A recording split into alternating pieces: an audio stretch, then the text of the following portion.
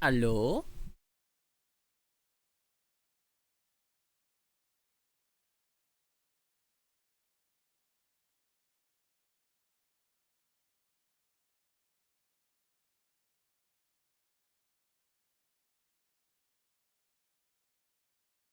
How's everyone? How was your Friday? How was your... Hmm... Yes, it should be Friday evening now, right? No, Saturday now. How's your Saturday? How was your Friday? I make sense, I promise. Yeah, hi everyone.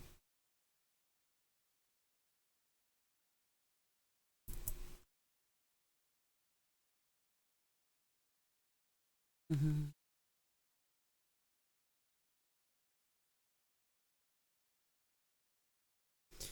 I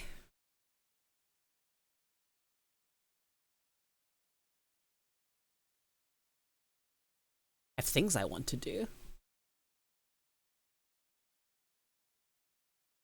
but I know not if I have the time for them.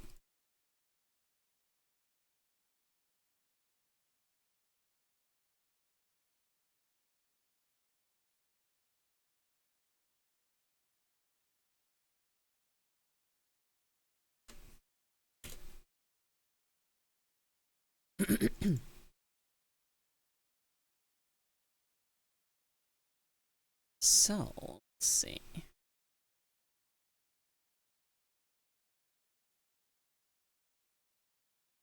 Close that. Then this. Okay.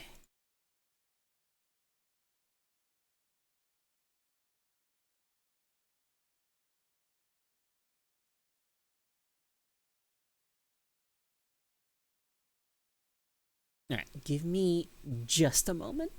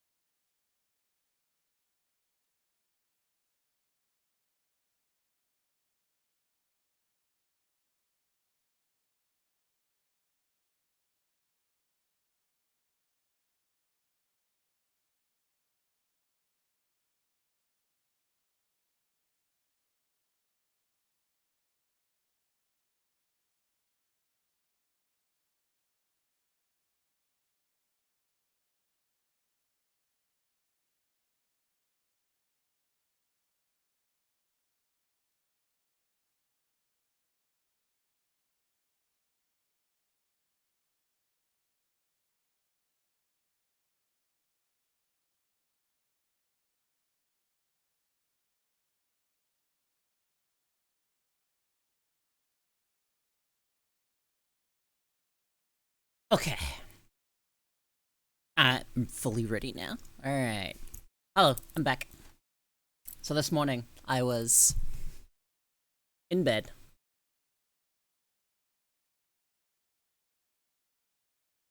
Well, obviously I was in bed this morning. But, before I woke up, cat slipped into the bed, into the blanket, and, started sleeping on me. Oh, not exactly sleeping on me. She's more like she's hiding from the vacuum outside in the hallway. Uh... So she was on me, just kind of laying there, and I'm like, I probably have to get up soon. This is unfortunate. If I didn't have to get up, I would have just stayed in bed. Yeah, I would have just stayed in bed. But I had to get up. So you know. I lifted up the sheet, tapped her, and said, "Come on."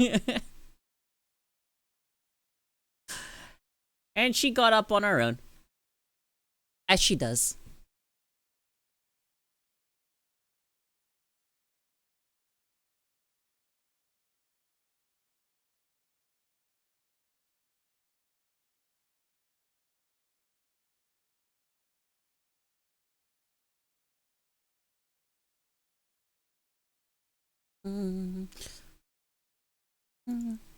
Okay. Now, let's see. I do something. Is it the fauna thing? Well, look, and it's gonna be about fauna, isn't it? Yep.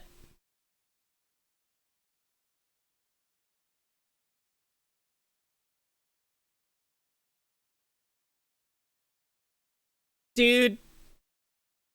Hollow Bros are fucking drowning out here. What is planned today? You think I have plans?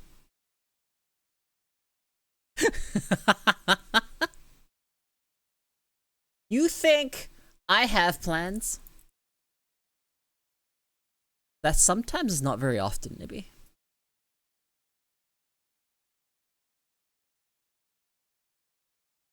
The only plans I have is to open my stream. And yet.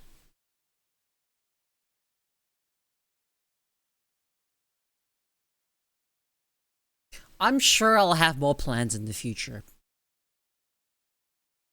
Hey, Fire.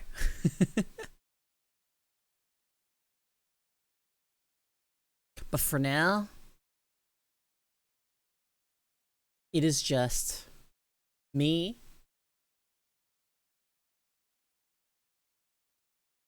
pressing go live at the scheduled time.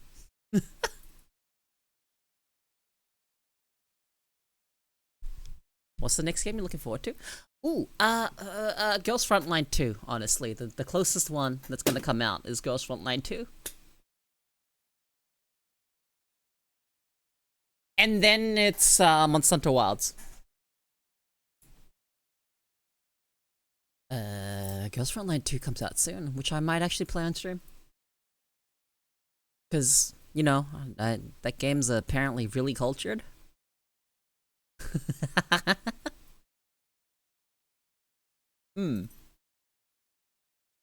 It's also like XCOM-y, so I'm interested in that. Genuinely interested in that.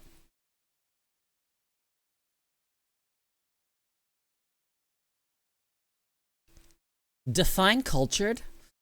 Ooh. I have no good way of defining cultured, other than you will see. Because I will stream it. I will probably stream it on the, within the first day or two of release. Provided that I am streaming on that day.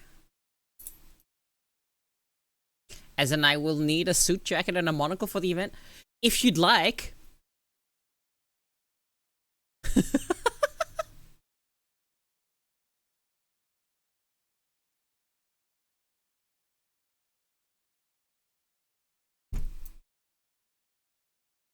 But that's what I have in store for future.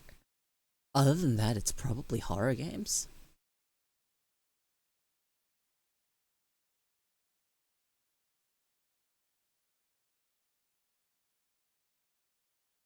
Do you know?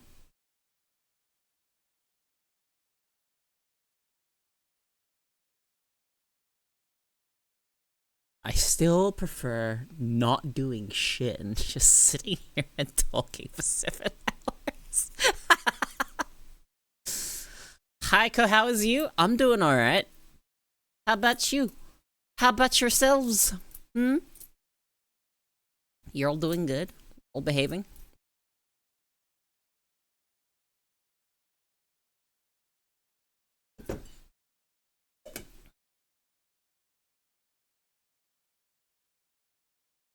Look, there's one major difference between the streams I had before and the streams I have now. Definitely the amount of talking I do. I talk a lot more, and for a lot longer. It's crazy what stimulants can do to you.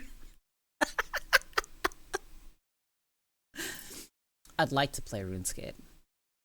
And it is entirely possible I do play RuneScape. Stream later today. If I decide. If the impulse to want to play a game, which is the game that I would have been playing after I ended stream, gets stronger than my desire to actually stream. Unlikely, but it could happen. I may play some RuneScape on stream. And it would just be leagues. Also, have you thought about how it's December already? Might not be for you guys just yet. But it is December.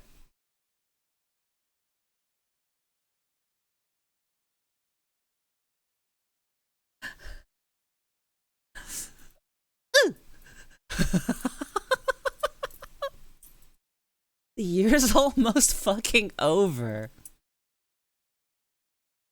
You've got 31 extra days.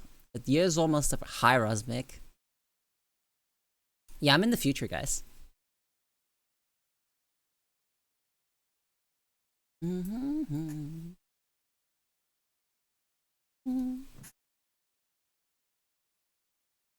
Hello, hello. I am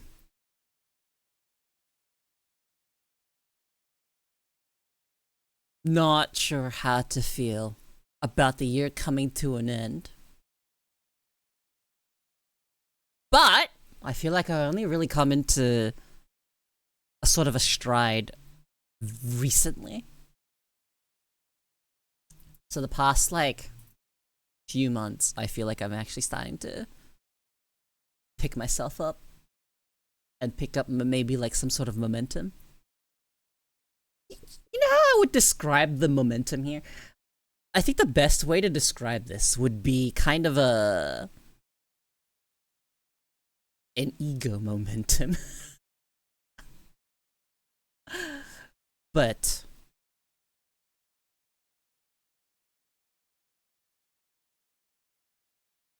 how would you? It's not exactly like, oh my god, the ego's gonna inflate so big that it's gonna be bad. No, it's not like that. No, it's like, it's more like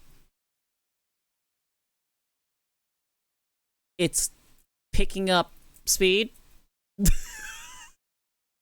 I'm not good at this. I'm not good at this analogy. I think I have lost the analogy.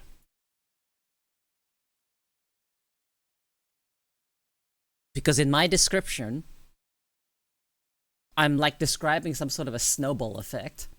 But that's not entirely true. It's more that I'm finding my pace and finding my trajectory, so to speak.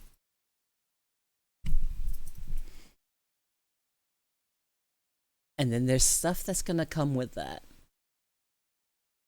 So, I might start writing scripts.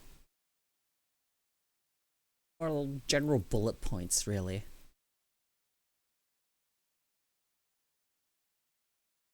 Or I might just wing it and tell stories. And just share them on the internet. My stories, of course, not like made up stories. I ain't a wordsmith, not by any means. I have been told I have a way with words, but I don't think that's quite accurate. You're a gator, you don't have wings. Well, good thing I'm not a gator, bitch.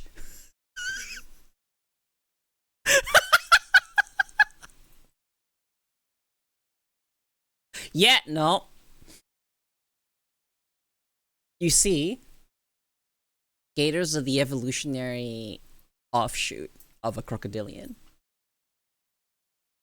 So they are crocodiles. They're crocodilians. They're crocs. But not the other way around. You're a croc, you don't have wings. Yeah, you're right. Crocs don't have wings.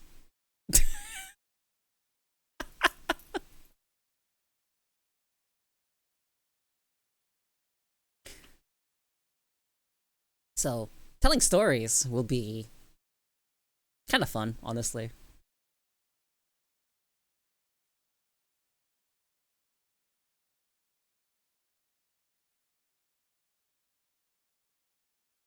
I mean, we had the power of technology, religion, and anime, we could pull off a winged croc. How many wings? One or two?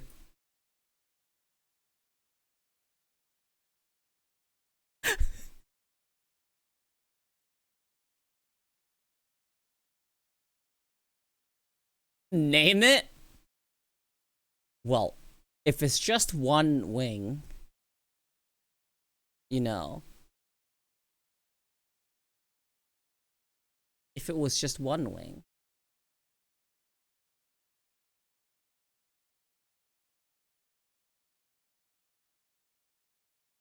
Something.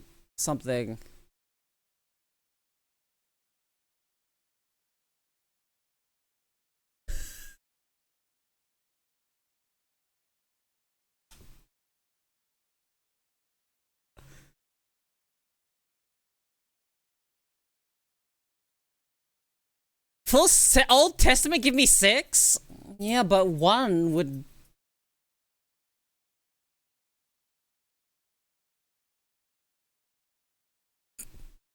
You know?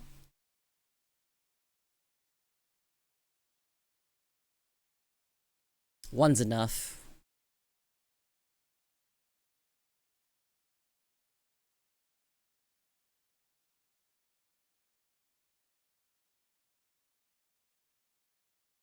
You know, this joke is not going to actually make fucking basically any sense to anyone watching the VOD. Unless they pay attention to what Suggs play. My brand of humor is stupid, guys.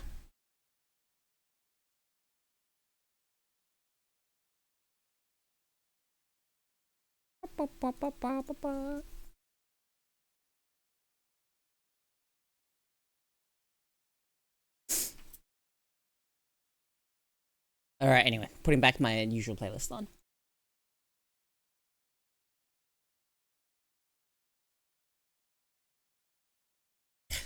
That's how I like it. To say dumb things.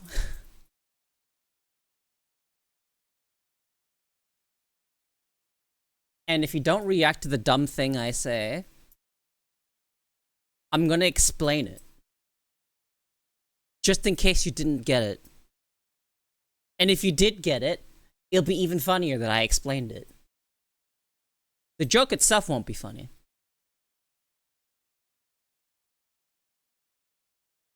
The most powerful lobbying organization in the world to back the project, which is no problem. I don't think I want wings. To be honest, I do not want to fly. I have agoraphobia. Flying in the sky does not sound pleasant.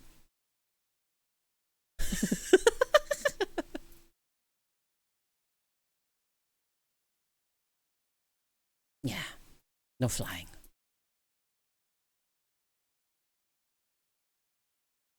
Yeah, Rosmic can fly. We can let Rosmic fly.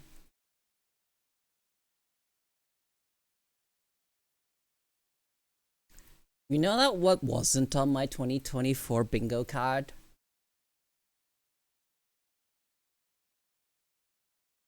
Seeing Rosmic again in VR chat and noticing that he has become a himbo.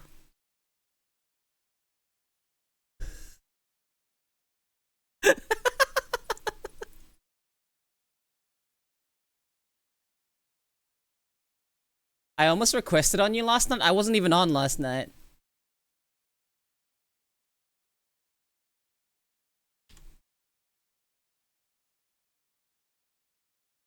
Does VRCX show me as online? Because I have VRCX.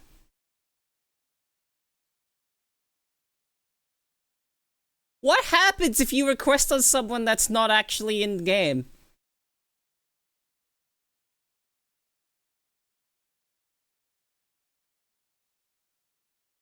Does this show me as online? Am I online right now?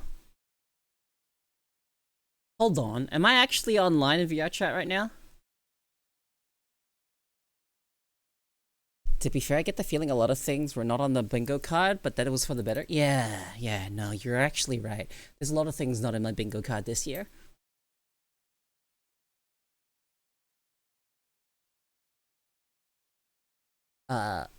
Slowly, very, very slowly reaching out to people is something that wasn't really on my bingo card. I am very prepared to just exist where I exist and just be on my own, so to speak. You know, there's a period of time I used to not stream alone.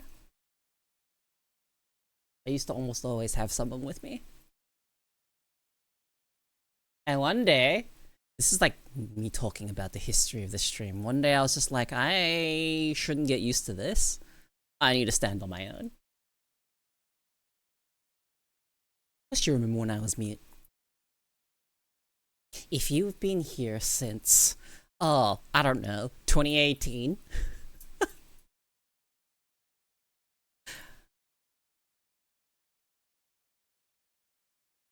Are we counting last night reaching out was an attack from the Lollipop Guild?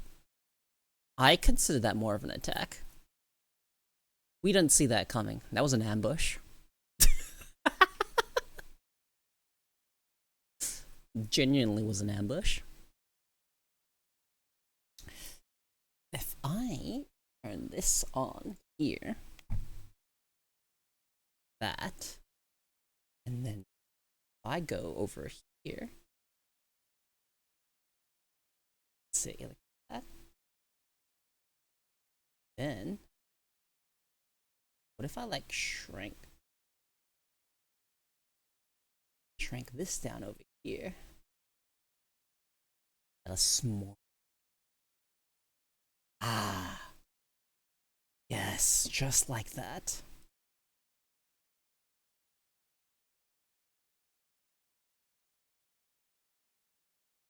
And I do this. Yep, there we go. Perfect.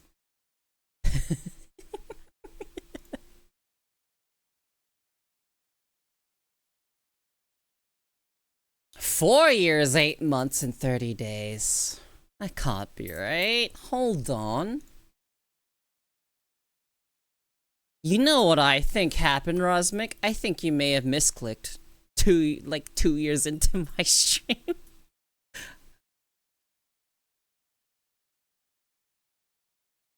That is a thing that has happened to a couple of you. You actually found me in fucking 2020? I don't believe this. Surely not.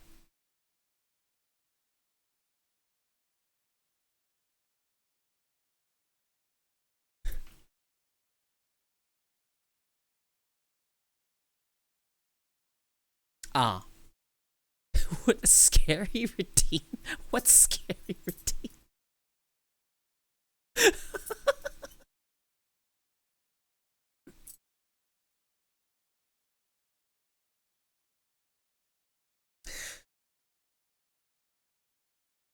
You know who I haven't seen around for forever?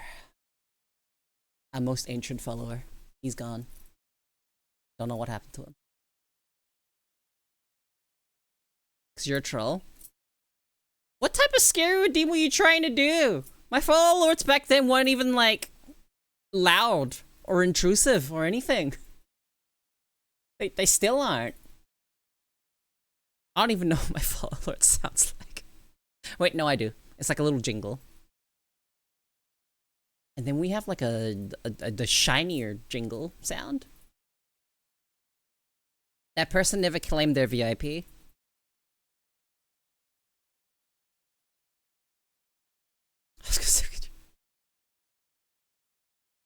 You guys would really drop your follow streaks just to see something? Come on, man. That's on you. If you're attached to such a thing. Yeah, 2018. Pretty sure.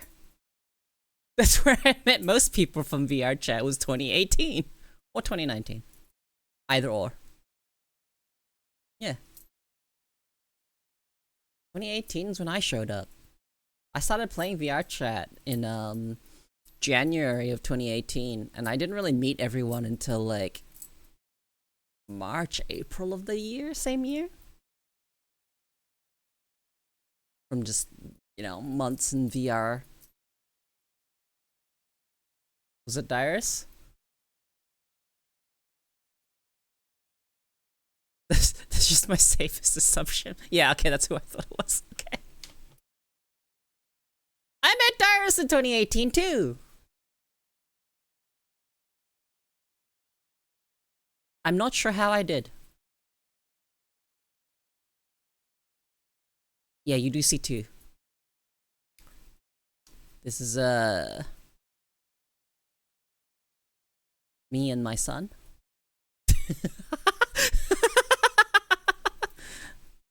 Hang on, I need to make this more accurate. Here we go. There we go.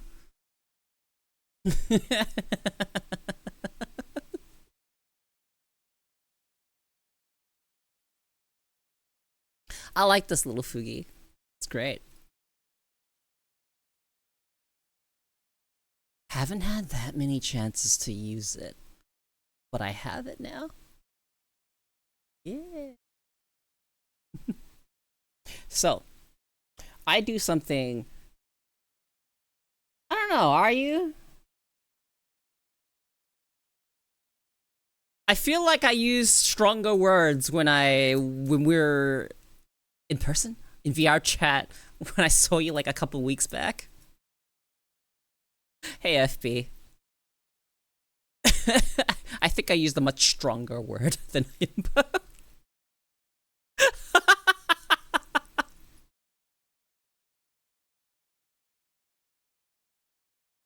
God, the sense of scale for you dudes and male models is, it's all wrong. It's all wrong.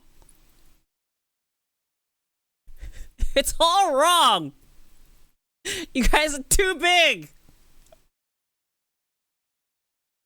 Unbelievable.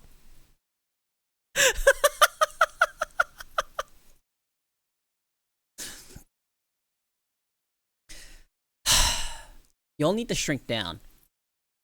Cause you're like 7 foot fucking... I don't even know what word I want to even use here. Mute height is the only thing that's the right height. E-girls are massive. What the hell is mute height? Think it's a side project to build a team of himbos? You know, that could be fun.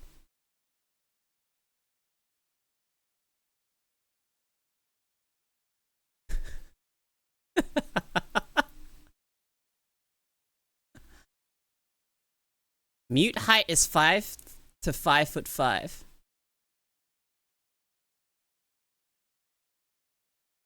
E-girls are massive too? What is wrong with you people?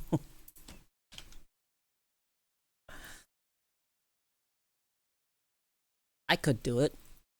I could do like a virtual host club and I can just be the owner. The fact that 8 foot is even a fucking option is baffling to me. Y'all lost your sense of scale in VR chat. Genuinely all lost your sense of scale.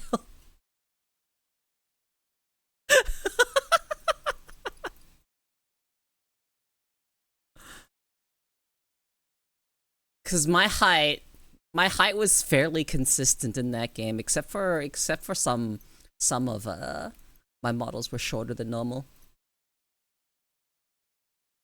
But the ones that my main models were anywhere from 5'5" to 5'6" in game, and I was towering over most people.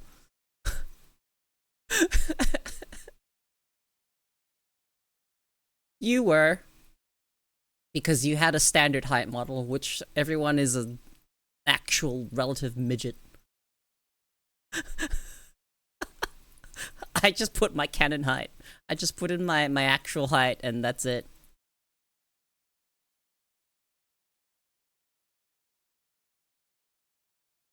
You did have an old TDA model.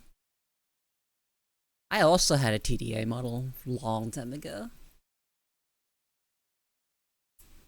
Then I had a fully built model, which was, I don't know, it was fine. I didn't like it, but it was fine. But you know, I paid for it, and they worked hard on it, so I used it. You build models now? Yeah?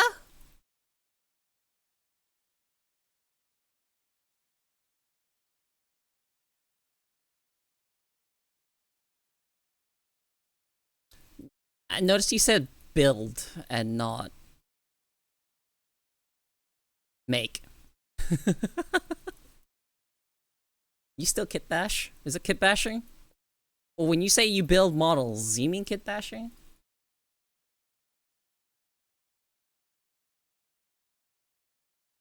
You used build first, did I?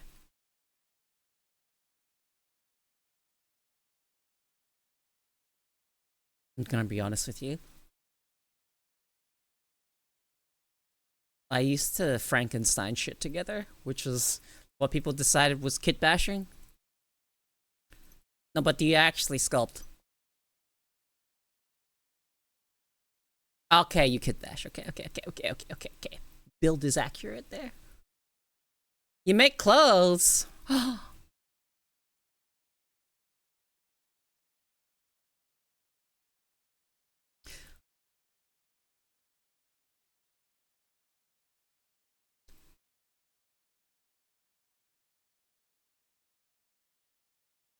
Your chat was a different time, honestly, and I miss not hopping on as much. I need to move my table out the way and actually get in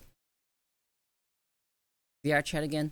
However, since I've been streaming on the weekends, I don't really have a chance to hop on when everyone else is on anymore, because I've been streaming.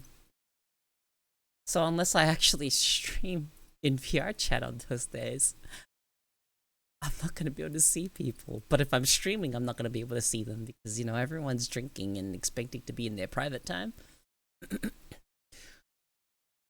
Am I working too? Is 5 days? 5 days of stream a week too much? I don't think it is. I think I'm relatively easy on myself, to be completely honest. I could add an extra day.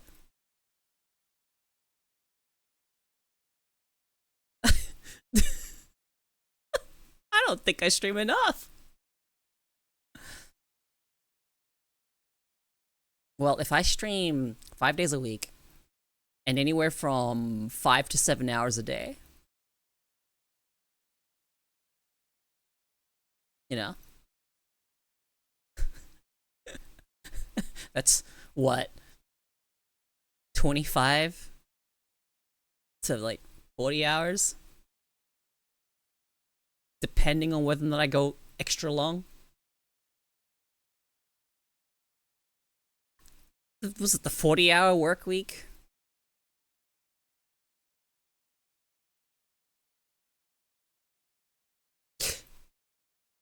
You know, I actually... What's the name of that book? Is it the 40-hour work week? Is that the name of the book? No, I don't think it is.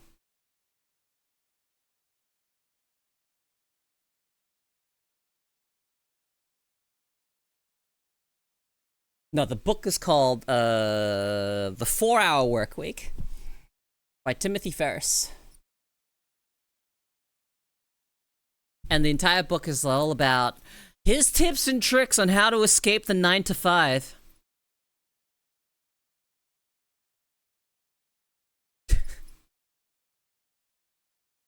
And that book is actually a decent read if you want to have a peek into the minds of what exploitative people look like.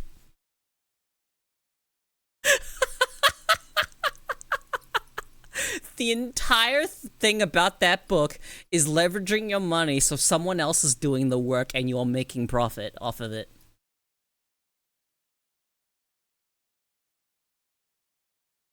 Either that, or you're just essentially gonna become a drop shipper.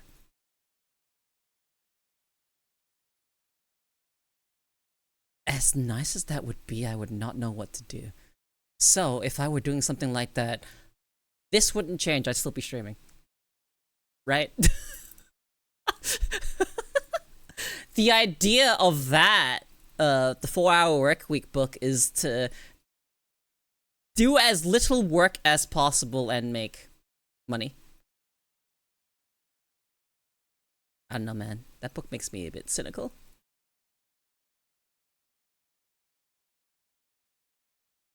Be streaming more if I could. I'm very privileged that I can do the stuff I do and stream and have the community that I have. Everyone here that sits, talks, reads chat, hangs out. Next step, which I really don't want to do because it's so time consuming. So I just need people to clip me saying things out of pocket. Because it would make my life easier.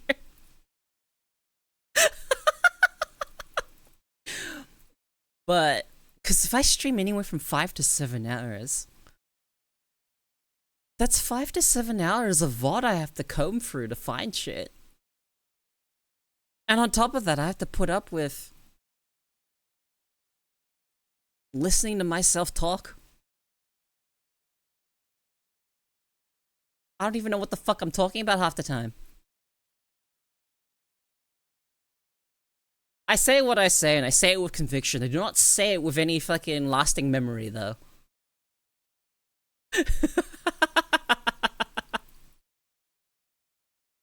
You gotta say out-of-pocket things? I do! Do I not?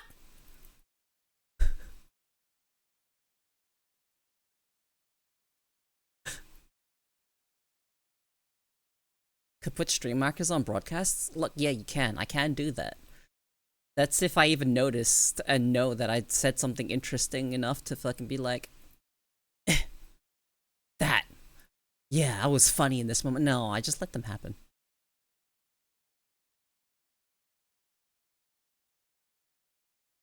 And so, like, you know, you guys know that I'm on ADHD medication now, and I take it for stream so I can stay focused. I haven't really been using it off stream. I've really just not been medicating when it's on my days off, so I can just be a potato. But the days I start medicating on my days off is gonna be hopefully pretty productive. Which is gonna happen.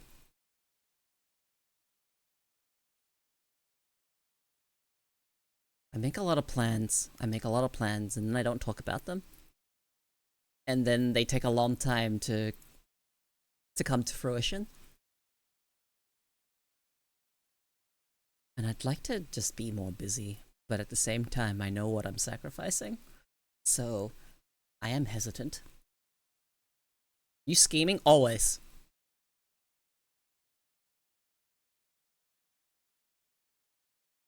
Dumb question. Always.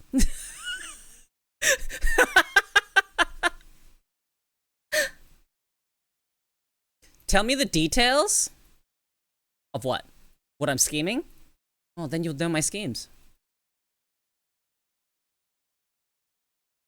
I don't tell anyone what I'm planning. Okay, no, that's not true. I tell one person.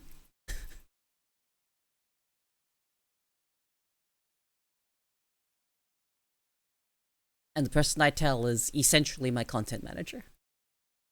I can keep a secret. No. No. Need to know basis. Need to know basis. Things I have planned are a need to know basis.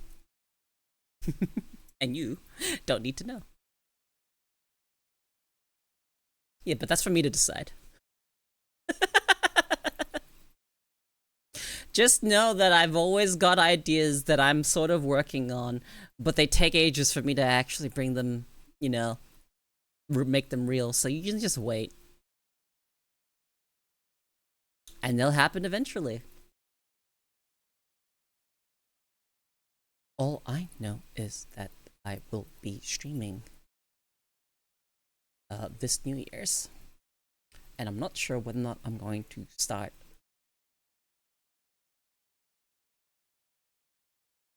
the stream at the usual time or start in the evening for New Year's. I might start usual time and then get into VR towards the evening. But that's in a month.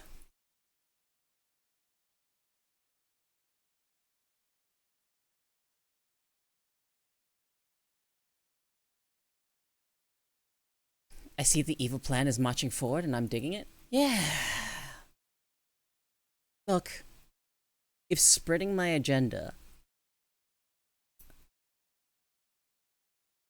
is the end goal, eventually everyone will get indoctrinated into my way of thinking.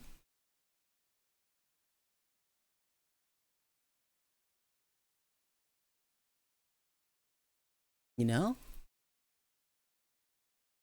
The way I hold myself, if you were to live to my standards, okay?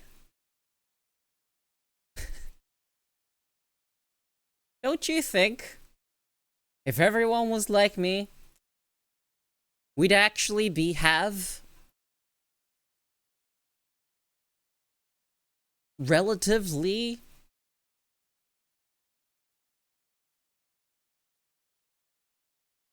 productive order in the world? We would have more crocs if they were like you. That's true, we would have more crocs. And then I wouldn't be rare.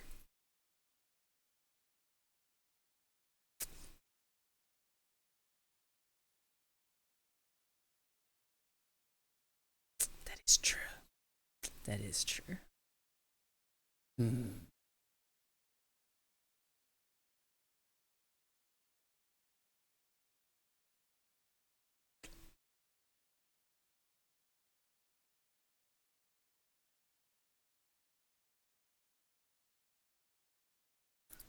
Hold on just a second.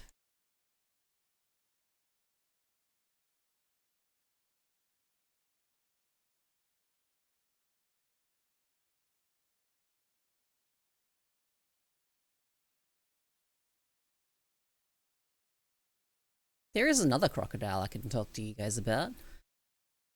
They're very cute. I'm sorry, extremely fierce and very big.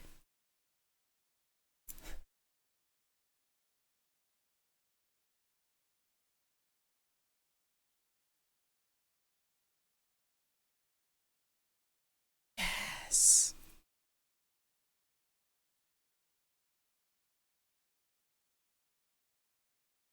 Very, very cute. They're also a salty.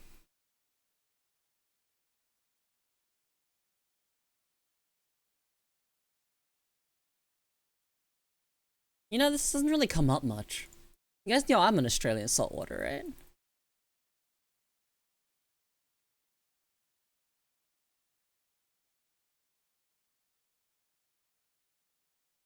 Saltwater punk crocodile.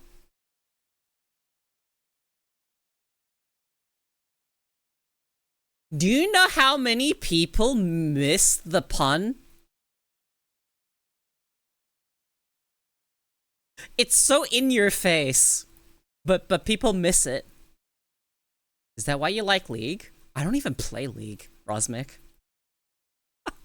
And I haven't even watched the second season of Arcane yet.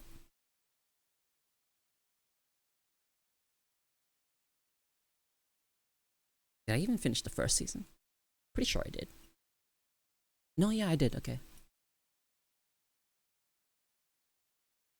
I mean, watching Darius play League and liking League is, I think, kind of different.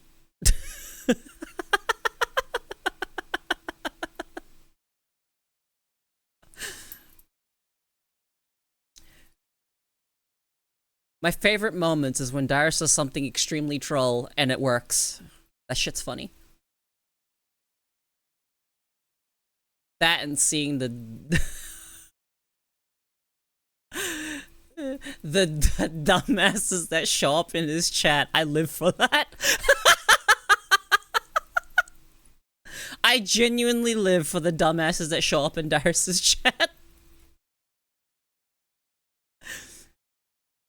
And then the regulars just shoot them. It's so funny. So many people. Let me send you something. Oh boy! It's so funny to me when people don't know who Darius is.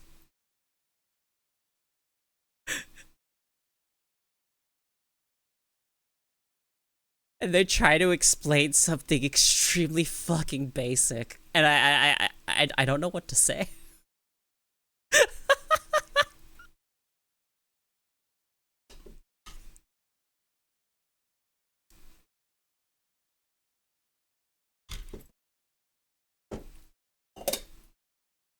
Alright, I'm waiting for you to send me a thing. But it's always such a like amusing time seeing the dumbass shit that show up. Alright, it's backwards. Ooh, looking cool, Joker. Deja flower. Josh! Ooh, Thank you for 10 months. cool, Sorry, Joker. 53 months. Alright, Parago, thank you for the 10 months.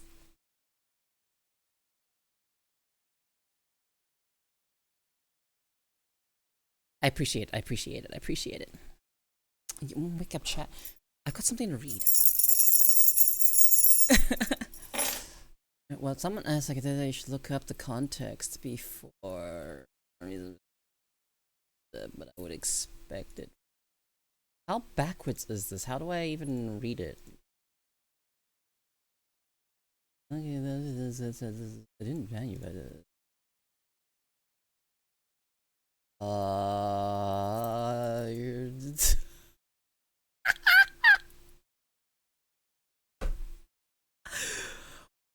Wait a second.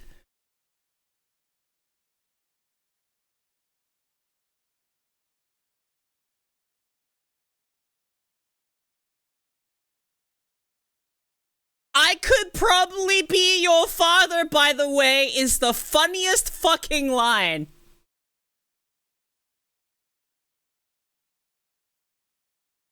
Keep banning people for no reason like the ignorant snowflake you are. The twit stay silent. Yeah, you know what? That's how it reads. Very, very salty nerd.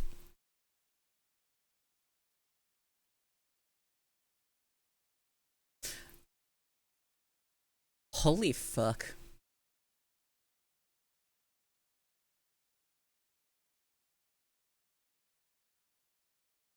If only they knew the degenerate things that Rosmic got up to in VR chat.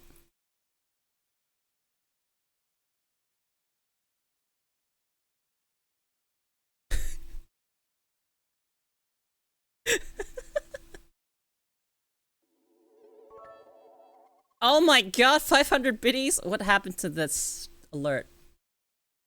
If only they saw me IRL. I have not seen you IRL. Thank you for the 500 biddies! Josh, I appreciate it. 500 biddies. I haven't seen biddies in forever. Damn, wait. Do you know about my degen activities?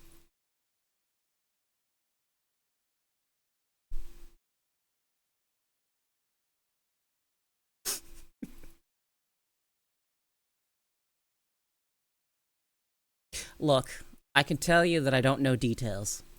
I know they exist.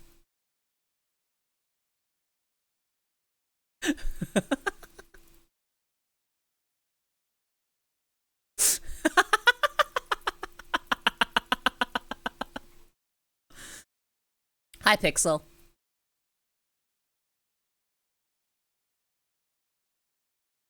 If you're wondering about Arid's follow age, by the way, Rasmik, Arid doesn't actually follow me.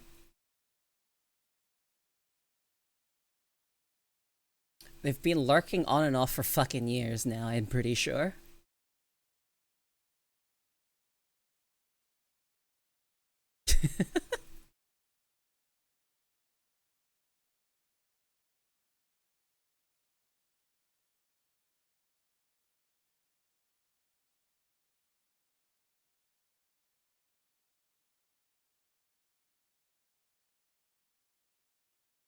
Oh shit, someone just leaked the group chat? Lurking for years? When do we start the invasion? Bide your time. God.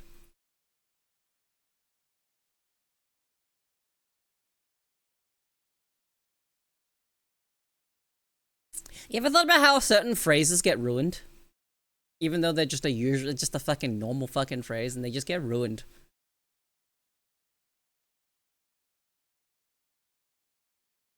Fuck me.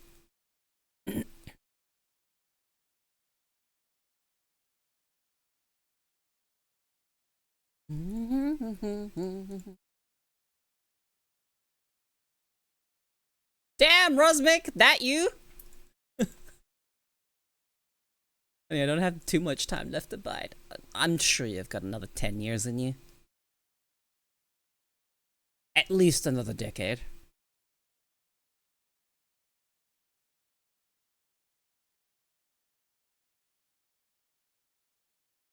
At the minimum.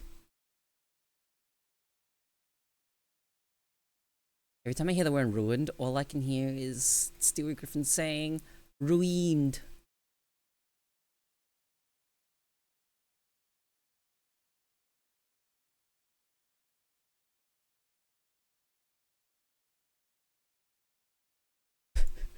The first image you sent me. You look so short from that angle.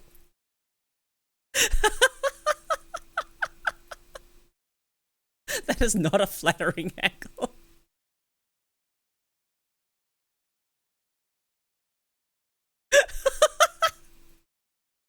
How tall are you actually, so I know what I'm supposed to be seeing? Because I'm seeing some sort of fucking weird illusion.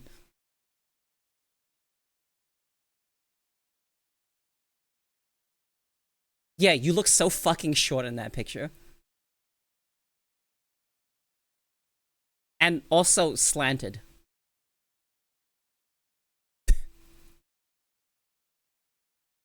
In fact, I think that's the problem. Not CC height? What is CC height? So what does just shy of 6 foot mean? That you're 5'11"? 5'11.9"? Who is CC?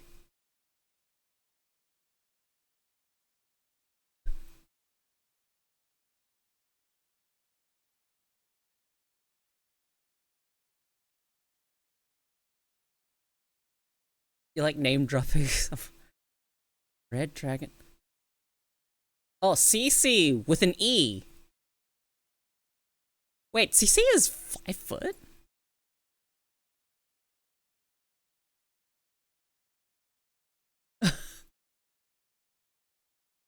I don't know if this anyone don't get action at some point. Yeah, see, it's so funny you bring them up as Red Dragon Girl from back in the day, but all I remember CC as is what I met them as, and they were a WoW Hopper. I remember the WoW Hoppers. They were neat.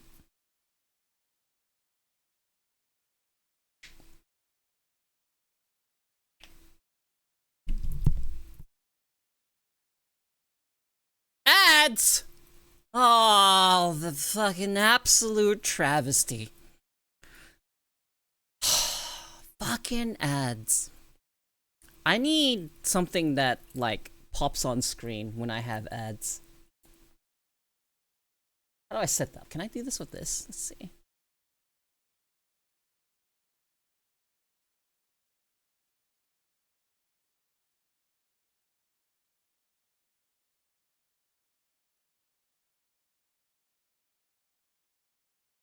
Oh, I can probably do something.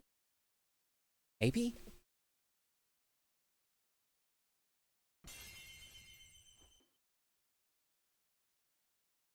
I'm sorry! Golden Kappa train! Cool! Looking cool, Joker! Maybe D's nuts. The fuck is a Golden Kappa train doing on my stream? You guys want a Golden Kappa? How rare is this even? Hi Proxy, thank you for the 40 months, and Matt, thank you for gifting. God damn it, not another year. Gifting another year to, giving a year sub to Rosmic. Golden Kappa, guys! It'll replace your Kappa with the golden one.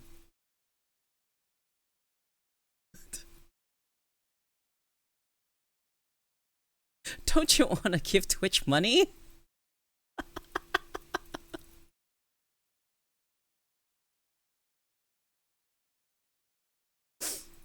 Hmm.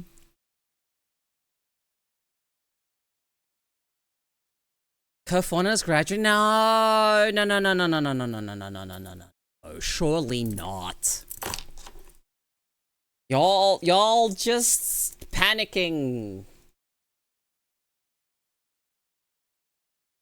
Surely not.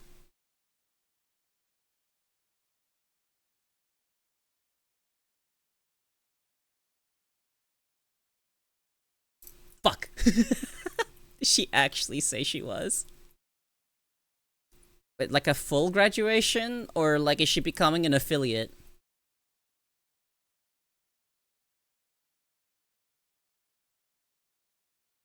Is she Ameing? Because Chloe got Amed.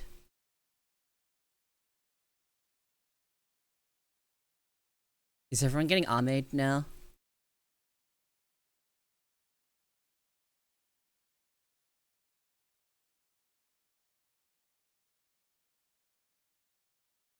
It's so over, guys.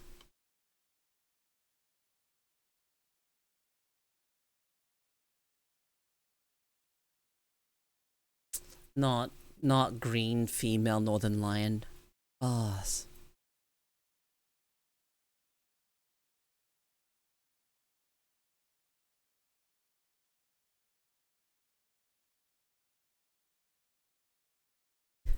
What do we do?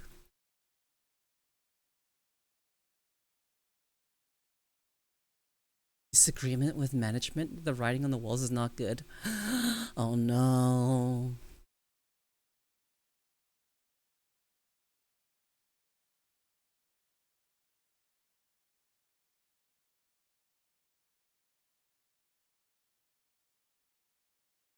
The saplings, dude. Saplings in shambles. Saplings in absolute fucking shambles.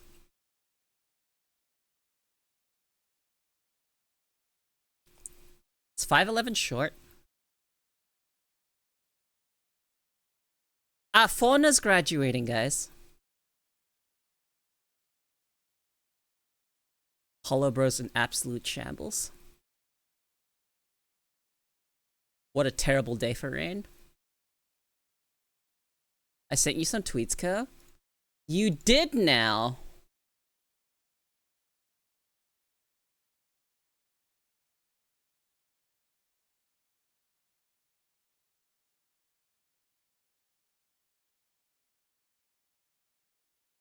Chloe departing ideas since the Hololive, the company is really big around to the point where they have to do it on concerts, media appearances, collabs, keep up with the company, especially HoloX, because they are very popular. But her son has stepped away to potentially do her own thing, take things easy is pretty reasonable. Chloe has throat problems for her being around.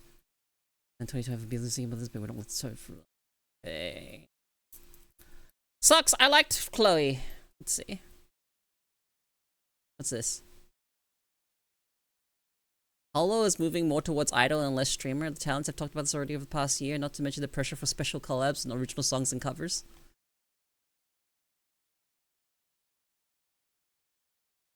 Look. Guys. And the ladies that I have in chat.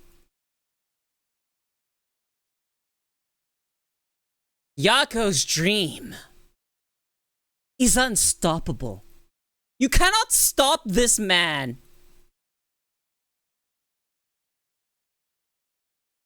Ah, a hype chest opens. Ah, look at that, guys. I got a golden kappa.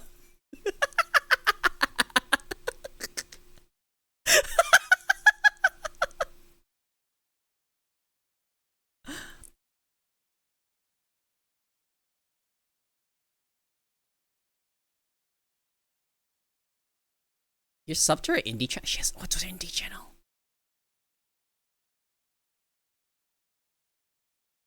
Yeah, I don't know if you're a part of the hype train. Oh, she's full leaving. She's not staying on as an affiliate for like guest appearances. Cause Ame is graduated, but she can still show up as like a guest.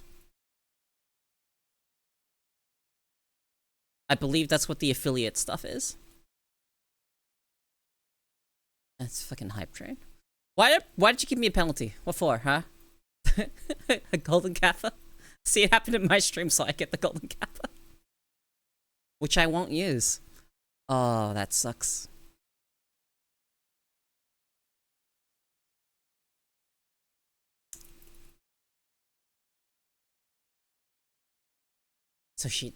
So there's an unrelated indie channel that you are sub to, huh? I have to go find them. Cause no, my opinion on corpos. They're very like quarantined off from like the rest of the like VTubing sphere. Essentially quarantined off. And when someone graduates and becomes indie, suddenly they're just kind of accessible.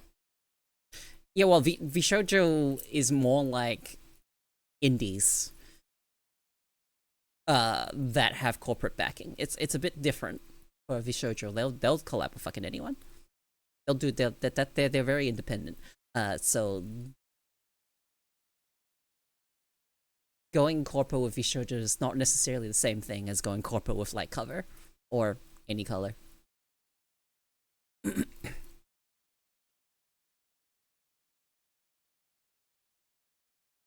But there are a bunch of other like smaller corpos that are actually pretty indie.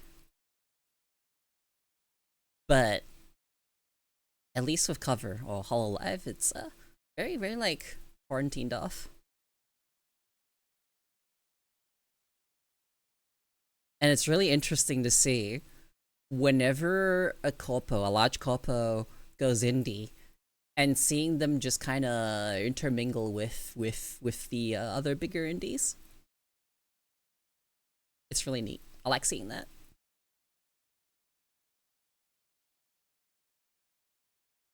It's so interesting to me.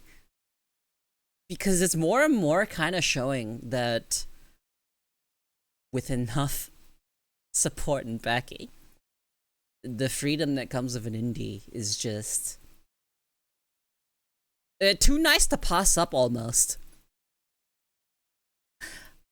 But it comes with a lot of stuff. Even if you're,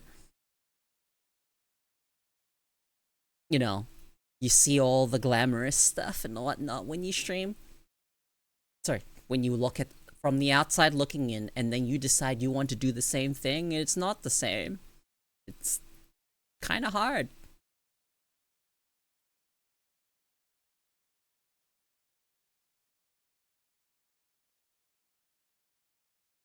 All right.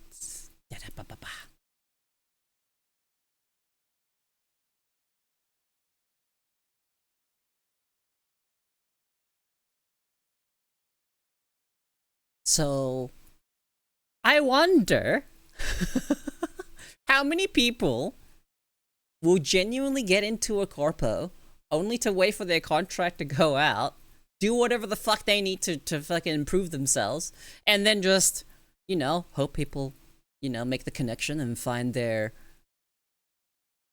non-corpo stuff. Because that stuff's not really exactly hidden, right? Like, if I were to think of a relatively strong indie creator, I don't even know necessarily if you'd call them a VTuber. Probably not. But Demon Dice is pretty fucking cool.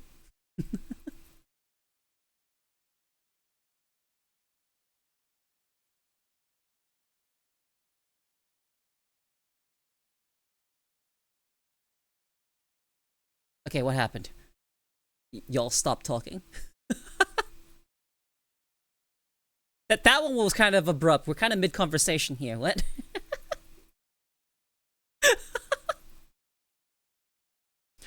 I mean, it's going to have a leap considering with how fickle the internet can be, but I think all content creators should be all put their eggs in one basket. No, they should not. Shani from VLR mentioned that someone tried doing that after they put their application in. Okay, don't be that fucking blatant about it. Come on.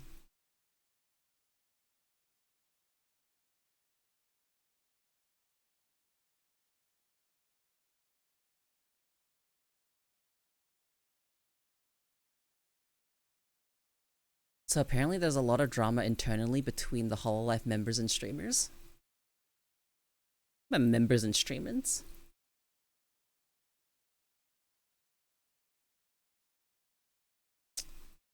Can't.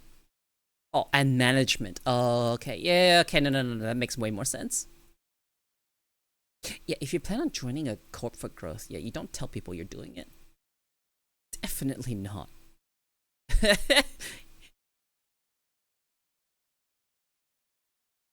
Now, you see, Gura's just waiting for the next graduation.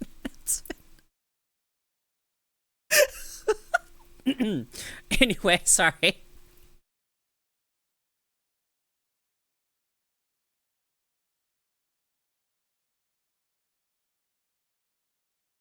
I don't know what's actually happening.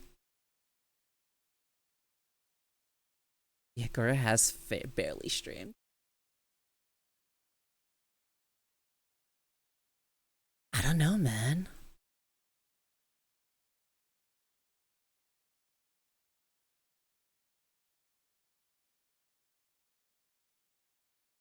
They probably will. Oh, definitely. We won't actually know for actual sure what's actually going on in there. But some things can be, like, gleamed from the outside in. Unless someone, breaks NDA and leaks shit.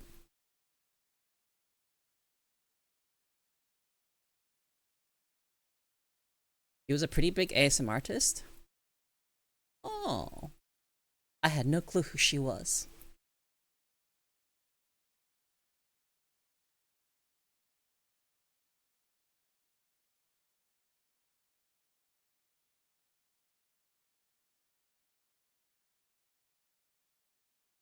Well, her most dedicated fans will probably find her. I don't even watch Hololive anymore. I don't watch the streams. The only content that I partake in is maybe listening to their songs every now and then, and going to their concerts is something I would do.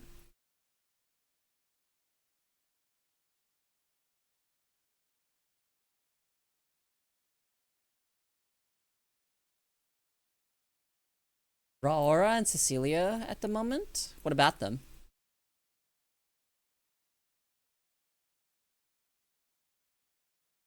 I know.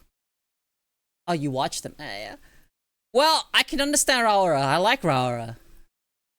I don't actually watch her, but I know who they are. And I was pretty pleasantly surprised to see them in there.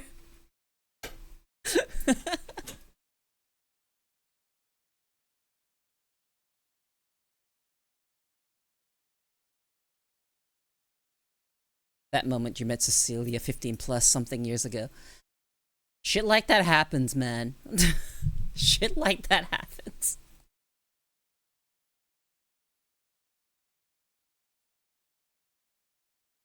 Raora. That sounds Italian. Yeah, it is.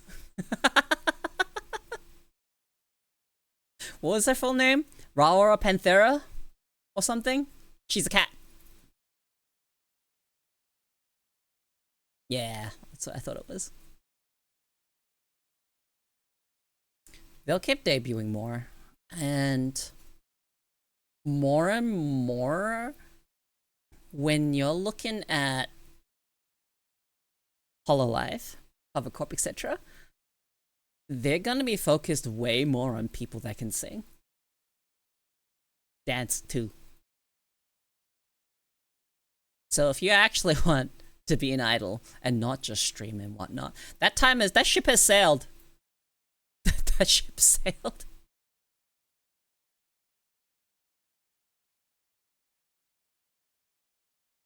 Not necessarily the case there, Titan, and not always just dangerous streaming tied to an agency. Not necessarily.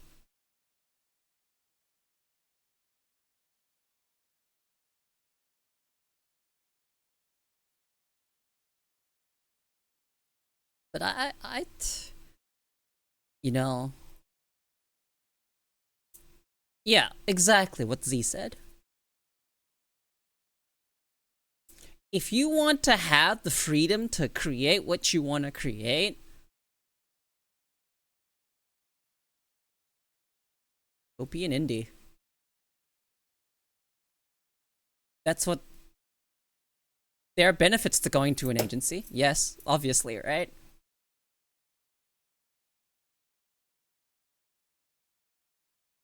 Not always the case.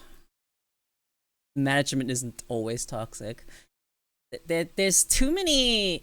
We only really hear about and see the negatives, alright?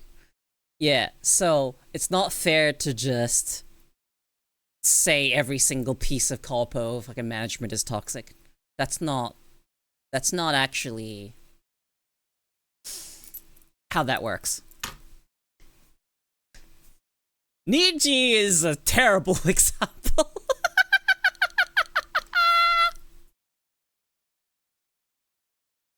Oh god.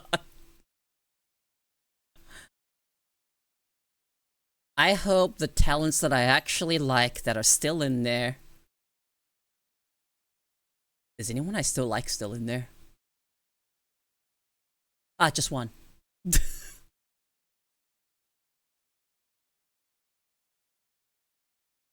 I love Doki. Doki's great.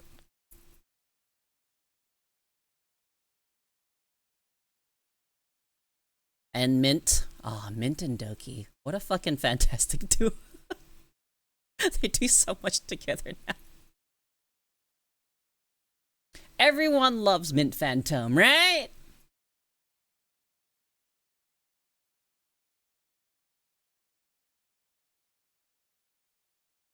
Oh, I love Henya. I love Henya. Mint, Matara, and Doki banding together along with Henya has been great, yeah. Henya's been... I don't know, she just seems so much happier. In the place that she's been in, and it's really nice to see, being a fan of her past life. Now, can I talk about Nazuna? seeing them happen, I'm like, oh my god, I know who that is, when they first teased them, and then, oh, what is that? Oh! The revelations. Oh, jeez.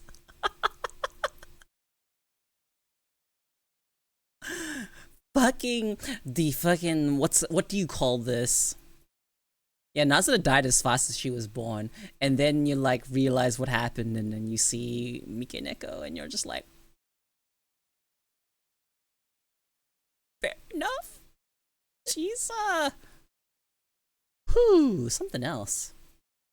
You know Mikeneko? No? You know Mikeneko? You know who that is, right? Yes? No? Fuck off, bits. Not time for this. We're discussing Corpo T.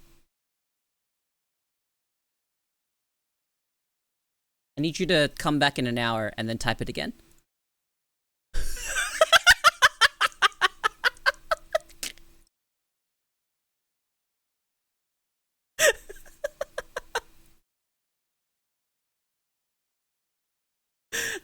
Tell Hololive to stop killing off my VTubers?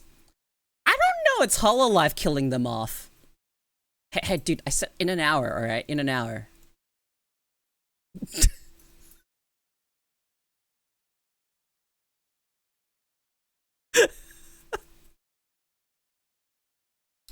Okay, so you know who Rushia is, right? And the stuff that happened there? And then they ended up in the Japanese branch of VShoujo? Yeah, and then, yeah. If Fubuki leaves, it's over. It's fucking over. It's fucking over, dude.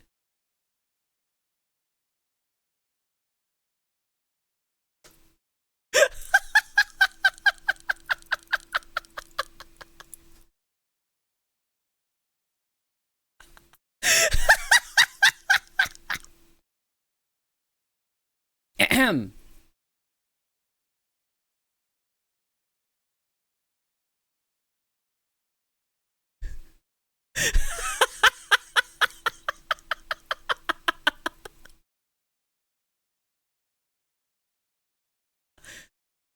There is no such thing as a bigger mod. Does not exist. All mods are created equal.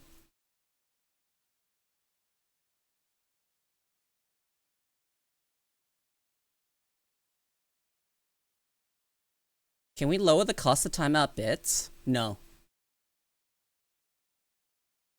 That's what he wants.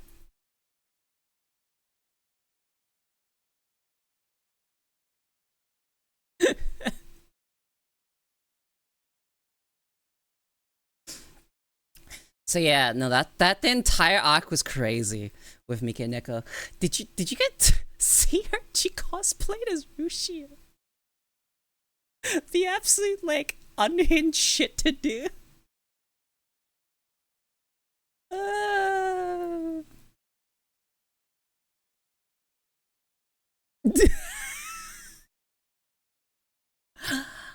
I'm sure they'll be around again.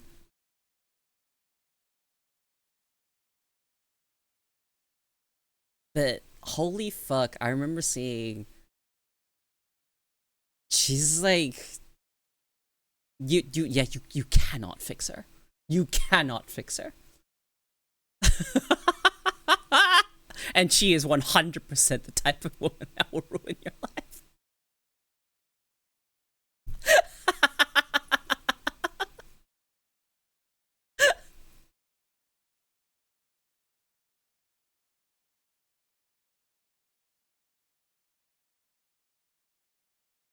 So Mikeneko was Rushia.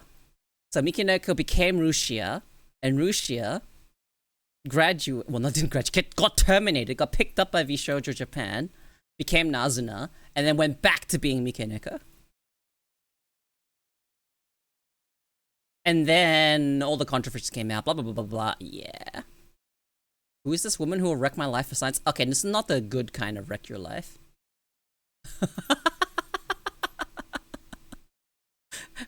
strange that there's a distinction. But, you know, a woman who will ruin your life positive and a woman that will ruin your life negative.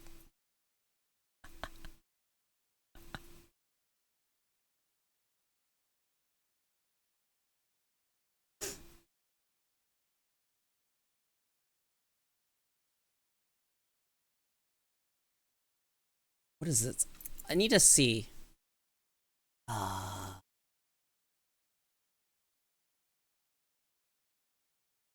I need to see it. There's like a type.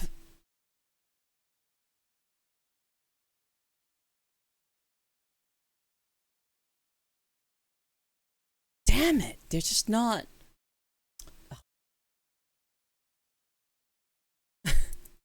There's always a fucking like particular style. They always look kind of unhinged. Or goth. That's the type of woman that will ruin your life.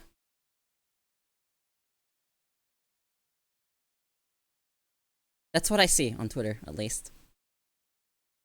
There's just like a lot of I've seen posts of people just being like, we gotta stop letting women like this ruin our lives, and it's just a picture of an anime girl that's like goth and shit.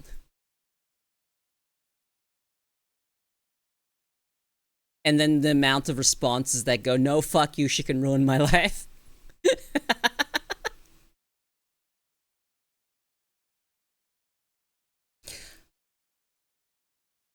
I can fix her. Should I be afraid of my granddaughter? She's in a goth phase. Granddaughter is extremely cultured. That phase might not end.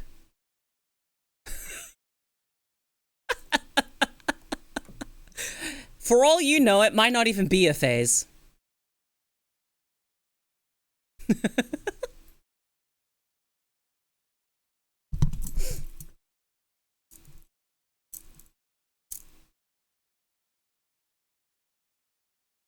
You know. I got drawn as a witch once.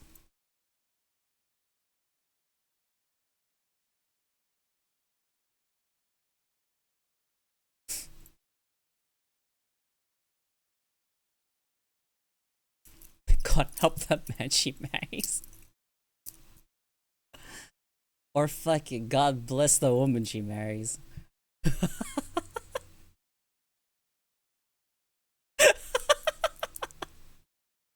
Look, there's something very specific about this. If it's a man, God help them. If it's a woman, holy shit, jackpot.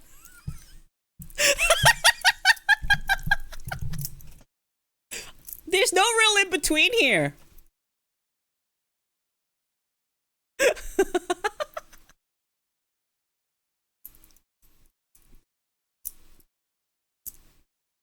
I remember the first goth girl I dated. She was 4 years older than me. What happened? Why'd you split? God cannot help me. I have chosen the goth.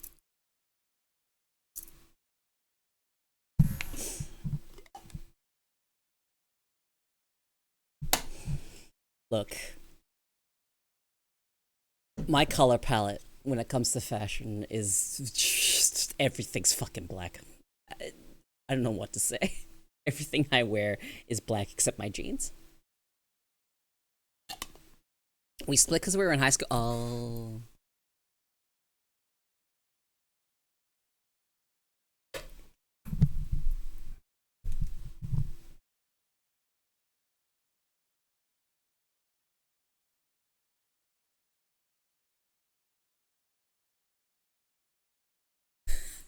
I hope I'm around to at least one them on the family tree they decided to tap for spare post, so to speak.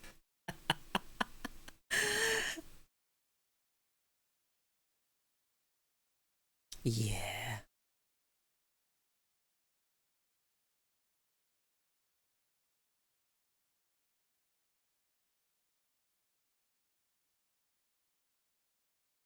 I was but a measly freshman, and then suddenly a super junior just decided to grab me and toss me over her shoulder.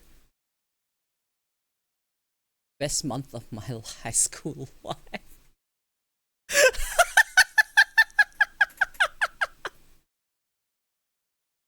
Sometimes men just want a woman that can just pick them up and throw them over her shoulder.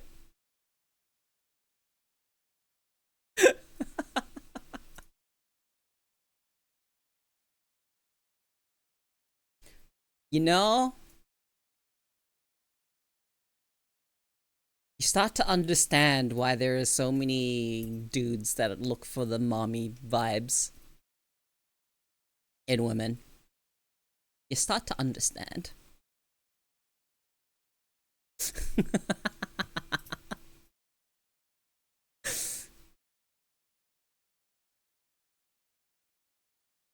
Genuinely start to understand. And I see it from like such an interesting perspective.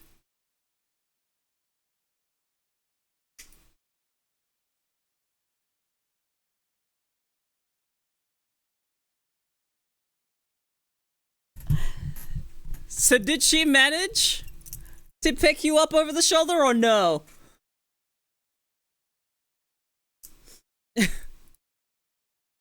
And why?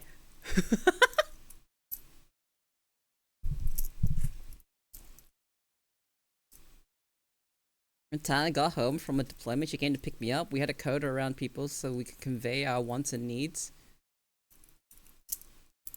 The options were EF and FF.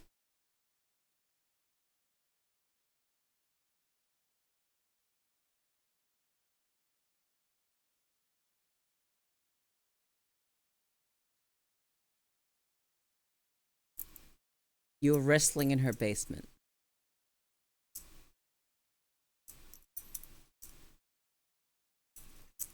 Understandable.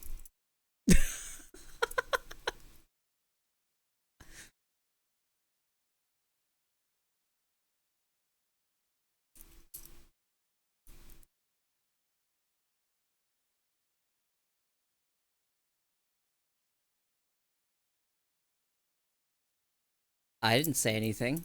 I wasn't even thinking anything. I said understandable.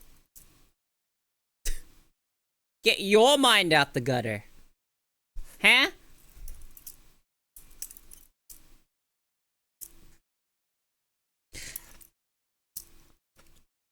You know, there's a type of girl that you should avoid.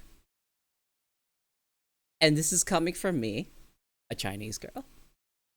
That you should avoid. Chinese girls.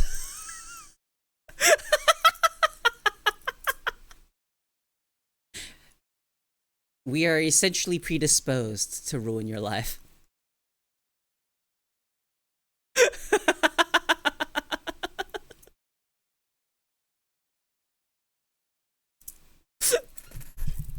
So you know, if that's what you'd like.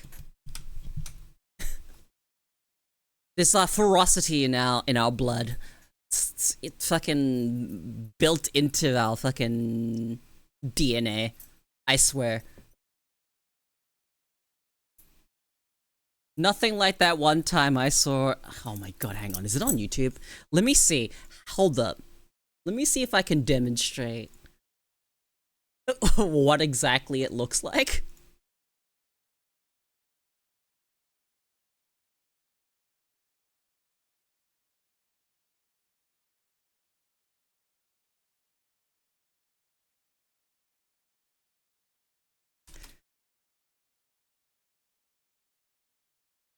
Holy shit.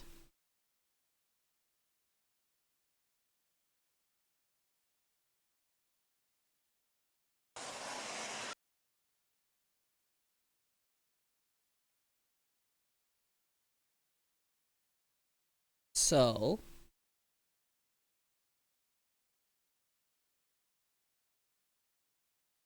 oh, whoops. Shrink myself down. Here we go. All right. Hold the volume a bit.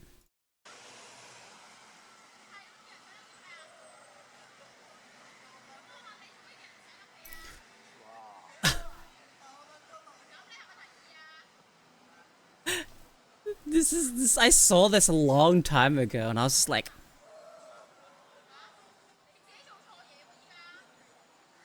don't.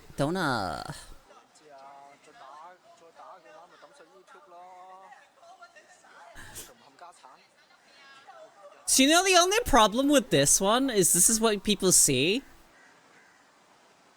in like this is the one that people saw on the internet. There are a couple instances of this you can see, and they're always different.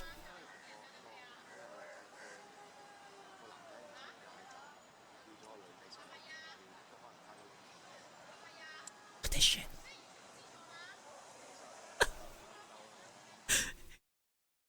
She made him kneel on the ground in public. She did get arrested because she did it in public.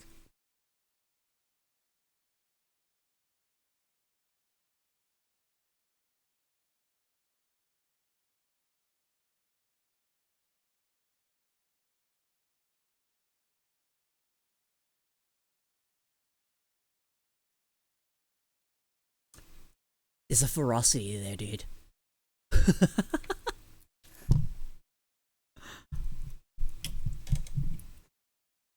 I'm not gonna play the full video because it gets kind of bad, but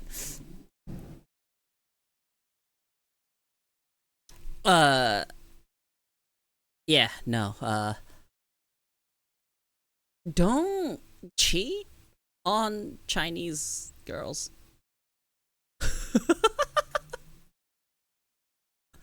That guy ended up in the hospital and she got arrested. So that one escalated a lot further than it normally does. Also, it happened in public and she got recorded and everything. Which is kind of fucked. Because what I'm telling you implies that that shit happens not in public. Because it does. It is very much a cultural negative, so to speak. If I'm to actually look into what my culture is like. And it's just kind of there. There are just certain things that that culture breeds that's just a bit not healthy?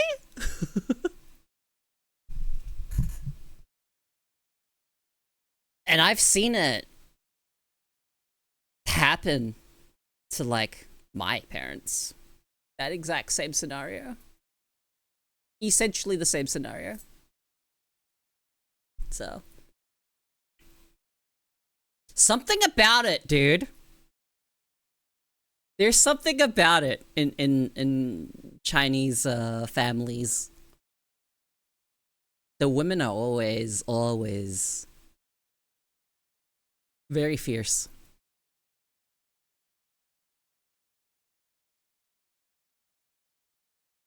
It's not always, honestly, but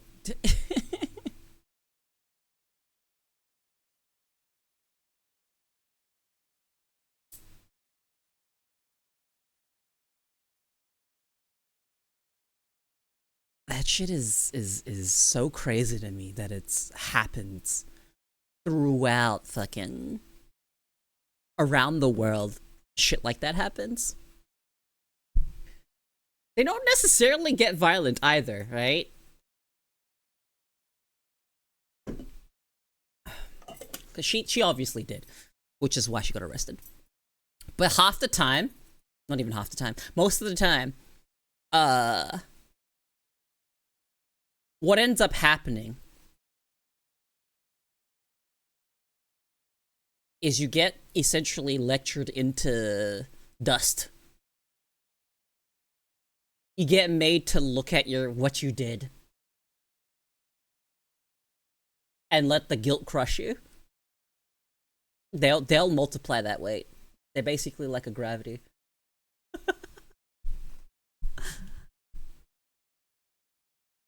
I'm going to lurk while I go dungeon crawling. Good luck with rest of the stream. Thank you, Josh. Have a good dungeon crawl. But it's actually so interesting to me to see that. To change the subject, I just got a phone call from a granddaughter. First thing is like, hey Grabs, did you find me another grandma yet? I want to tell mom you do the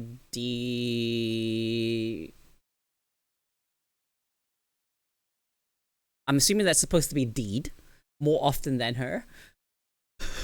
Because the sentence changes a lot if it's not Deed.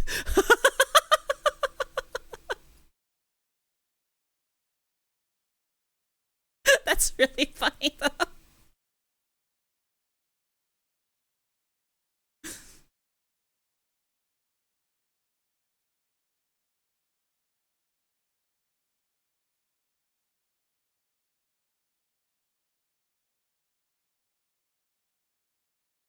That's kind of funny.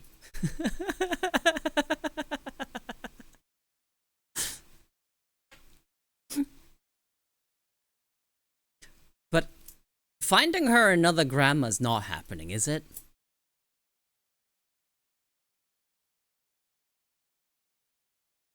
All I know about seniors is that they are way, way, way more active sexually than anyone younger. And that is not something people want to reconcile with. But I'm aware of this. Because the question is, like, what else is there to do? You can only watch so much Wheel of Fortune, right?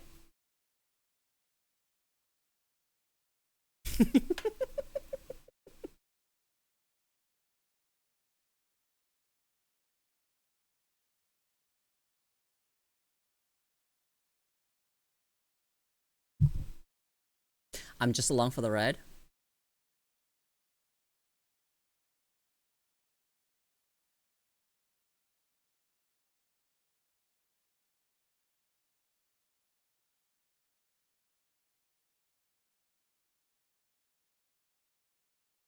Respect.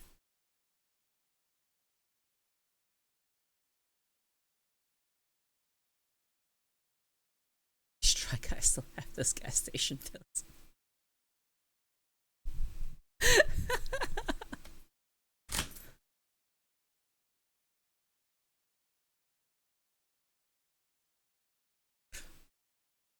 I have no idea what's going to happen to me when I'm older. My libido's already sort of low. No idea what's gonna happen when I get older.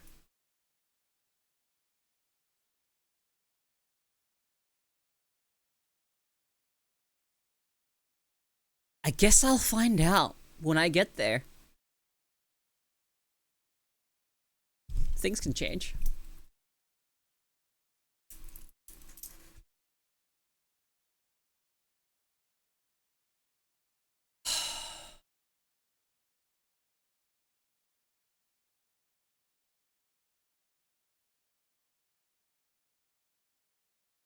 I sometimes think about this, and I just kind of think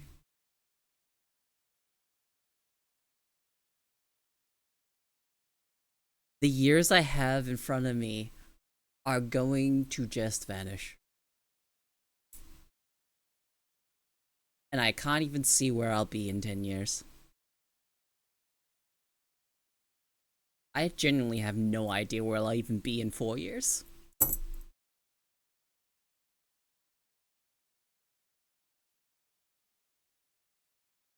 Don't you just hate it when you date a triplet, get confused, and do it with their house? What do you mean by their house? I'm sorry. Their house? I don't know. Is the brick and mortar, you know, perfectly aligned in such a way that it tickles your fancy? You know, fires up the neurons, so to speak? Well then, I ain't gonna judge.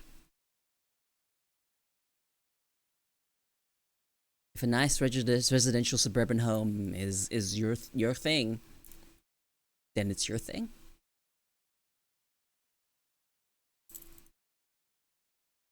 Have I ever told you guys about the absolute legend that is the Tile Master? His tale is still spread from this day. That fireplace be doing things to me. There was just this guy that got off on really nice floor tiles. Wall tiles, floor tiles, you know. He just really liked them, and he just had a big folder that was just a collection of tile pictures. And he had a folder, like he sorted them. They were all organized, and one of them was for quote unquote dirty / naughty, and in that folder was just literally tiles that was not clean. They were just dirty or cracked or something like that. And I thought that was fucking amazing. Is that what people mean when they're into architecture? I'm not sure. But maybe for some. Some people just get off on architecture. It takes all kinds to walk this earth, you know? It takes all kinds.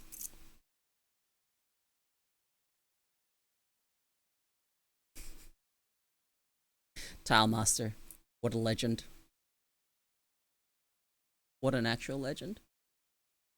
Does that mean like DIY rebuilders like snuff to them? I'm not sure. I'm not sure, Syntho.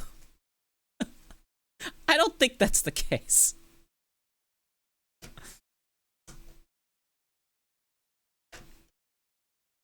Like, it takes all kinds, you know? Like, I'll admit to weird things I'm into. I like looking at mannequins.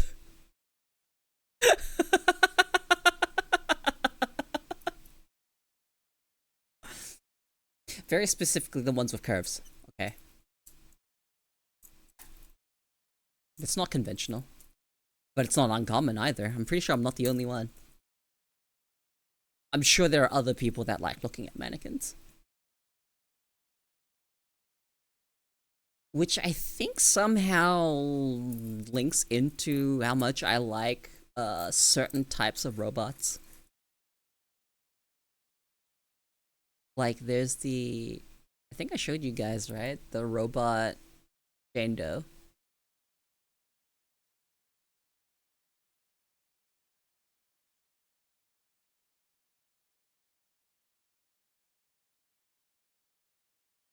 Like...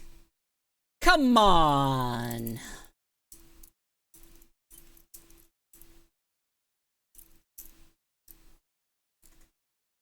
Just the kind I like, too.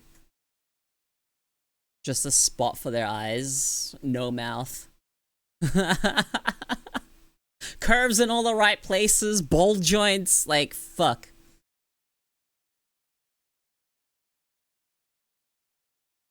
I'd like to say it's all of the above that I like this. I like everything about this. Like, I love dull joints. I like the expressionless face, all that stuff.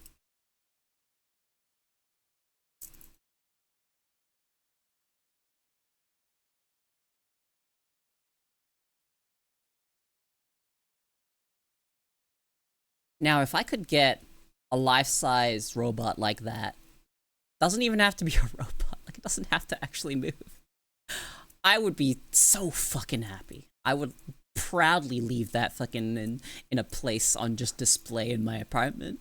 It would just, I would let it sit there.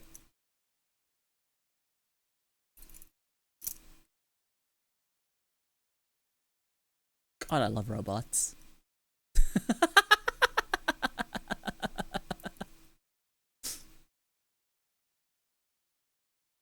I could stare at this all day. But I won't. What do you mean you wouldn't clean it? What? Dust it off? If dust collects on it?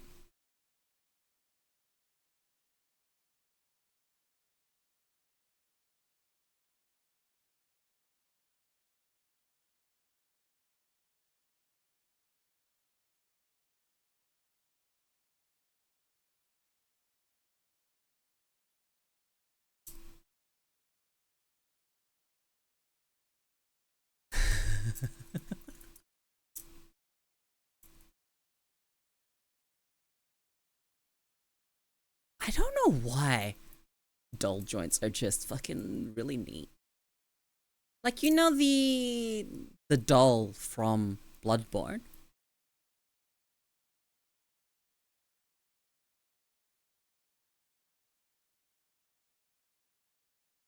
Hey everyone, I'm glad y'all got to meet my partner. They're sitting in the corner. Don't worry if they are too quiet.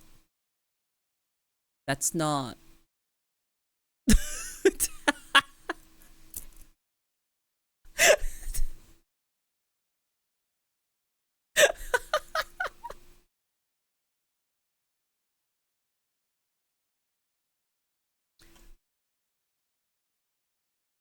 Hmm. Yep.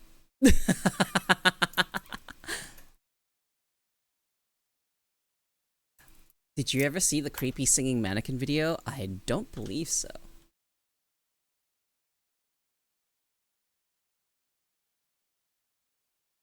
But you know what I'm a big fan of? The Bloodborne doll.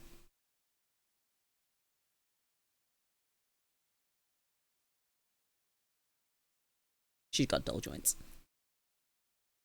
I don't know why. Doll joints are just fucking fantastic.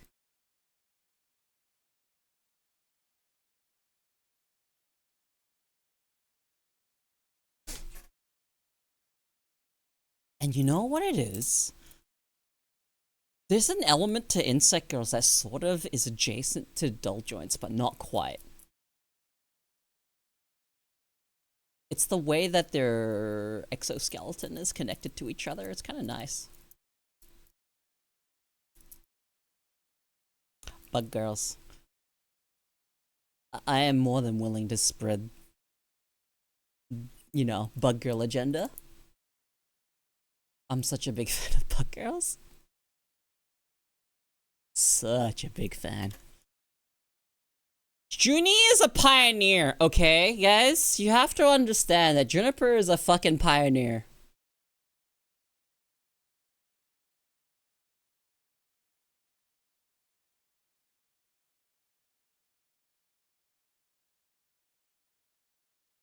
Cause a thing for joints? No. There's a difference. There's genuinely a difference.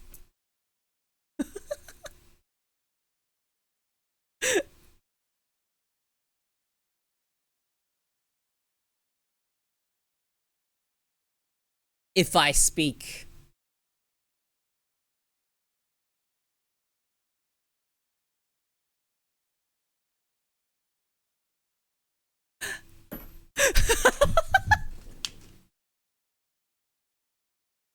No, but no, it's, you know, buckers with nice thoraxes are pretty fucking good.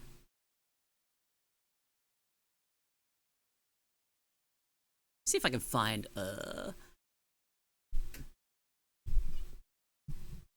like, have you seen designs of some of the bug girls? Like, they're like based off of like an ant. And then they have essentially they're like not the thorax, the abdomen.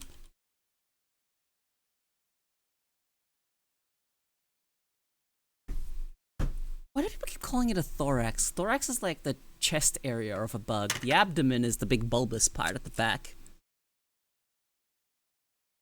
But when they have the big... Wait, no, hang on. Is that what people are talking about when they say thorax? Hang on, I need to question this real quick. When people refer to a thorax, what part are you imagining? What part does it envision? Wait, what are you thinking of? Which part of the insect?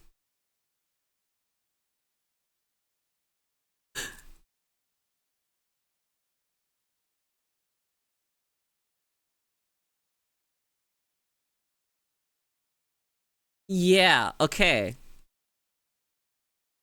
I'm a big fan of when they put the, like, insect abdomen around about where, like, the tail is. Oh, you're talking about the upper body, okay. Understandable. A lot of people use thorax incorrectly, so I'm not actually sure what someone's talking about when they say thorax.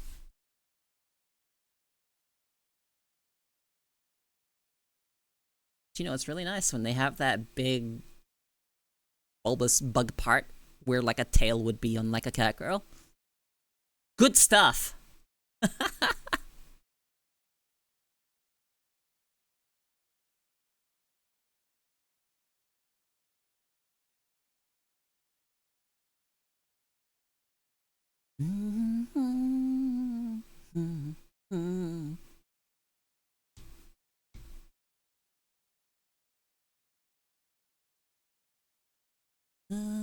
Alright, I'm trying to find stuff. Alright, can't find anything.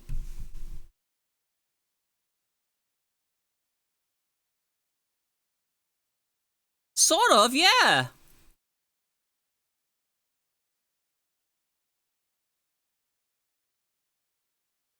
I'd rather that they honeypot bug girls that you know their butt gets bigger, and not like their butt like their insect butt gets bigger. But I do have seen that concept before. The honeypot ant girls that get bigger boobs when they do the honeypot thing.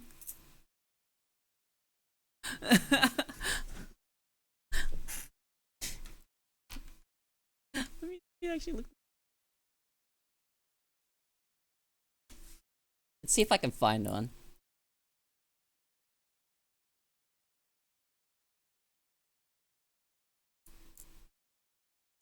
Some of these.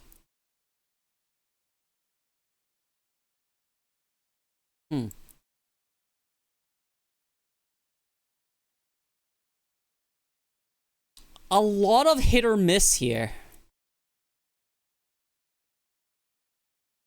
A lot of hit or miss. A lot of misses.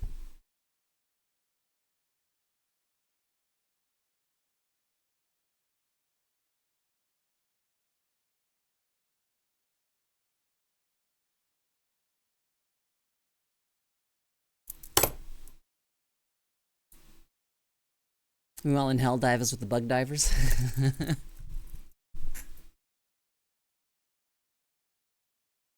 That's not very democratic of you to want to fuck the bug girls.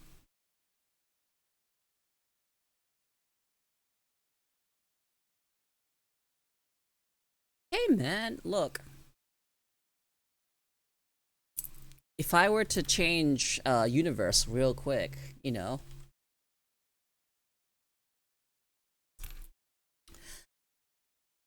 What if, you know, hear me out, that they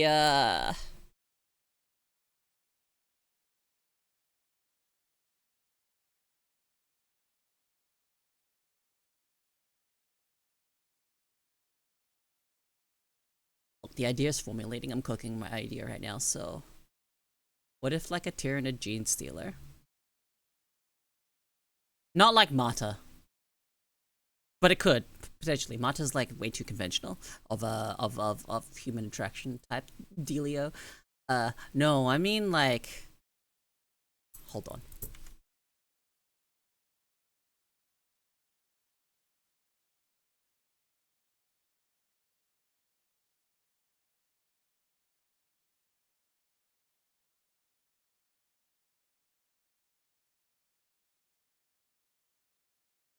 Radar bug.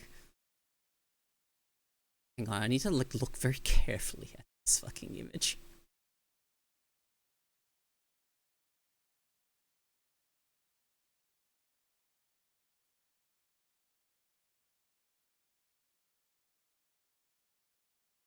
They didn't even change very much. But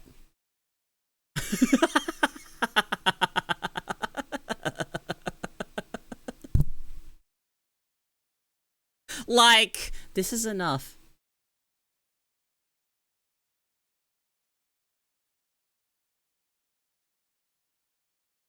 God damn.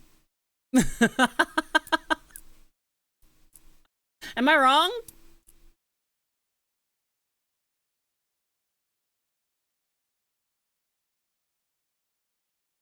Well, fuck me, I guess. Fucking arms out. Take my biomass. I will become one with the hive mind.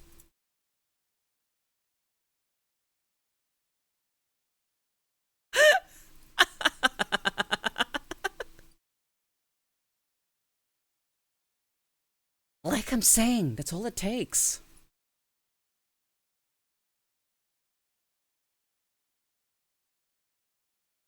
You know, when the Tyranid has a bit of Slanesh influence, corruption, and such. You want the insect girl to fuck you? That's not what's gonna happen. You know that's not what's gonna happen. You're going to get consumed, and you're gonna become part of the Tyranid biomass. You will cease to be, but you will join the hive mind. So rather be a dreadnought? I know what you're about, Soul Train. And I don't blame you. Dreadnought would be pretty fucking cool.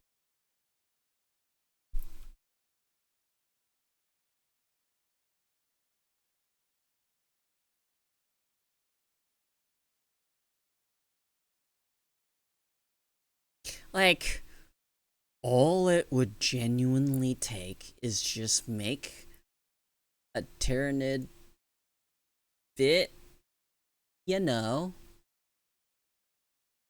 more curvy than normal. And I think that's all you really need. They don't even have to, like, be Mata, alright? Mata, very good looking. I fucking love her design. Very good. Look. Just a little bit of extra curve in the right places and it's over. That's all you need. Curves in the right places. That's all it takes.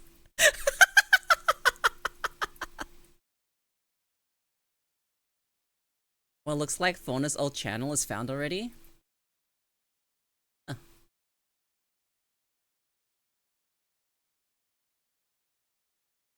I'm sure if they do anything with that channel, it will get recommended to me.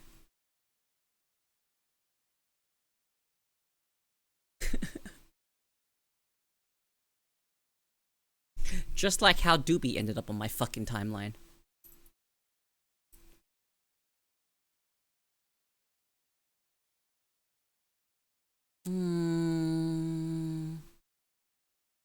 Sure, why not?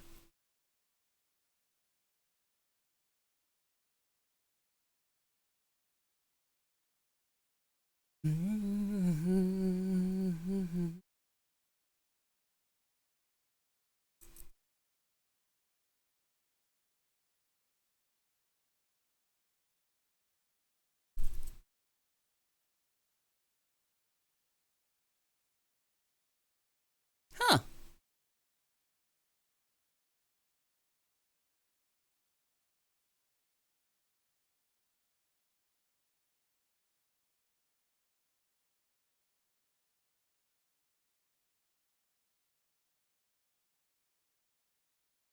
Well then. Time for me to follow, I suppose.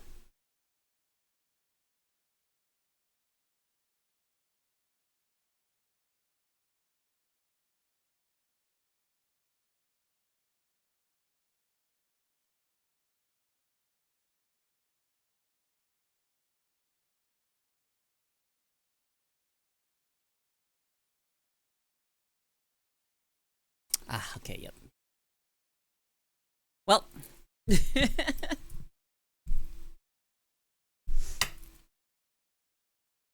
You know,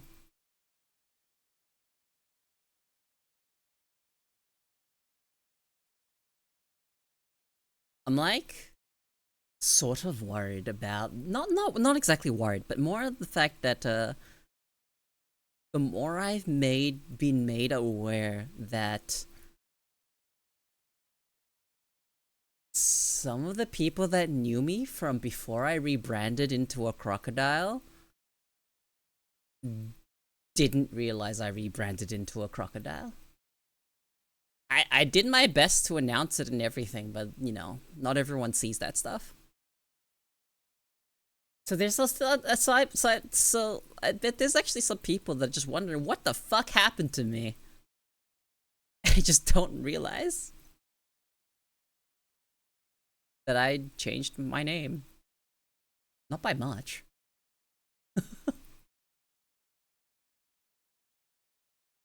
I'm just no longer less. And have an extra call.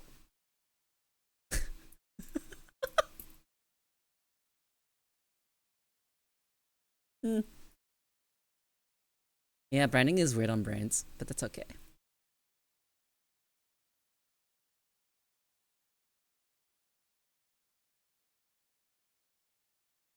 Alright, smile. This is my rumor, but I think the current streamers graduating from Hololive is Hololive management wants to shift away from being just streamers. I feel like that's always been the case with Hololive. You have to be able to dance and sing. And if you don't, they'll make you learn. And I think some people aren't interested in that. But you joined Hololive, so I don't know. They weren't looking for that at first. But you know, we can essentially schizo post all we want about all this, but we won't know for sure.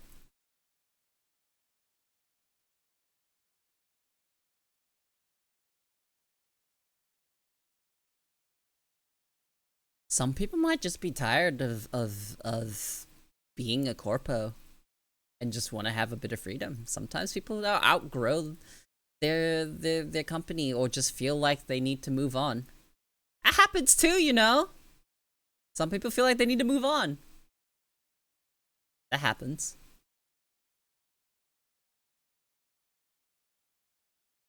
Mm-hmm.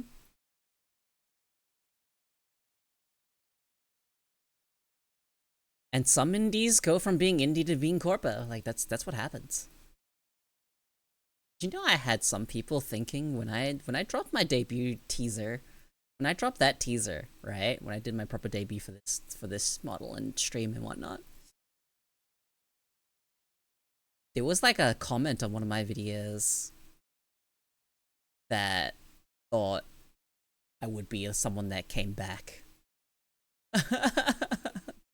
One of the graduated VTubers.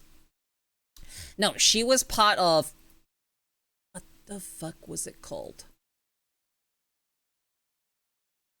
Beatmons? Voms. Voms Project. Pikami was huge. She wasn't even fucking small back then. Pikami was huge.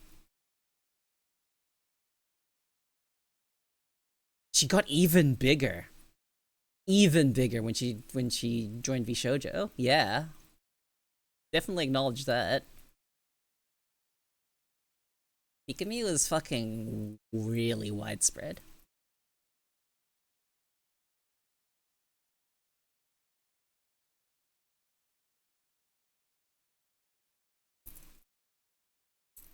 So, you know, yeah, she went from a smaller corpo to thingy. And I remember, yeah, she was one of the early bridges. Her, Pikami, and Koeko were both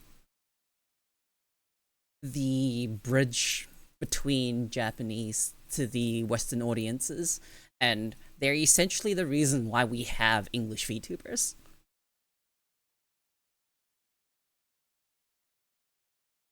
It's how it started becoming popularized, and why Hololive even decided to make an English department or English section.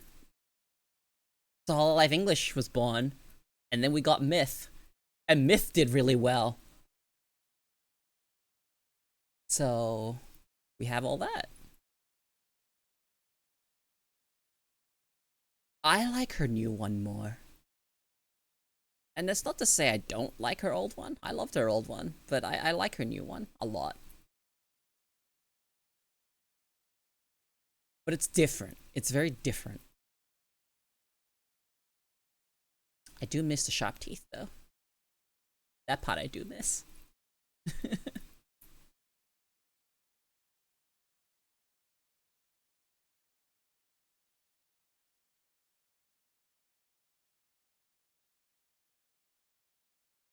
Jagged, sharp teeth is probably one of the peak designs.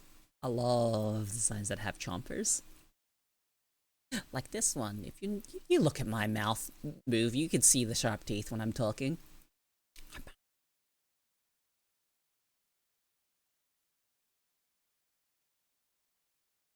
I've almost always wanted stuff like this. Even my older design had sharp teeth.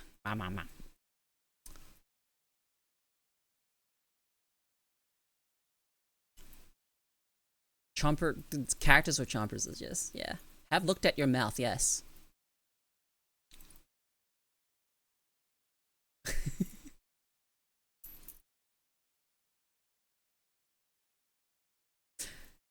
I actually genuinely have a good time here. I do know how often streaming, you can tell, obviously. I have face tracking. You can tell how much I actually fucking smile when I'm streaming. Right?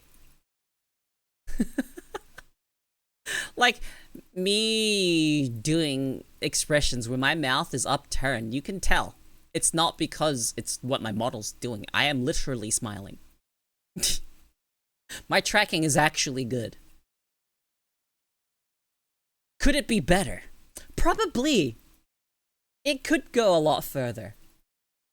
But I'm content with what we've got here.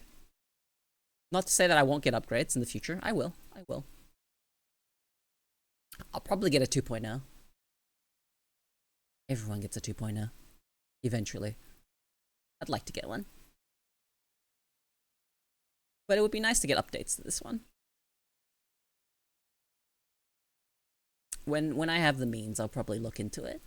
Getting this upgraded. For one of the big things I'm going to upgrade is the resolution of my model. My model is actually lower resolution than a lot of other VTuber models. And, you know, it's because it was my first time commissioning one. I knew next to nothing about it. And JT, the person who drew this, he did a really fucking good job. It was also his first time working on something like this. So, all that considered, you know, we ended up with this. I think JT's style lends really well to Live 2D. I'm extremely happy with how this turned out. But in the future, I think I'm actually going to go with an asymmetric pose. Because that's like a lot more fun. For now, it's like, it's fine. For what I have, this is all fine. And then I have the 3D model too, which I will use again. You can expect it next week. I'll be in VR next week. In a week's time. I'm gonna explore VR chat worlds, as I've promised. It's one of the milestones. In fact, I need to check my milestones real quick.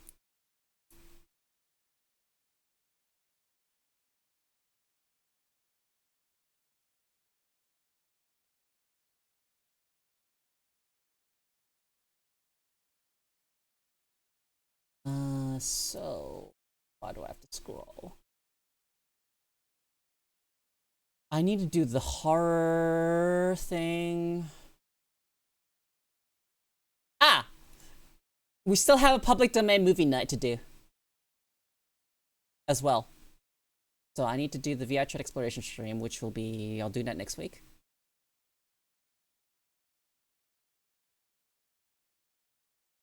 A horror map, I'm holding off on, sort of. I will probably ask them again.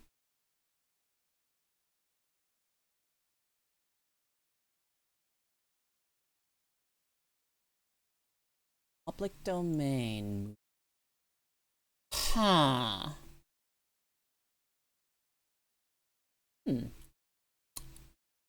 not sure what movie to put on for that one, but that's definitely something that I want to do, is do the public domain movie.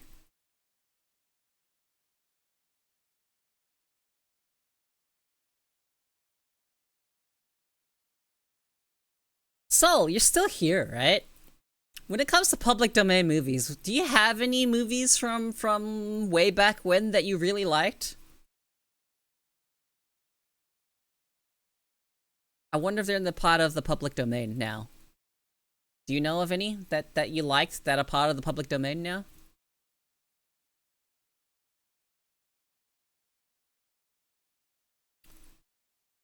You'll look? Thank you. Appreciate it. If you have a recommendation, someone that has watched that stuff would probably be the best. What type do you want to watch? I'm not sure. Just a public domain movie would be nice. And then we'll do the public domain movie night. I'll even probably like post on Twitter that I'm doing it.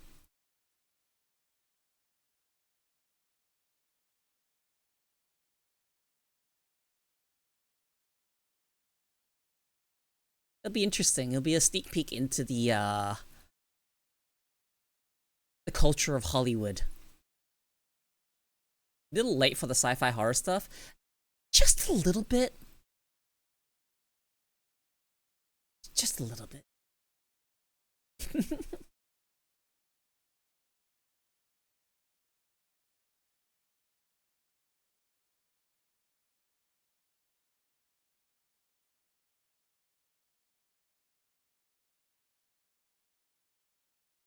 So, safe. She's live. Check.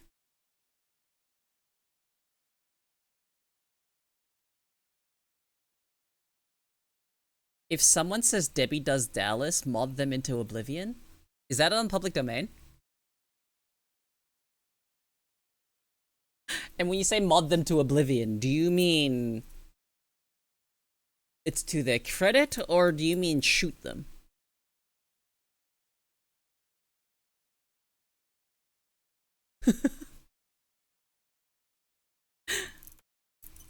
Get the big hammer. Ah, is Debbie does Dallas bad? Oh, that's porn. Oh. Oh. Oh, that's what they mean by Dallas. Or does Dallas. I see. Yeah, we're not watching that. Mm-mm. I'm not getting banned.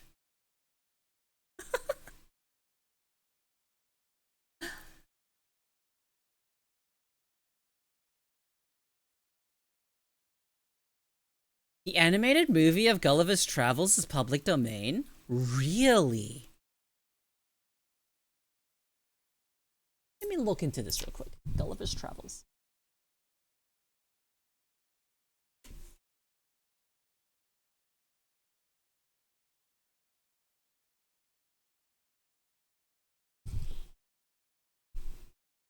Wow, that looks odd.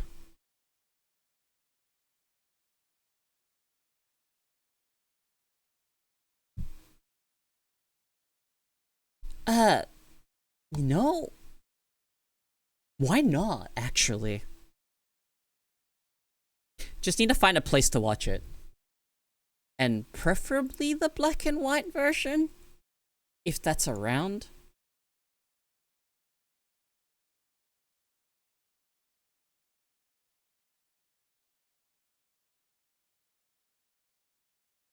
Which actually makes me think of something. I actually remembered something from this because of the way it's hang on a second, cat.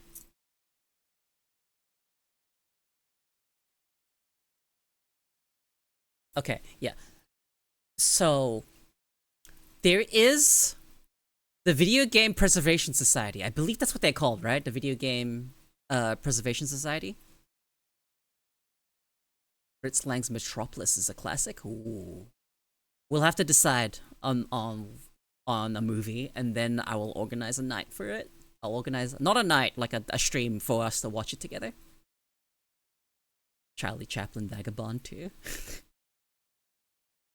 Hmm. But I actually really like what the Video Game Preservation Society is doing.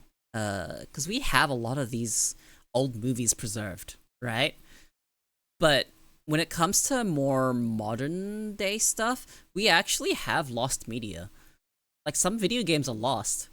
Like, there's a video game I played that I still to this day cannot find. I literally can't find it anymore. And I'm very upset about it. And I can't find any, like, footage of it. Like, it's just a game that was made that's not, like... It was never really spread around, like, it's not really on the internet. It was like essentially like a small, like, doujin type game. It's like the original Toho games.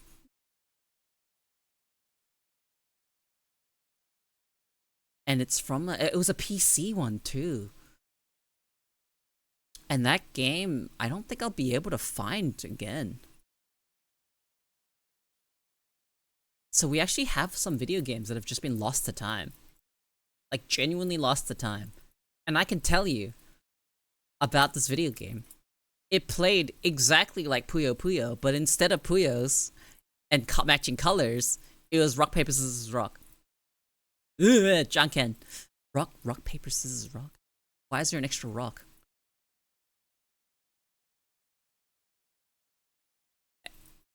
And I could describe it. You'd had these little green Puyos that weren't actually Puyos. Jankenpo? I don't think it's Jankenpo. I'm pretty sure I've looked up this as many times as I wanted.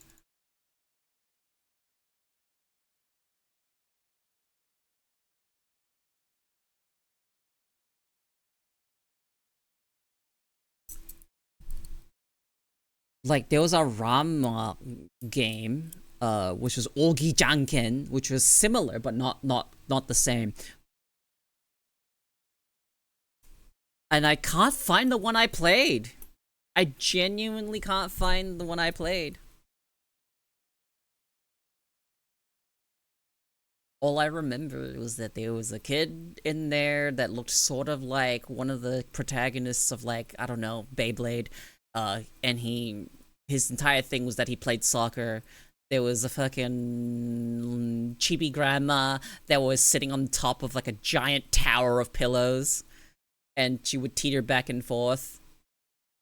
There was a fucking, like, a preschooler, Japanese preschooler, on a tricycle with, like, a snot bubble, dripping from his thing. There was, like, a fucking creepy looking magician guy with a doll, and he was, like, one of the bosses.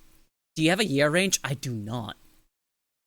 It is anywhere from 1995 to 2000s. Early 2000s. Yeah, that's not gonna help. And it was an anime type game. It was Puyo Puyo. And the only context clue I have was that the EXE was named Oden.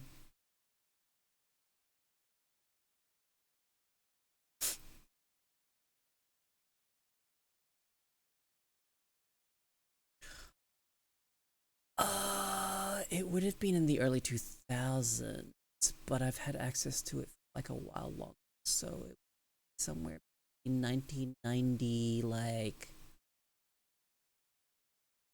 I want to say around 1997.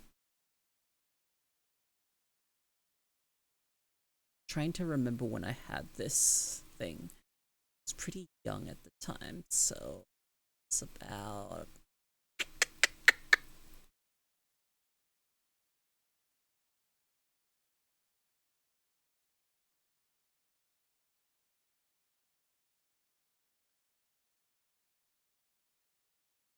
1996, 1997 would be around about when I played it.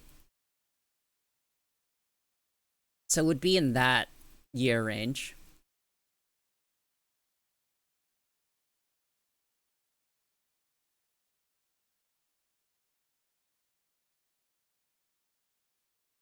There was also this Dojin game that was mixed in with this collection of games.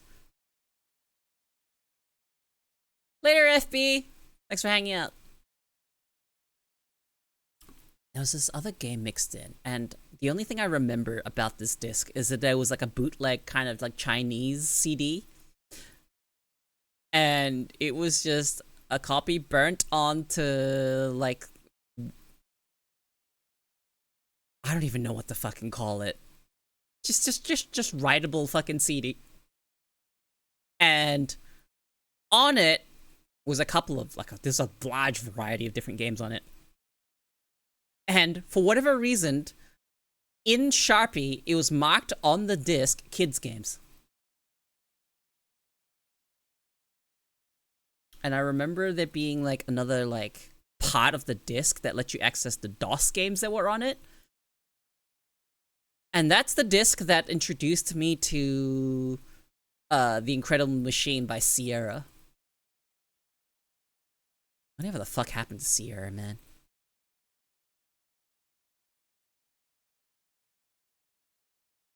So Incredible Machine, then there was Incredible Toon Machine that I remember playing, but that was like basically a DOS version. And there was Marble Drop. Who remembers Maxis's Maxis, right? Yeah, Maxis's Marble Drop. Anyone? That was on there too. Let's see. I have no idea how I got this. But I need to bring this up.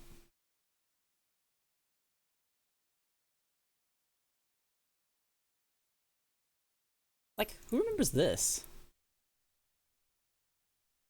Anyone play this? Marble Drop.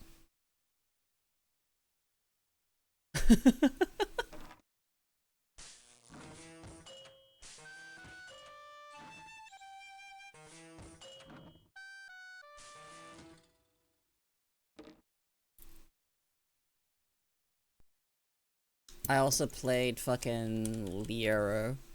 I wonder if it actually will show up. This is the precursor to Worms, basically. That was also on there, I'm pretty sure. It's basically like Worms, but real time. Game was fun.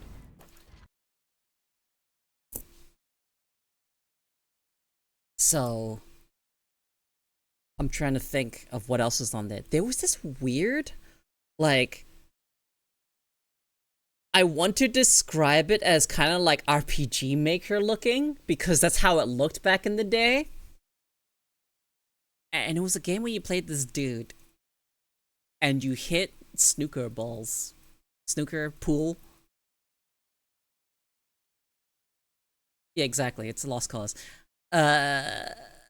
And you defeated monsters and whatnot.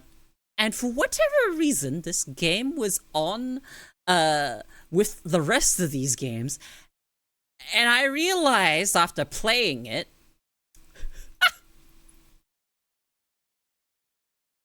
it was a hentai game. It's the type that when you beat the level, a hentai CG would pop up. I was very young at the time when I played that game.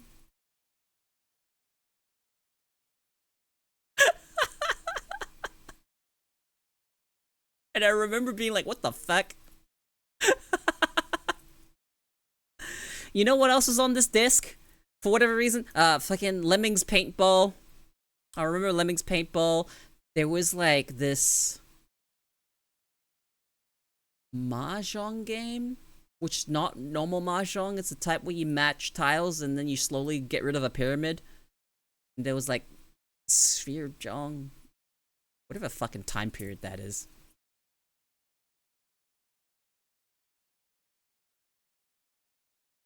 Oh my god. Holy shit, that actually fucking Jesus Christ. That is some fucking memory. They look like this. There's a game called Sphere Jong on there. You know, you see these two rainbow colored things, you'd click them and they'd disappear, and then you'd have to get through the pyramid. I'm sure you guys have played games or something similar to this before, or have heard of maybe. But you know, what a fucking strange era of video games I had extra access to.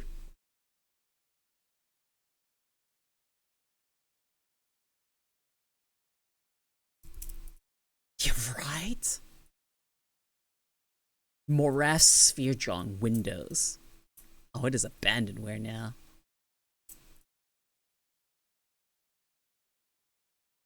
Attention please, now shipping the Jong CD. Get all 12 Morath Windows games for one low price. Holy shit. Yeah, all of his games were on this disc as well. People don't know about screensavers nowadays. They aren't really a thing anymore. So, I will never find that game I played. I don't think I'll ever find it. That's lost media. If I managed to ever fucking find it, I would upload it somewhere. And you know where I would have to find that disc? I'm like fairly certain it is gathering dust somewhere in my parents' house. It's somewhere there. It's probably in the garage or something. I have no fucking clue. But it is probably somewhere there in my parents' house.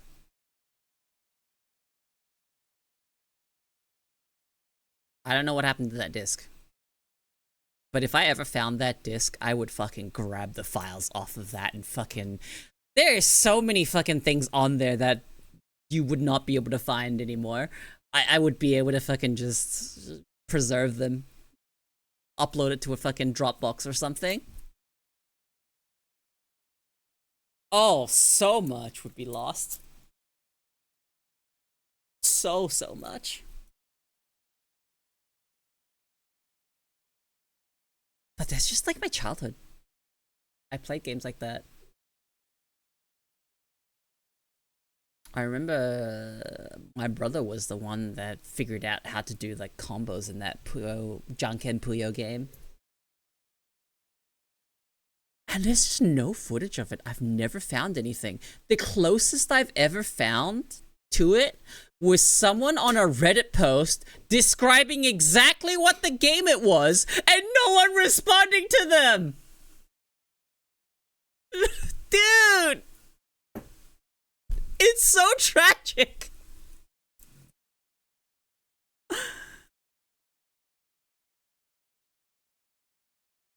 Oh, man. I can't find it anymore. Like, just actually so many things that are just lost. And you know what makes me kind of, like, really mad? Like, just a little bit livid. The fact that there was burning of books in history. We've burned books. All that shit's gone. We'll never know what was in them. I'm so glad torrents exist. I'm not gonna lie. Torrents have actually preserved so much. Like, unironically have preserved a lot of stuff.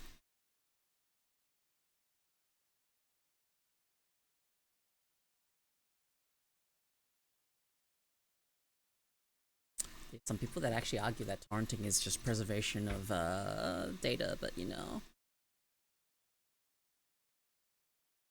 There's still a lot of stuff we don't need to remember. No, yeah, you're right.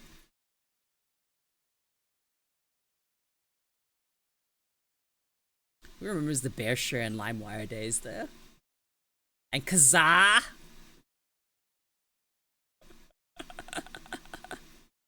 Napster even? Yeah. That was actually the Wild West of fucking peer-to-peer sharing. I have downloaded so many fucking suspicious files that probably infected my computer. I'm not gonna lie to you.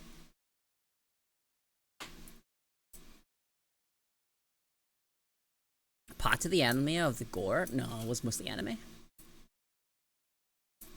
I used to search up, I used to type in games in there, songs, mostly music.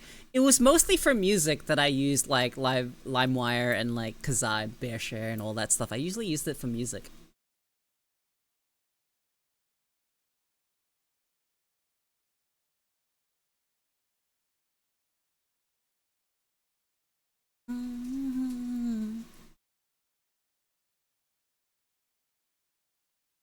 Oh, and movies.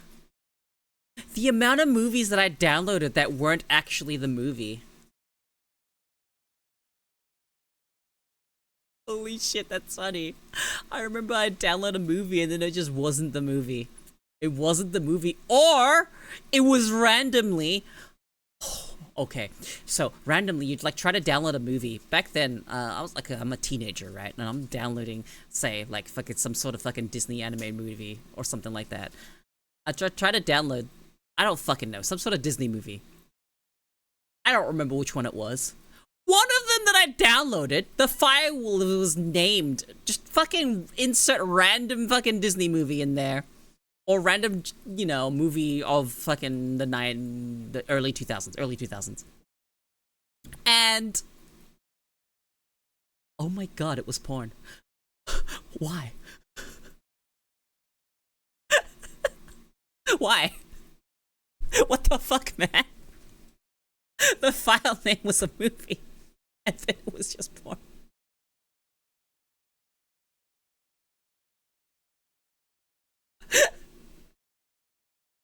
Come on, dude.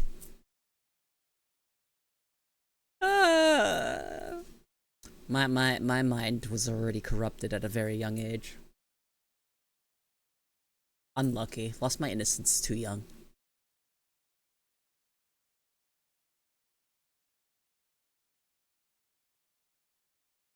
I told you guys that story, right? I was like 6 or 7 at the time. When I accidentally stumbled across my brother's porn VHS. Because I thought it was gonna be a Batman movie.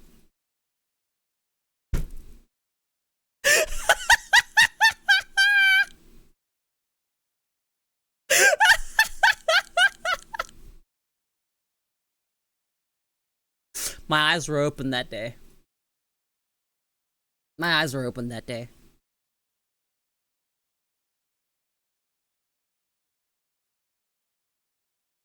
I wonder if that's also lost media.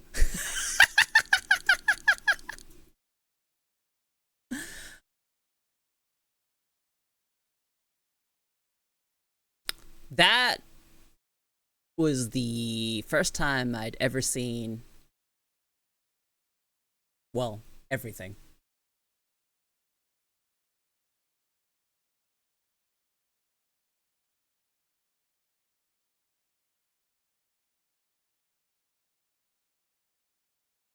On a VHS, dude. I don't know what to say. It's just there.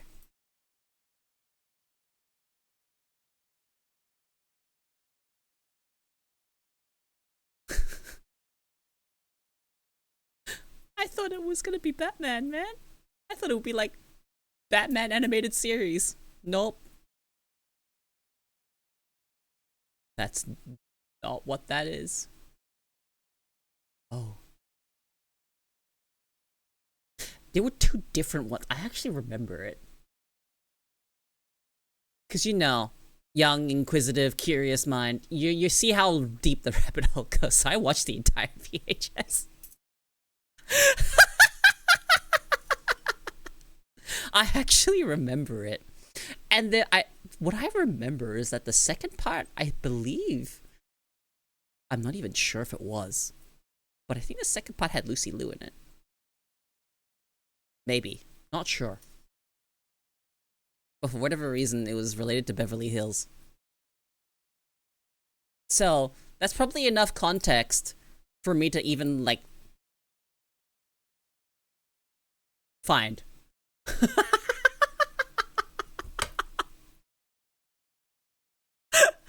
The first one, I have no fucking clue. I don't know. It was like some sort of, I don't fucking remember. I think the first one was just some guy and he was like some sort of guru. Shrug. I don't remember the first one as well.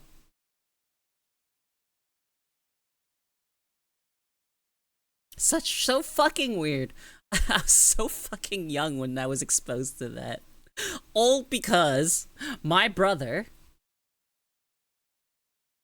would not fucking hide that shit away properly. He was barely ever home because he was always at uni. So whenever I was bored and like left to my own devices, I would just go to his room and just like, you know, grab some VHSs off his shelf and watch movies. Cause he had movies there! Guys, you have to realize, he actually had movies there! And it was just mixed in with them! Like, come on, man!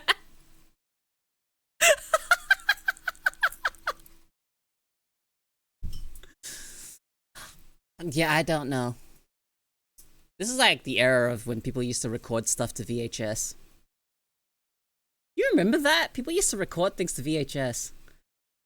I remember my family had this like race car shaped thing that would just rewind your tapes for you.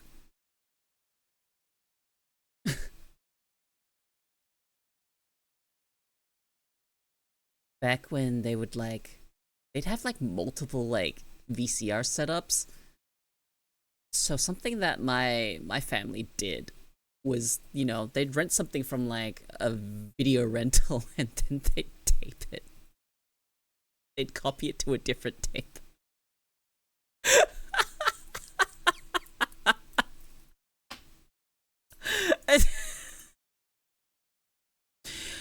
The birth of piracy, guys. We used to copy things to VHS. And then the after that, we used to, you know, burn CDs. You'd burn stuff onto CDs and copy DVDs and whatnot. So that was another thing.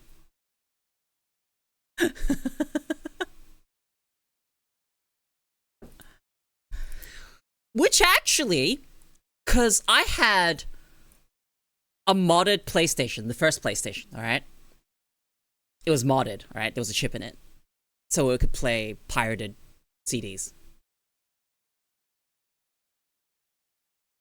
When I was a teenager, learned how to download PlayStation game ISOs and burn them onto CDs to play on my modded PlayStation. Not every game I downloaded worked, but a bunch of them did. And I remember my mind being like, I was like woke, dude. I was just like, my eyes are open. Holy shit, I've got access to the entire PlayStation library. You know what I'm gonna do with this information? I'm gonna download a game that I previously owned and play that.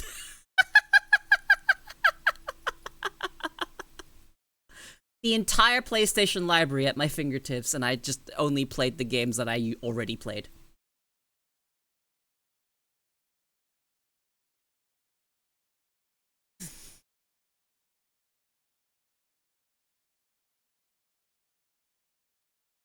I'm glad a lot of PlayStation games are preserved, though.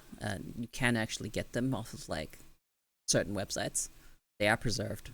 You can't get a lot of them anymore.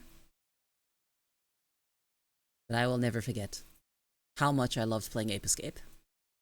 I love that game so fucking much. Still love it. Still has a very, very, special place in my heart.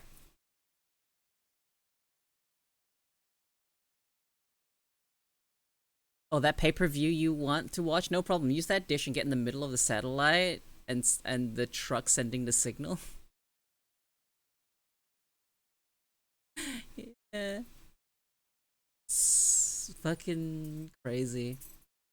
Now everything's monetized. Every single thing is monetized now, guys. Every single thing. If they can put a price tag on it, they will. And you know what they put a price tag on? Because we're no longer the consumer. We are now the product.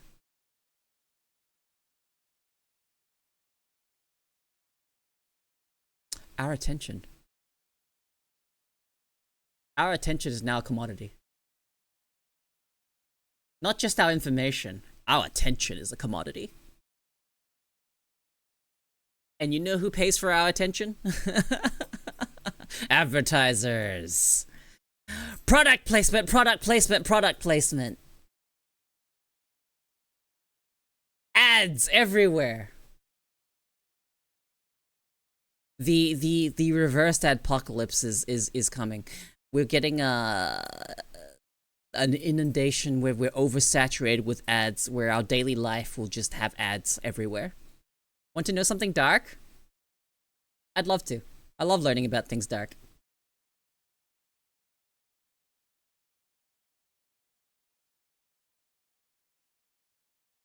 And you know what's kind of sad about the whole what I think I'm talking about here?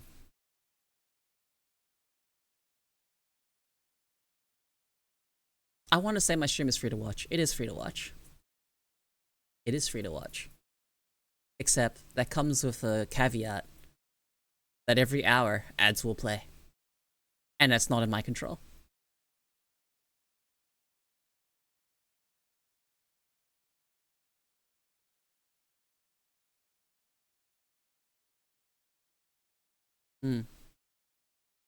Hey, chicken. Oh, what's that? You want to play your now $70 games? Have battle passes and item shops? I don't like the fact that there are microtransactions and all these extra fucking battle passes that you have to pay for in paid games. I already forked over close to $100. Why are you still fucking charging me for shit? I hate that. But they do it, and people do buy shit, so they continue it. Some employers took out life insurance policies on their employees. They based this on job where they were doing and their health records they had access to, and they handled their health insurance. Employers took our life insurance policies, based this on the job and health records they had access to, and handled their health insurance. Ugh.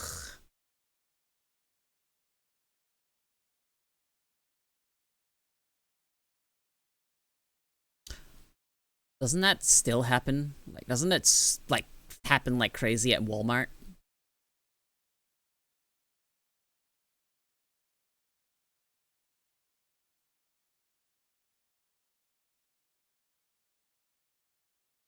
Wasn't there a case at Walmart where some girl was found cooked inside one of the ovens, and because of the way the ovens are designed,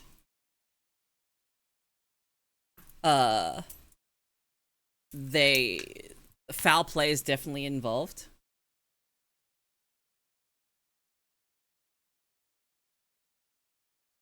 I'm not gonna lie, I miss my loot boxes. At least I could fucking grind them out. And hey man, tell me how that was more predatory than $20 every month trying to get you to spend $20 every few days.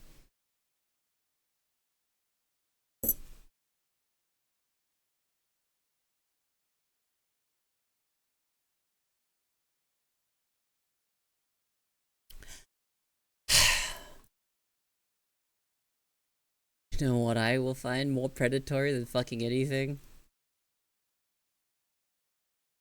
Fuck you, Konami. Fuck you, Master Duel.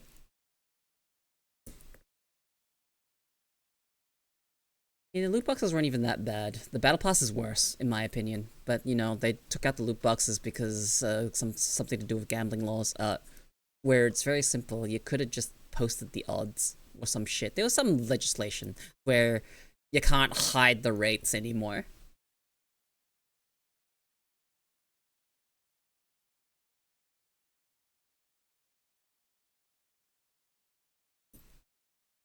I like the fact that I got loot boxes to open for just playing the game.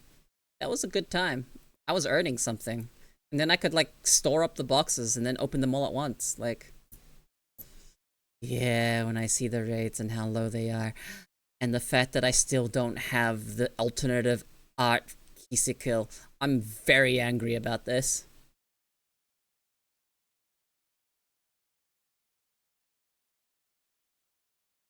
I might be, yeah.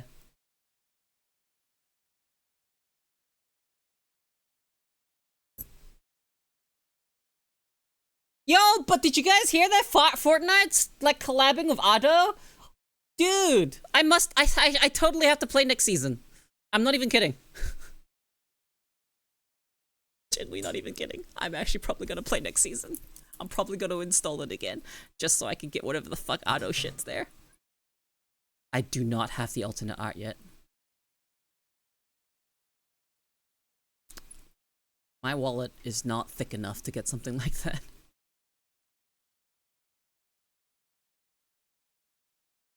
Which is really sad. Which is really sad for me that I would even fucking spend money on that fucking game to get something that I'm not gonna use. Fucking fantastic. Paying for fucking a PNG. What is wrong with me?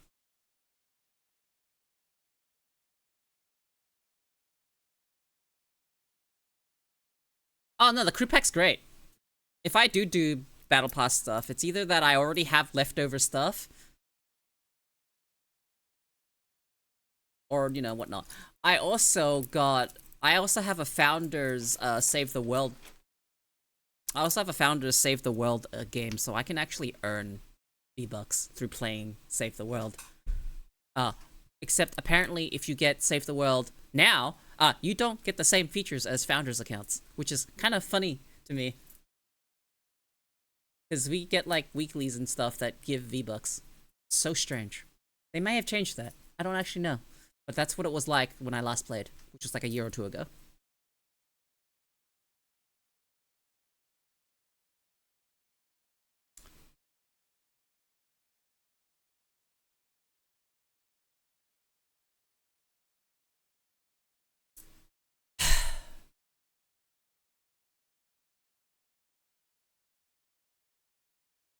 Save the World makes me upset.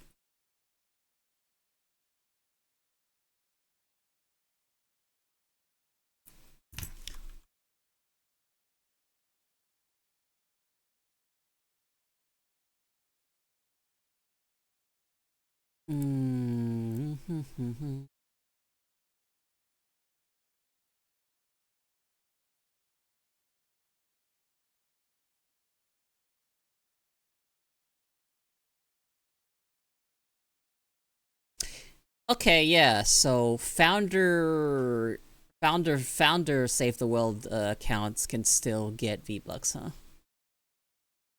From doing all the main quests. And then there's like, I think V-Bucks you can get from dailies?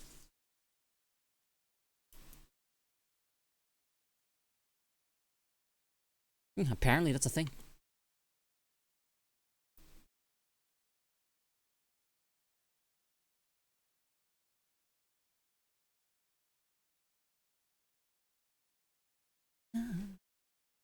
Na, na, na.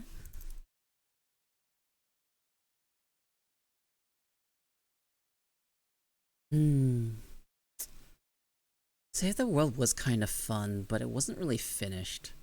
And then they kind of abandoned it because, like, the Battle Royale mode popped off, and then they started removing people from the PvE part of it. Yeah, it's just half baked. Save the World's just half baked. Like, I mean, it's good if you want to, like, if you're a founder and if you want to get V-Bucks from it, like, that's a thing you can do. Apparently, if you get Save the World now, you don't get the V-Bucks from it. You get like a set amount of missions that give you V-Bucks back, and then that's it. You don't get any more. Whereas founders get like, I don't know, I think they can just perpetually farm V-Bucks from it. I'm not entirely sure how it works. I've never looked into it. But, you know, I had fun with it.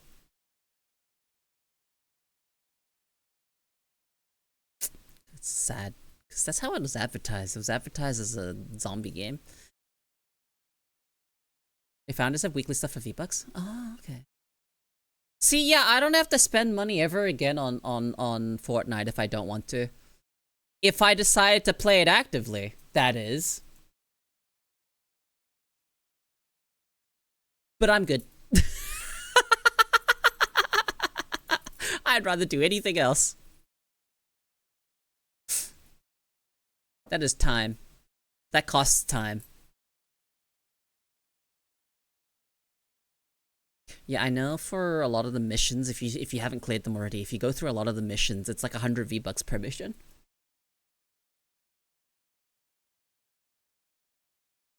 They may have nerfed the V-Buck amount for the weeklies.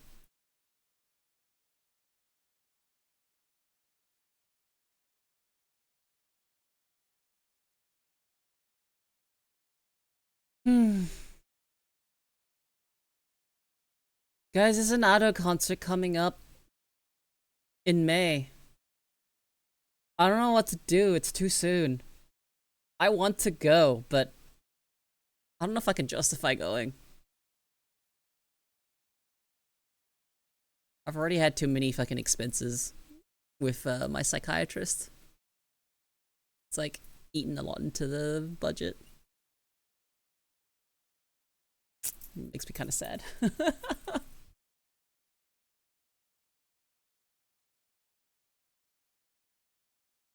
I wish things were simple and I had disposable cash to just throw at shit.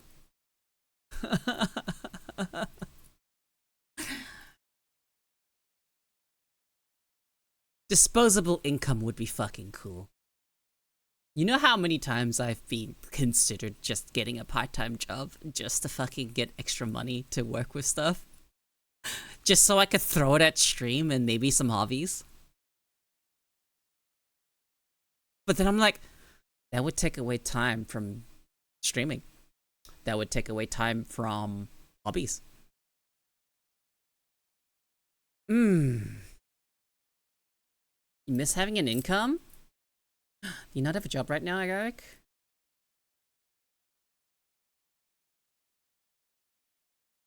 Are you between jobs?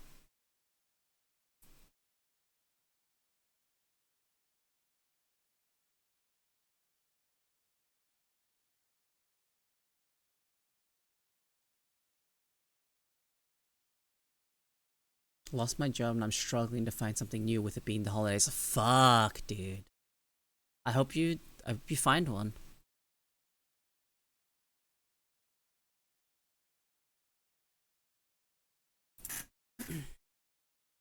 So,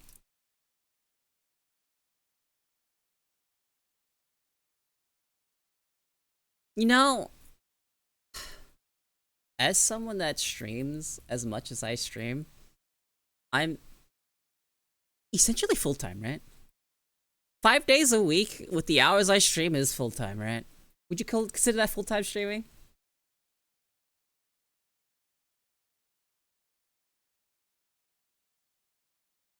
I do not recommend anyone get into streaming as a job. I can't recommend that. Or for financial reasons, don't do that. Do it if you enjoy it. Do it if you have fun with it. And if it happens to make you money, awesome.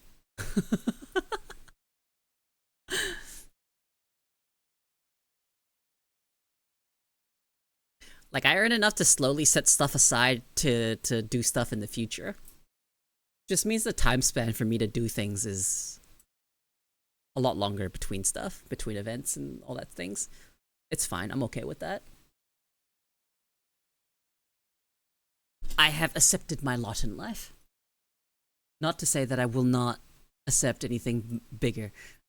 I won't, like, limit myself like that.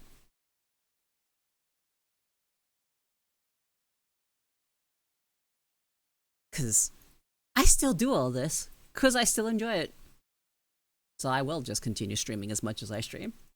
And for someone that's, you know, doing a part-time job and trying to juggle streaming and whatnot, if you don't have as much time to stream, you are genuinely at a disadvantage in terms of growth if you don't have the time to stream.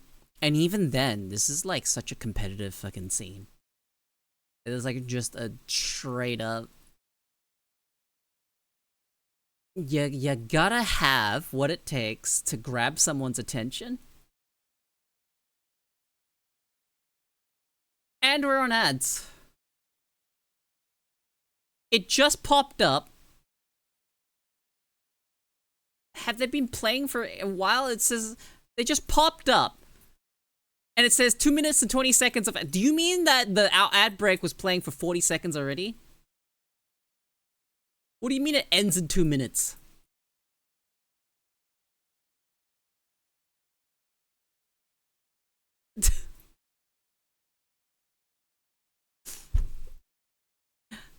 Did you know if you watch VODs, you actually get ads? Did you know watching ads,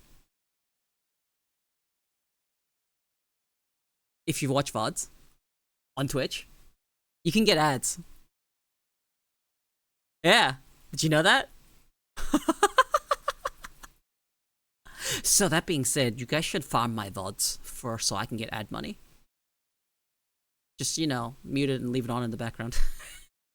If you're not subbed.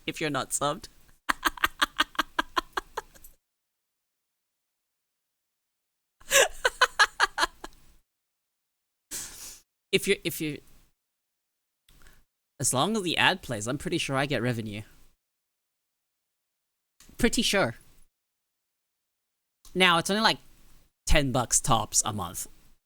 Whatever, right? But $10 is $10.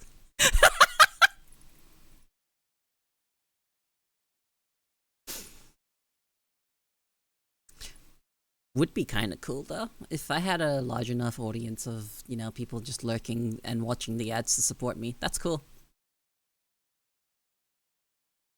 I don't like them. I don't like how they work on a live platform. I think they interrupt the stream. It's really bad.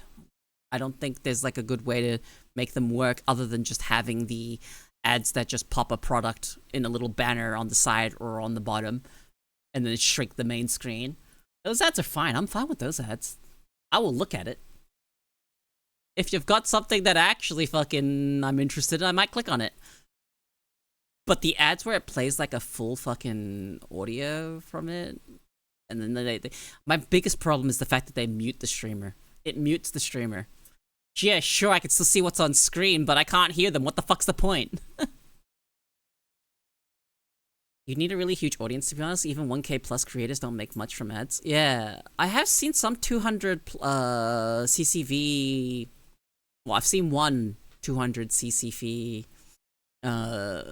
streamer actually make more from their ads than they do from their subs. Their ads is like 60 to 70% of their income, and that was kind of crazy. I don't know how accurate that is, because that might just be a one-off month or something like that. I'd have to be able to see more data than that.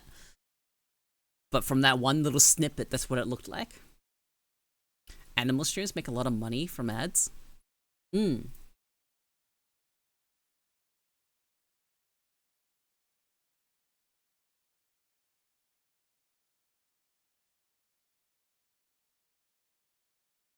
Yeah, so it really kind of just depends on how things go. There was a month it wanted me to stream for like a kind of crazy amount of hours and to run ads at like fucking 5 minutes of ads per hour or some shit. And I remember they were offering like $200 or some shit to me. And it was like the highest I'd ever been offered.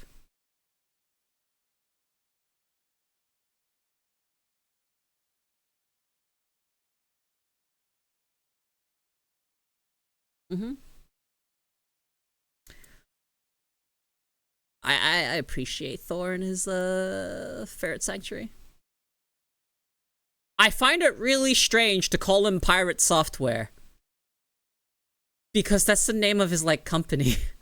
So it's like easier for me to refer to him as Thor. Name goes hard.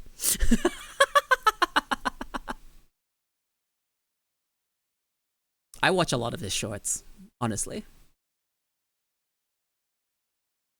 Yeah, no, I get it. When you talk about Pirate Software, I know you're talking about Pirate Software. If you say Thor, well, honestly, I only know of one Thor, so I would only think of Pirate Software. Because in what context would you start bringing up the MCU Thor for no reason?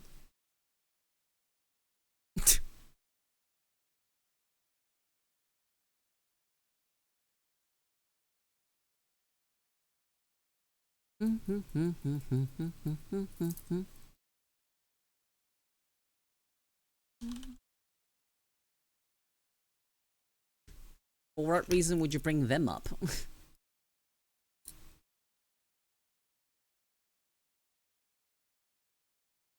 I don't know, I might talk about Norse mythology in a dress.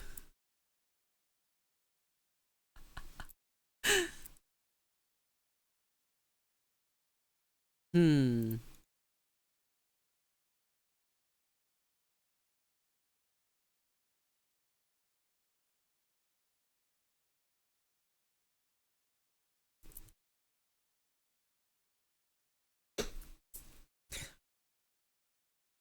I don't usually do this, but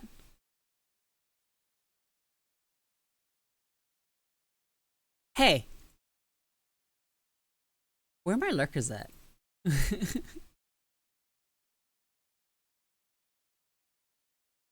If you want a little pop a little peeky in.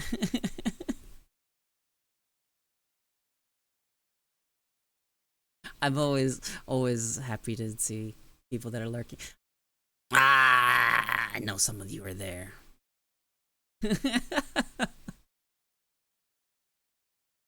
Hi, Valkyrie.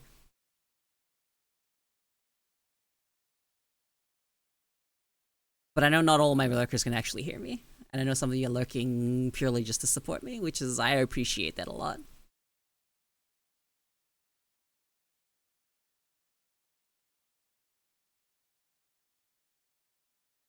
That is genuinely the best way to support anyone that you like watching, is literally just open their stream and just leave it open. I do that. I do that for the people I appreciate, that, you know, that I want to support. Whether or not I type or not. That is like an entirely different story.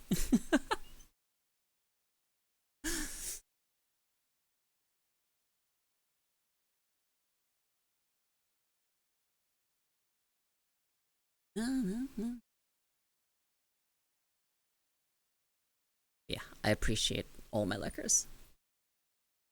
Thank you for lurking. Did I watch Fauna's 3-minute stream? I did not, but I do know that she is graduating. Not becoming an affiliate, graduating.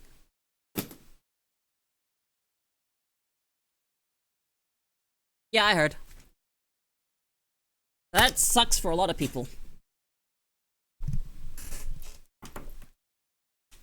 Like, it genuinely sucks for a lot of people. Because, you know, Fauna had, you know, a pretty big following that liked her a lot.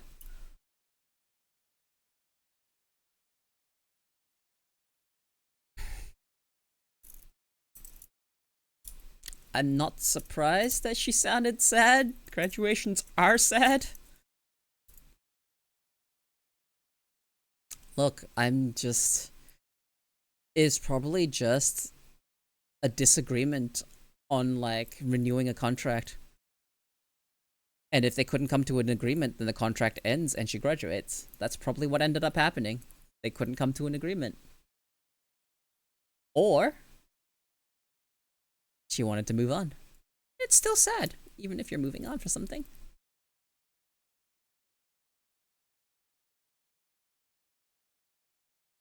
Hmm.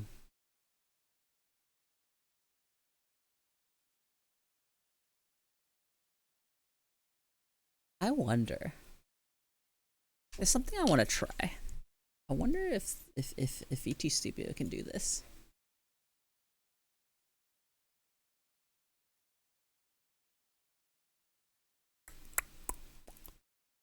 Let's see.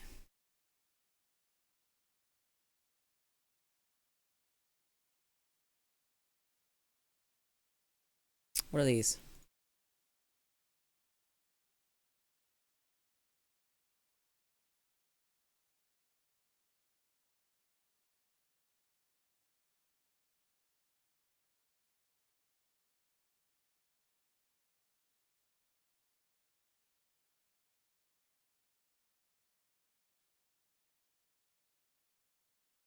this do?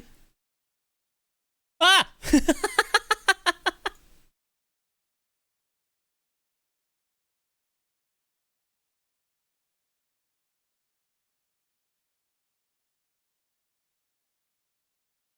What a sad day for Rain, guys.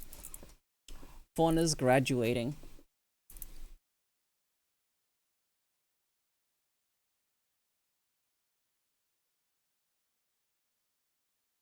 Oh, dude, I got some fucking funny things I can do.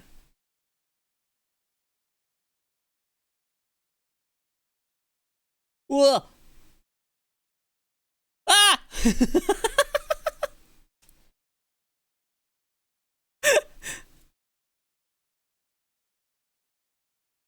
Bloom? Oh, ooh, huh. Oh, what is that?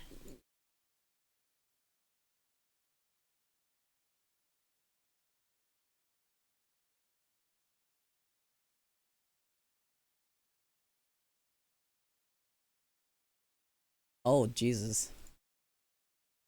What is happening to me?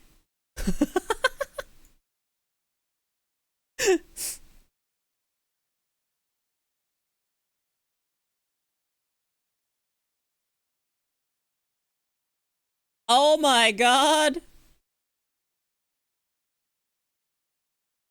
Fuck is happening?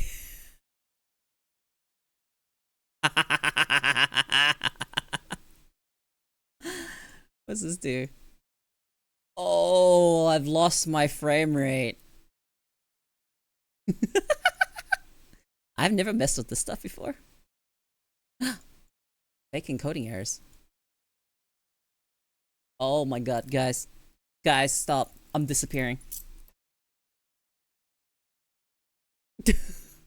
uh, uh, help.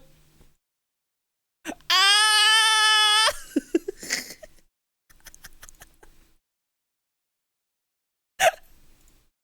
What does this do?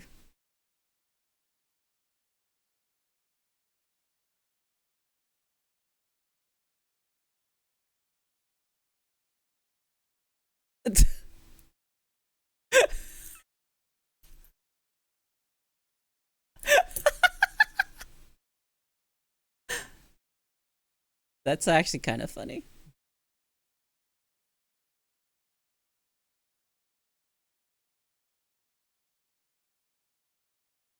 And where's that other thing?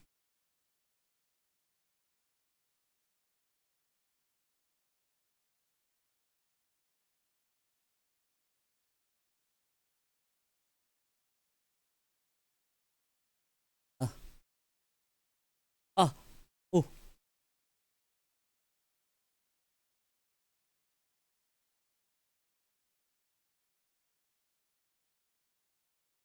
One's which?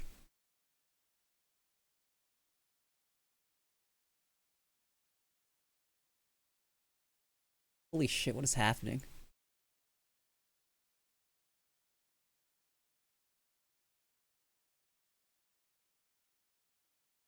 Oh.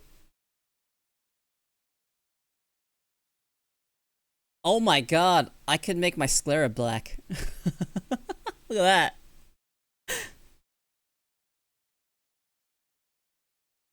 Bit demonic.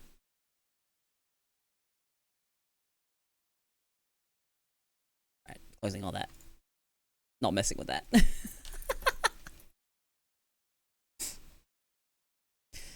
Neat. Yeah, I've never messed with all that stuff. I've never seen a reason to. To be completely honest, I've never seen a reason to. Why are you hearing fireworks?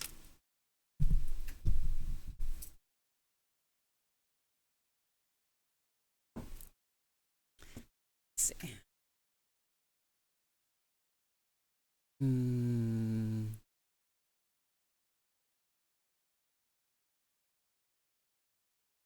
Is that an American thing? Lighting off random fireworks? Is that just a thing?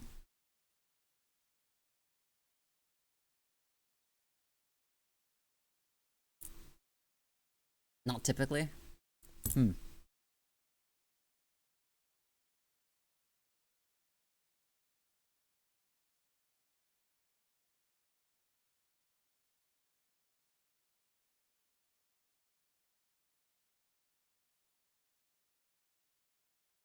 Normally it's only for holidays in my area. Maybe it's a celebration.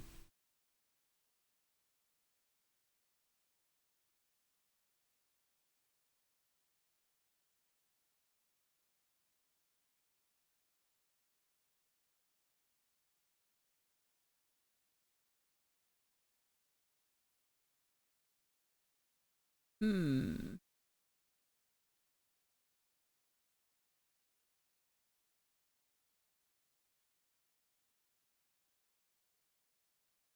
You know, fireworks are actually banned here in Australia.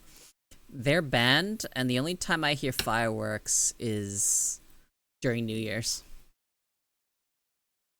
Actually, that's not true. Sometimes randomly I hear fireworks on like some like specific occasions. But fireworks are banned here, so you don't have people setting off fireworks in the like civilian sector. Not to say that people don't like, you know, I'm sure there's some black market for fireworks here. But my first exposure to an event for fireworks, because I used to set them off when I used to live in New Zealand when I was really young. Because New Zealand celebrates Guy Fawkes Day. Who knows what Guy Fawkes Day is?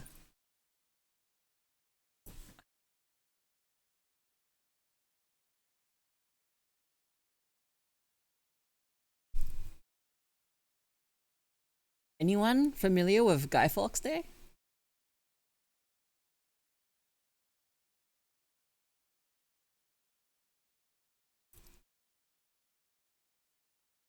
The guy who sings in Smash Mouth.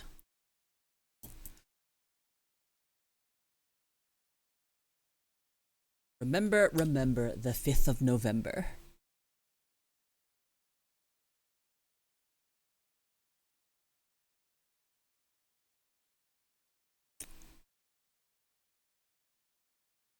What was it?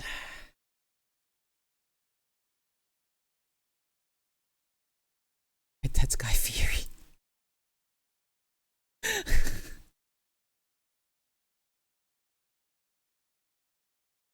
So,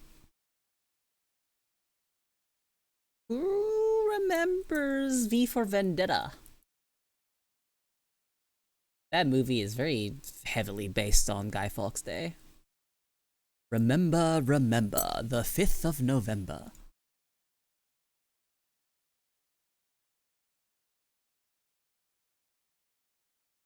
Hang on, I'm gonna play it. I'm gonna play an audio clip.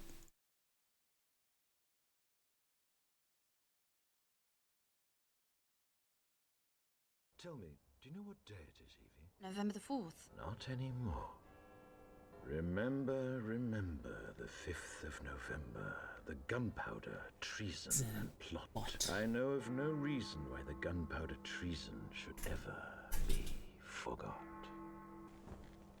First, the overture.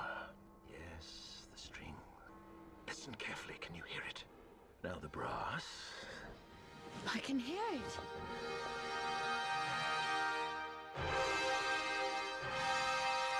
Look outside, Mummy. They're playing music. V for Vendetta! How did he do that? Wait, here comes the crescendo.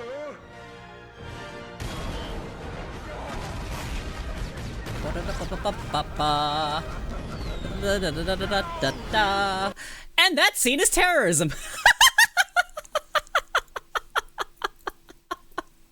V for Vendetta. That movie, I like that movie. I actually genuinely like that movie. Yep, they used the 1812 overture in V for Vendetta. I mean, it sort of had cannons. It was more explosions and just kind of not the cannons part.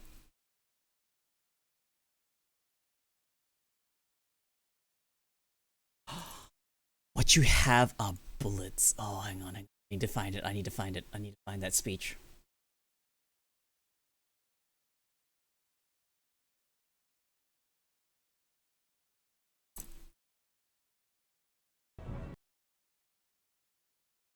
Here you go, here you go, here you go.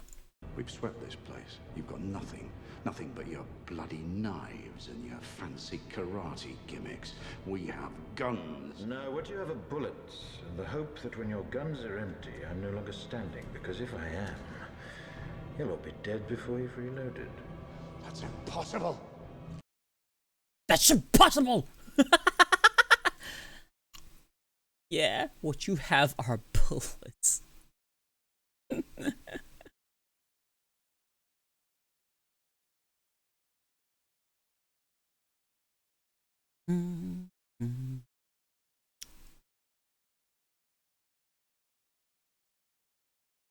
I really like that movie.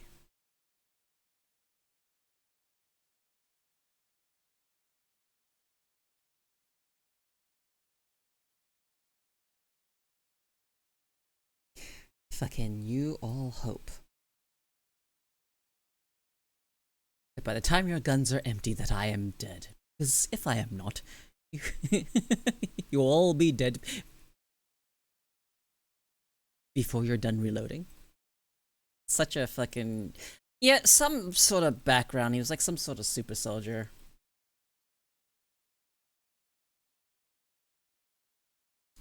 He's a product of the system. And then he tore it down. Something like that. There's something like that to do with him. All I remember is I liked it. And the Guy Fawkes mask is really, really iconic. A lot of people nowadays would probably know it as the mask that, you know, Anonymous uses. There is kind of significance to that. To the fact that Anonymous uses the Guy Fawkes mask. There is a significance to that.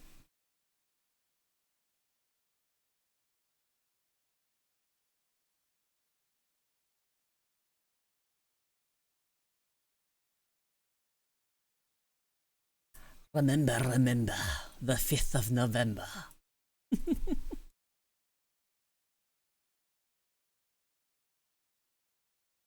Gunpowder, treason, and plot.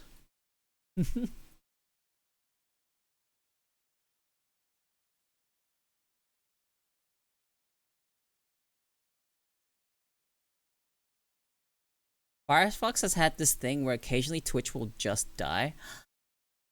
I've had that problem with Firefox, but on YouTube. My YouTube will randomly just die.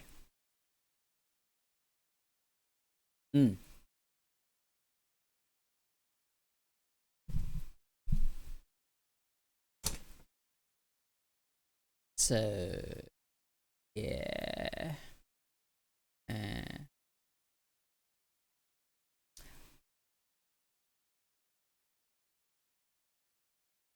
Oh, I've had that happen even on Chrome, actually.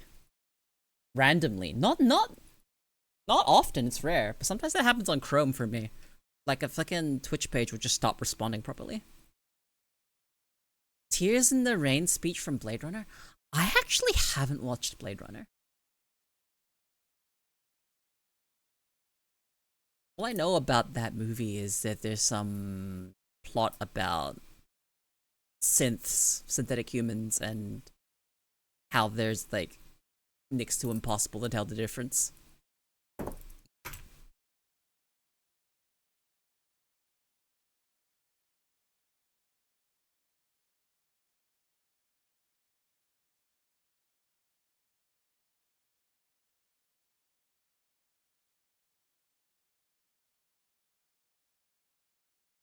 But yeah, I went on a tangent about Guy Fawkes Day, and then I showed you guys the V for Vendetta quotes.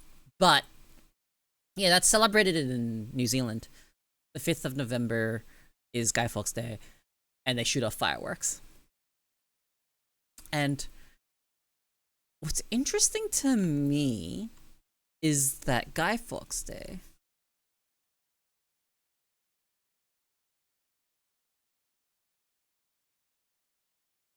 let's see. Yeah, okay, so New Zealand still does have Guy Fawkes Day. And the reason behind the quote-unquote day is literally so we do not forget what happened.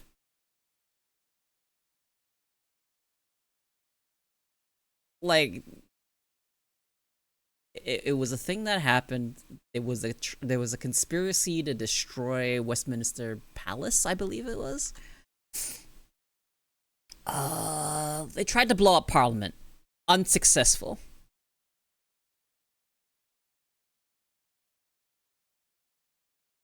So, let me look at this. Why do we actually celebrate it?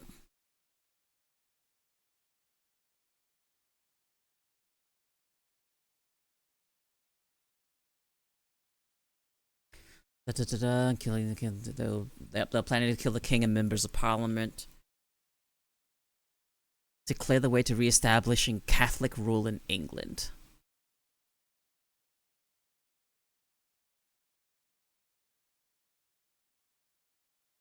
Okay. So why exactly do we celebrate it? Why?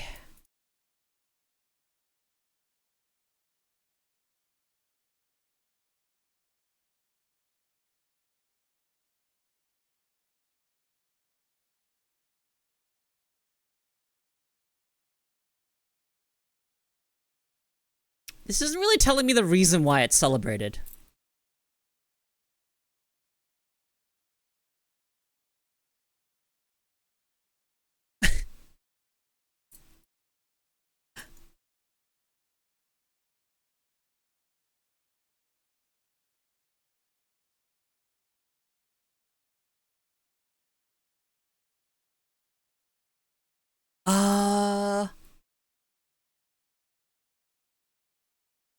So we're celebrating he got caught? I'm not sure. This isn't exactly very clear. Hold on. Anyone else know better than I do on this?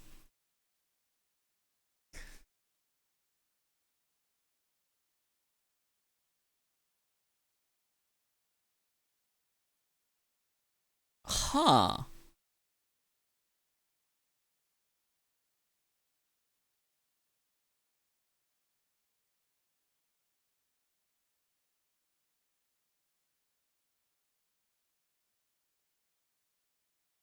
Okay.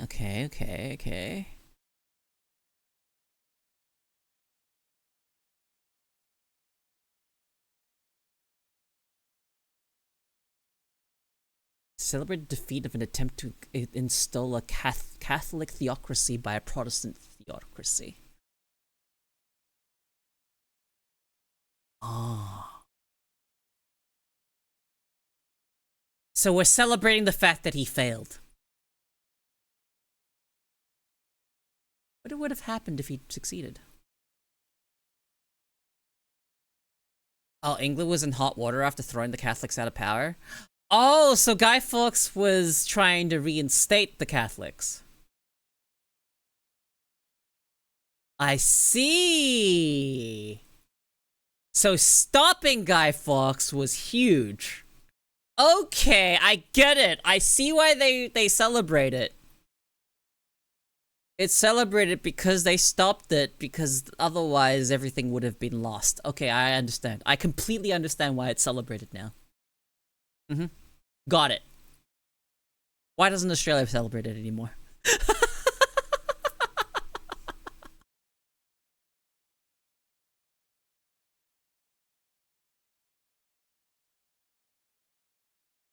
I'm looking this up.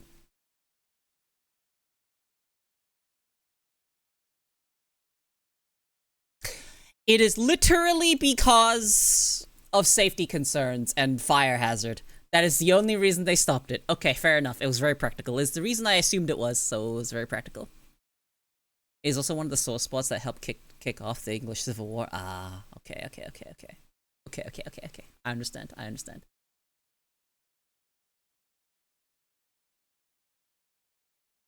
So, yeah.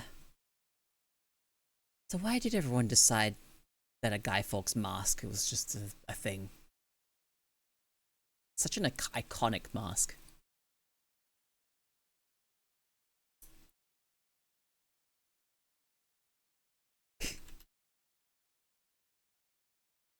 Why exactly?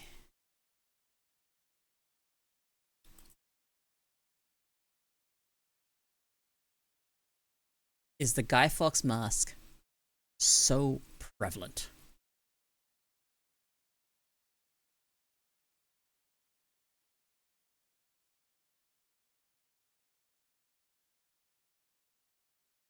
Cue Eagle Screech.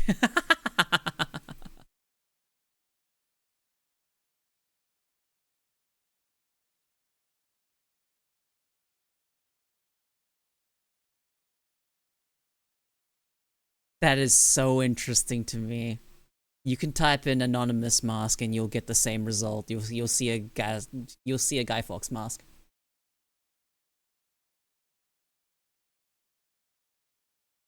How did Guy Fawkes, his face, end up being the symbol of anonymity? It is so strange to me.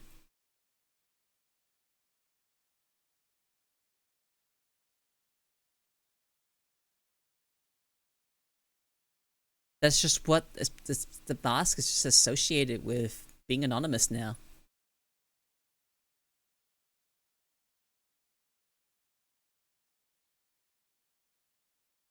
That's actually really interesting to me.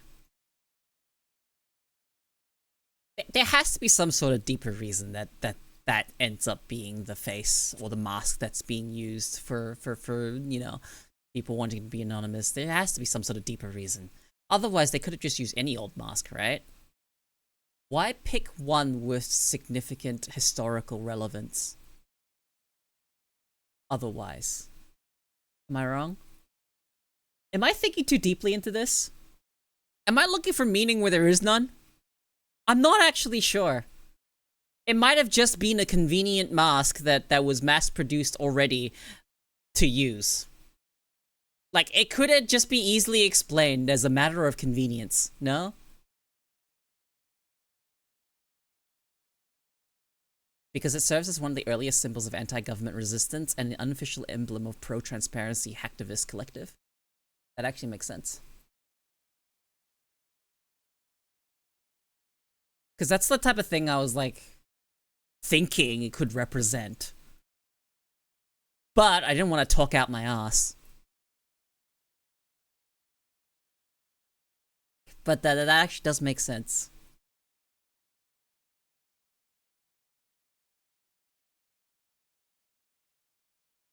You know, what's amusing to me is that people think that Anonymous, the hacktivist group, are an actual group. Nope. It's not a group. They all use the same, essentially, banner, but it's not actually a group. I guess it is a collective, but it's not like organized. Sure, there are like probably small segments of them that are actually a group. But it is literally anonymous. Anonymous is literally just anonymous. It is just a large group of people on the internet that are very handy when it comes to the network. They were on a roll until they decided to fight the cartels. Yeah, like, don't really mess with cartels, but I feel like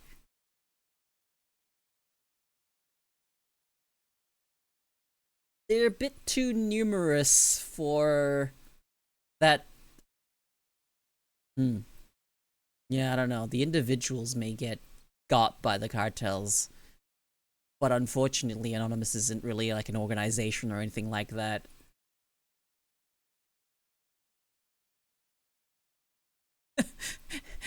And the entire reason they use the term "We Are Legion." it's because not even the members. What did they do?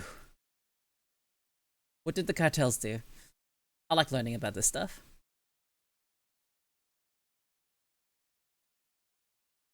To be fair, I like learning about anything. I'm not super up to date.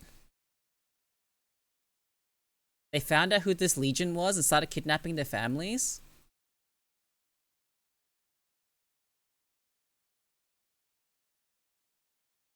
They found individuals in them and kidnapping their families.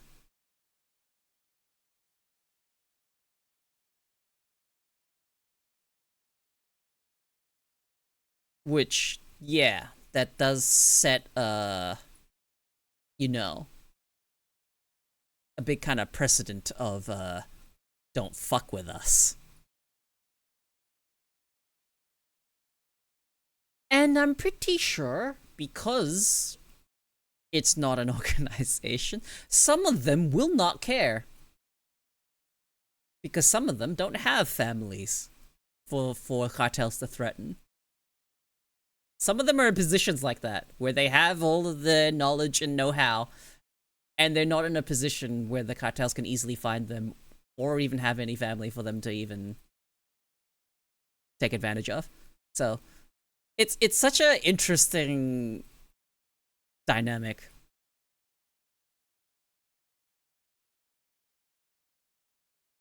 But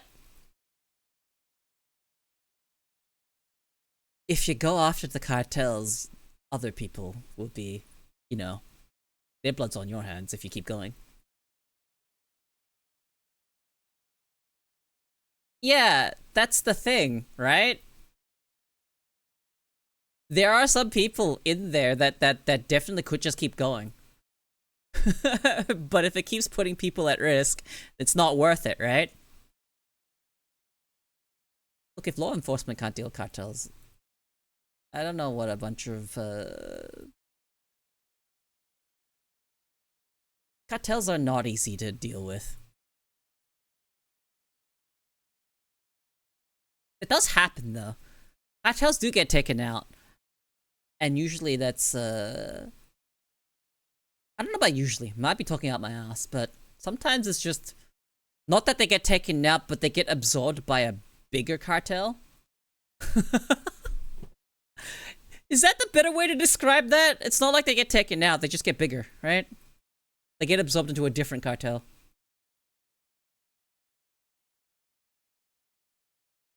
I think there will always be an underbelly or some sort of like stuff like that. No matter where you are, there will always be a sort of seedy underbelly of a country. Two sides of the same coin.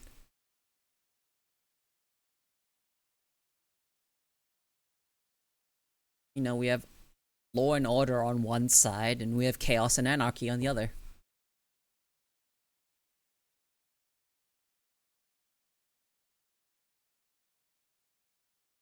If the chaos and anarchy didn't exist, we wouldn't need laws now, would we, huh?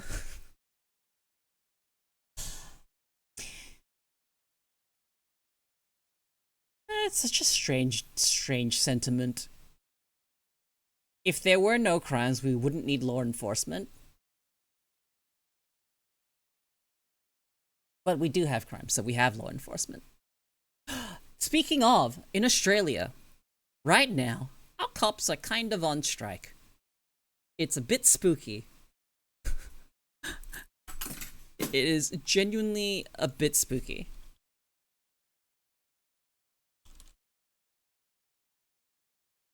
At least in my state. I don't know if it's anywhere else, but they're not getting paid enough, and they're all dealing with crazy overtime. They're not being paid their dues. So they're currently kind of on strike.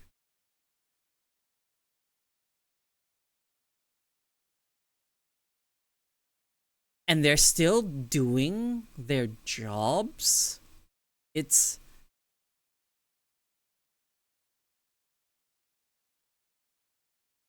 it's really evident on like this. It's on almost all of the cars. They've all like written on their windows. It's like they have like phrases like "We can't turn out if we burn out." Want fair pay, and then there's one that says "Family or the Force, don't make us choose," because they're not getting paid enough. And it's really unsettling being a civilian, walking down the streets and seeing basically every cop car having a little fucking strike slogan on it. Kind of unsettling.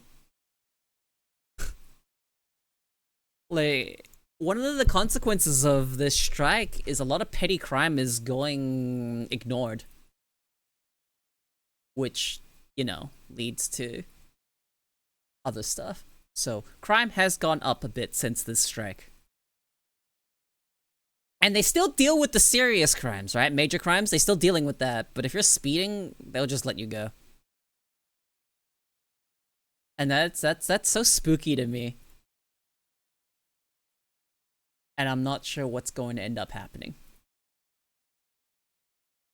The sort of turbulent times where I'm living in right now. Cops on strike. Prepared for that after the riots a few years back.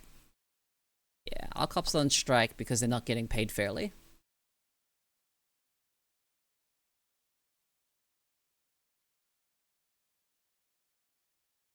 Like 800 vacancies, 900 sick. Like, it's fucking crazy. It's really bad.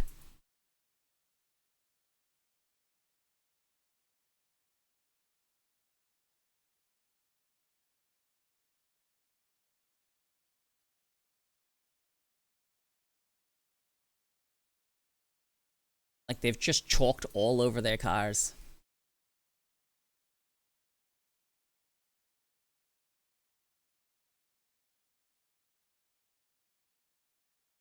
Holy shit, almost 2K? What's almost 2K?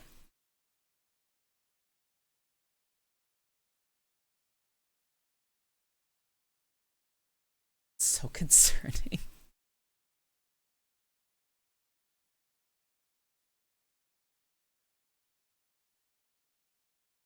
I'd like our police to actually get fair pay. But thing is, vacancy and sick, yeah.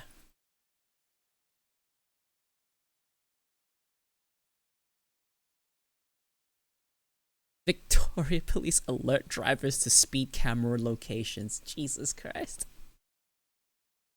You want a 40k laugh? In a bit. So,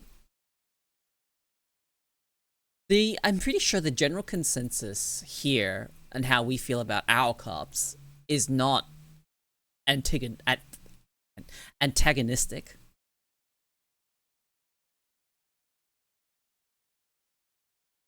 Like, every experience ever that I've had with a police officer here has all been positive.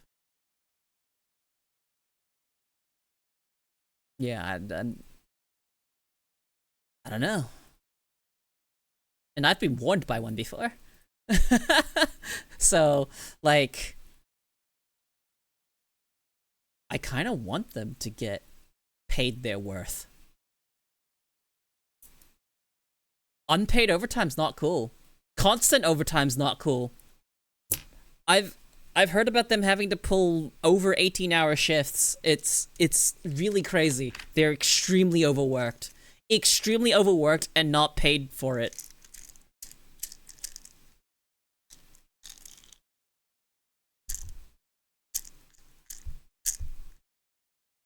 So, yeah, that's kind of happening where I'm living. Bit spooky. Hold on. Dose number 2. Medication's wearing off. Yeah, the strike is justified. It is definitely justified.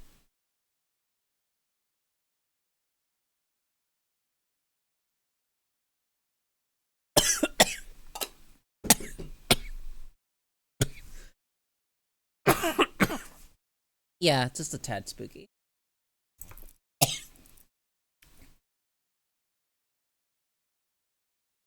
So, yeah. Alright, did you post this somewhere?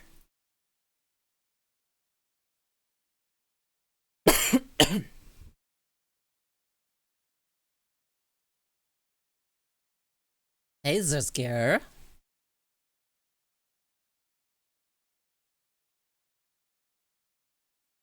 Yeah, I don't know. I don't know what's gonna happen. It's worrying.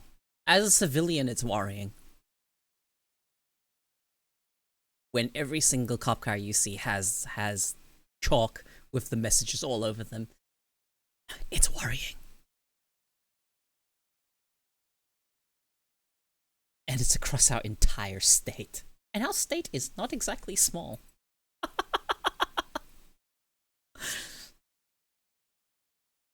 So, you know, concern.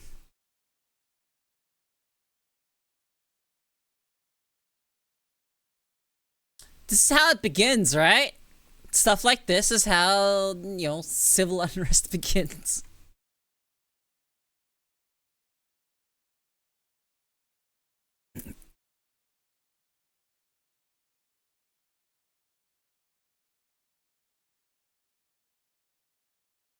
So, yeah, bit concerning.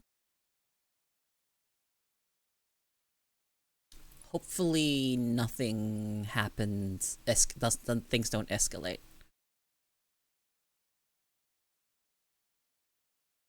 But I do believe that our law enforcement do get support from the public. The problem is that the government isn't giving them their dues. So, that's a thing. Like, I saw a message a couple weeks back. I saw a message on one of the cars saying, and this is talking about the party that's currently in power. They're like, Labor, you love nurses. What about cops? So, it's to do with the way the government's allocating funds to the public services. So it's definitely just an issue with bureaucracy, bureaucratic problems.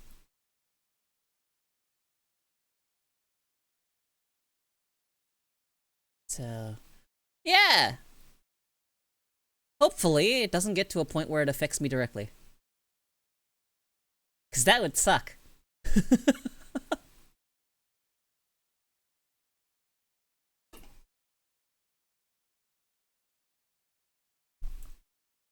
So what is this 40k laugh?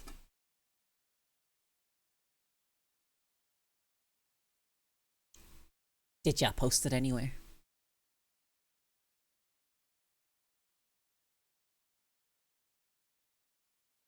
So that's just how it is here.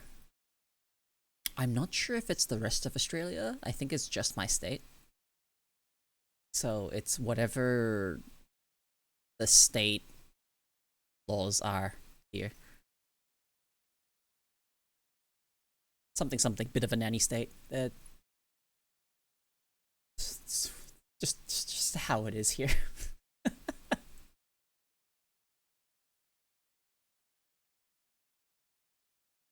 Think of this when I first found you on Twitch. You did an off topic? I don't see it.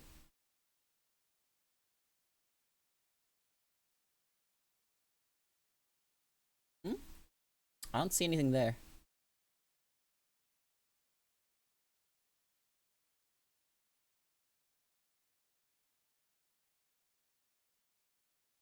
Think of this when I first found you on Twitch.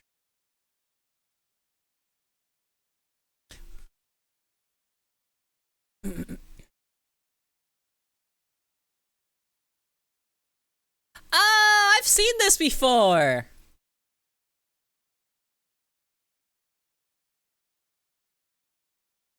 Is this the one where she like...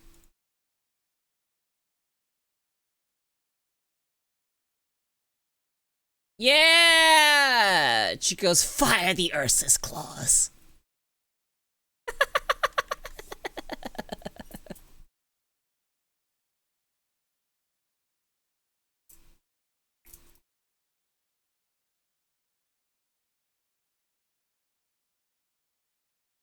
Yeah, that's the one. Ah, yeah.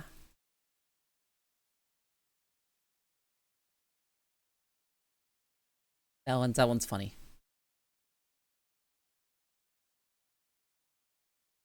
Other issues.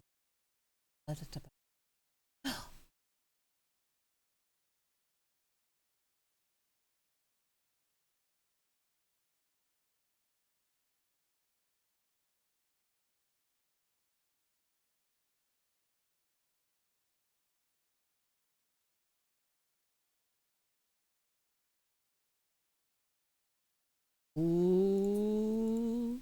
My reaction to that was stream and buying into Croc supremacy.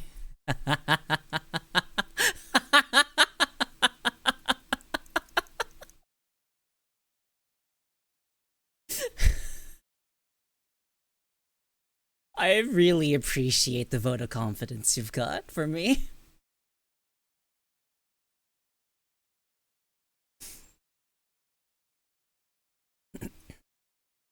Mm.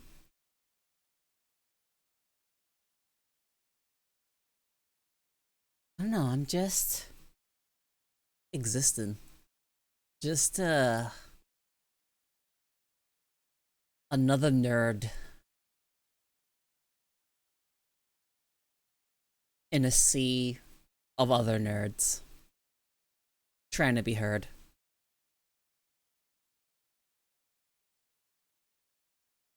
Basically what it's like. Not entirely true if you take that at, literal value, but I'm here to exist and enjoy myself. And if you guys also enjoy yourselves, then it's a win-win. Just like that. Just like that. And if my ability to sit here and fucking go on and on and on about just the most random shit, then perfect! Because I really do talk for about a huge range of topics. Like, it's pretty amusing to me what type of stuff you'll end up talking about here. Some days you might get existential, and some days I'm like, who knows what the fuck I'm talking about. Go in the Magic Fuda. Spreading the love and joy at Ko and the Magic Fuda. Hmm.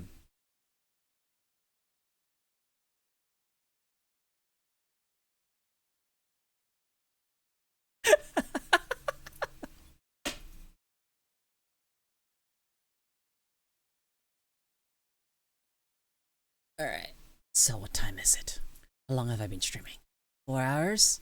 Oh yeah, we got some more in me. Definitely got some more in me. Food is such an interesting concept to me. Some people were just like, what if? And they're like, hear me out. Girls had dicks too. But instead of just one or the other, they had both. And now, since I've been exposed to food as existing in fiction, now you can think about the fact that we could have an all-food society. It would be one gender, physically, one physical gender. Everyone's a Fuda. Fuda society. My wife asked me that question in the 80s. Did she now? What can I say? What can I say? As so many things change, a lot of things stay the same.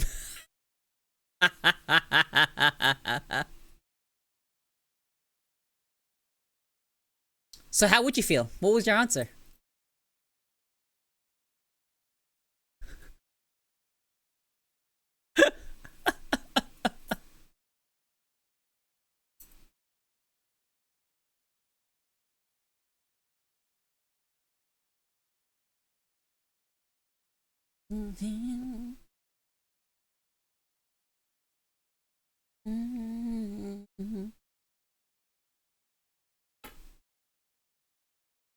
She used it for justice. I would want to record it to make millions.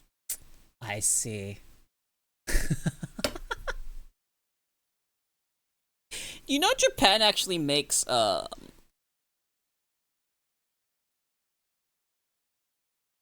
like essentially how would I describe this? That they're like not real dicks, but they make these like props that they attach onto the girls, and it's a type of JAV that they make.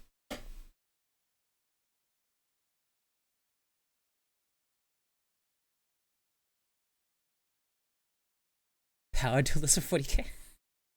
I'm not sure if that's the. I'm not sure if that's the case. No. I don't think it's anything like that.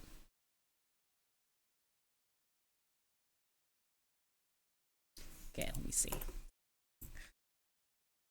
I'm gonna take a little bit of a sneaky peeky. Have a look around.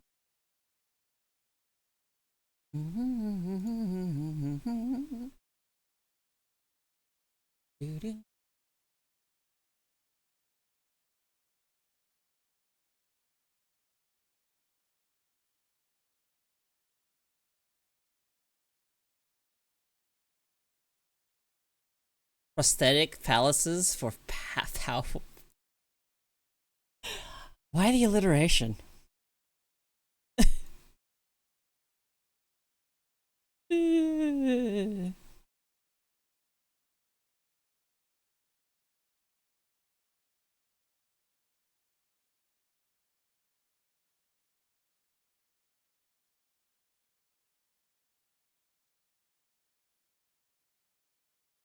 Okay.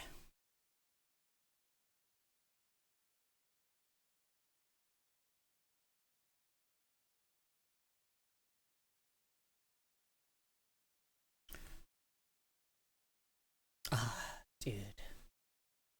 I had to see, just to see who, so I can lurk.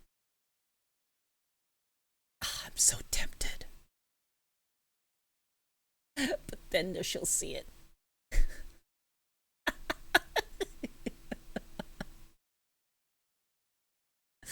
But it's so cute.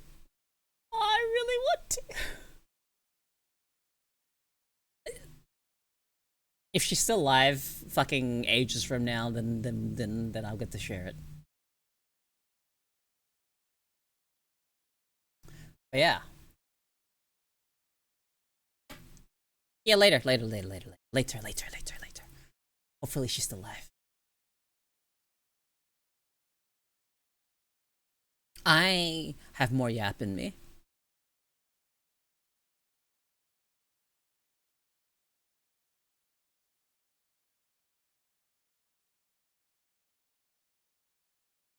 Yes, I've got more yap in me. And what exactly should we do?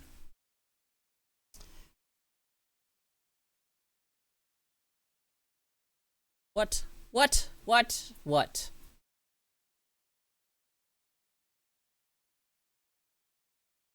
Hmm.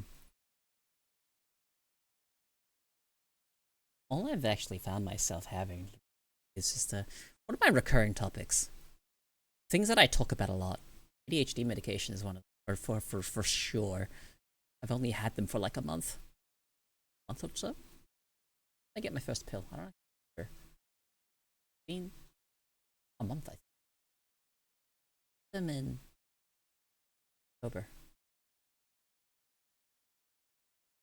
Midway, some way through October, I got medication. And it has genuinely helped a lot. And I've been talking about how I've been trying to figure out how to leverage the medication.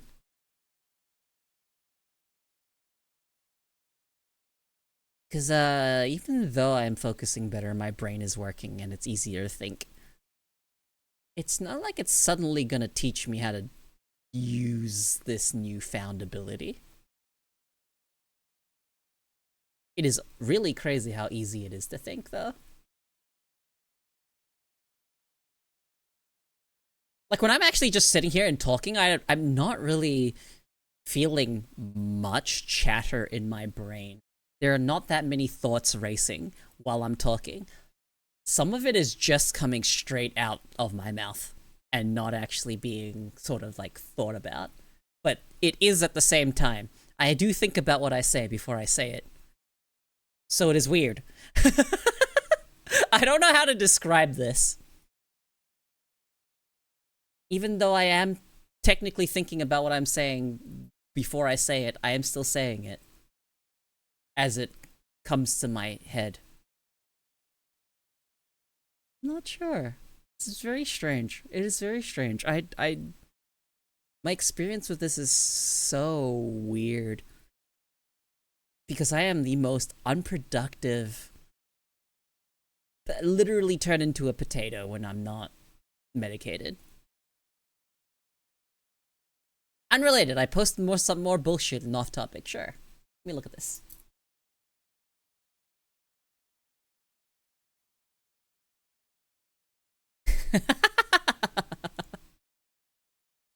I'll look at it later. But it's really strange to me how a small little pill can stimulate the brain in such a way that whatever was wrong with me before is no longer wrong with me until the medication wears off.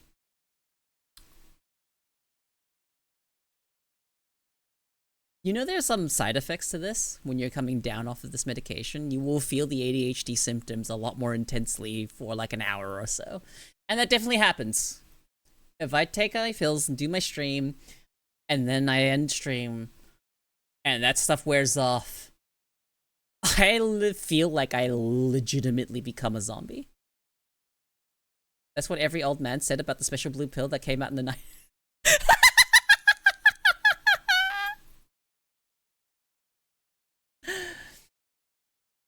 But when I'm on the medication, I don't feel like a zombie at all.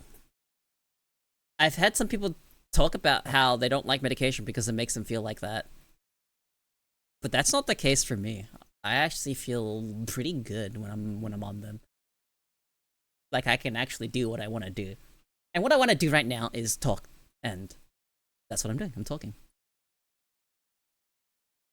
And I talk about it a lot. I talk about this a lot. But you have to understand, for most of my life, I have not known what it is like to have a quiet brain. Genuinely not known what it was like. I thought everyone experienced that. I thought everyone had thoughts racing constantly. Genuinely thought everyone had to deal with this, a crazy inner monologue, and they all had to also filter through the thoughts and whatnot.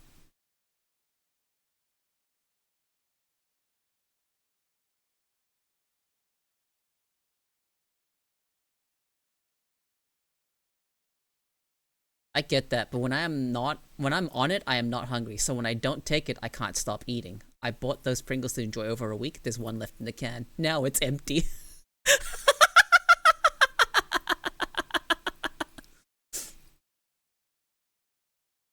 Like, you have the contrast, right?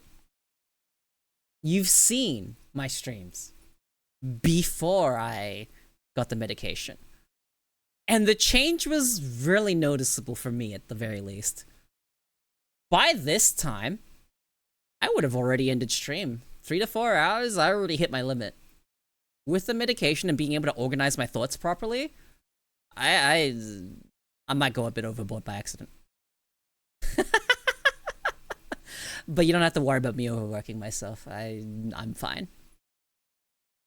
I know when I need to take my rests. So it's kind of interesting.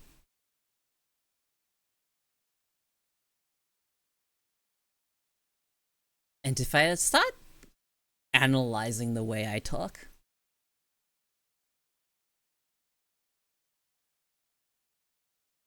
I don't really fumble my words is not the word I'm looking for. But it is close, right? I don't exactly fumble or trip over my words. Not that often. Can happen from time to time when I'm reading something. I'll accidentally say the words that I'm reading because my brain is moving faster than my mouth is. But that's not as much of an issue when I'm on medication. It's really strange. Really, really strange. And I'm not sure how to describe this feeling. It's like I can actually think out loud. Like, actually verbalize my thoughts as they happen. And not sit there waiting for it to get filtered through. That makes sense.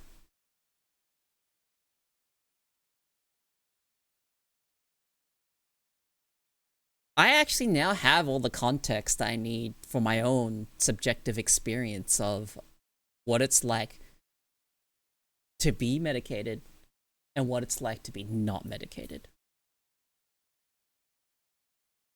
Adrenal? Okay.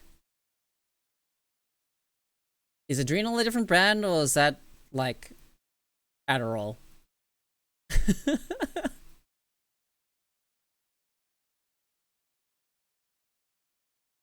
And for me, it is not like everyone with ADHD needs to be on medications. They need to be on stimulants. No, no, no, no, no, no, no, no, no, no. I don't think I'll ever say that. I don't think I'll ever say that. Because it is not necessarily true. Not everyone needs to be on medication when they have ADHD. However, if it does cause you problems, might be worth looking into trying out stuff that works for an ADHD brain. Because the way that it works is that we have a dopamine deficiency, and that impacts our executive function. Right, so we have an executive dysfunction. That thing we need to do, we're not going to do it. We're going to stress about it, though. Deadlines. Ooh. We will stress about deadlines the entire way through, and then still not do anything about it until the last minute. Last day. Day of. I never did homework. Just so you guys know, when I was in high school, I never did homework. Never did homework. Not once.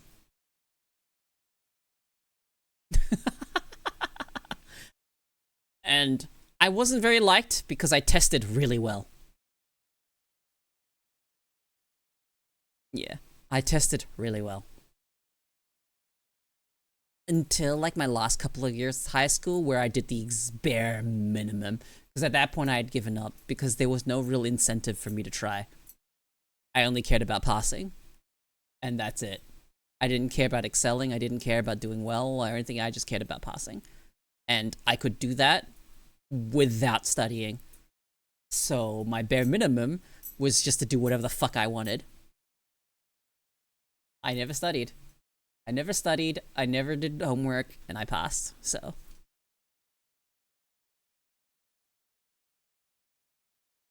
Kinda sucks, that's what ended up happening. I do have, like, not exactly regrets, but I do have some moments where I'm just kinda like, man. I'm curious what would have happened if I had actually picked better subjects to, you know, not try in. Wow, I probably would have done so much better. What the fuck? What do you mean I should have done physics, calculus, and all of that stuff, and chemistry? Man! I ended up learning about a lot of that stuff later down the line anyway, just out of curiosity. But if you were to tell me to do anything I learned from math back in high school, I would not be able to tell you how I did it. It would take me like a couple days to refresh. I don't use that information. The information that I do use, things that are actually relevant to my life, is English. I learned English. I learned about how English is structured, the way that linguistics are, you know, utilized. And that's relevant to my daily life.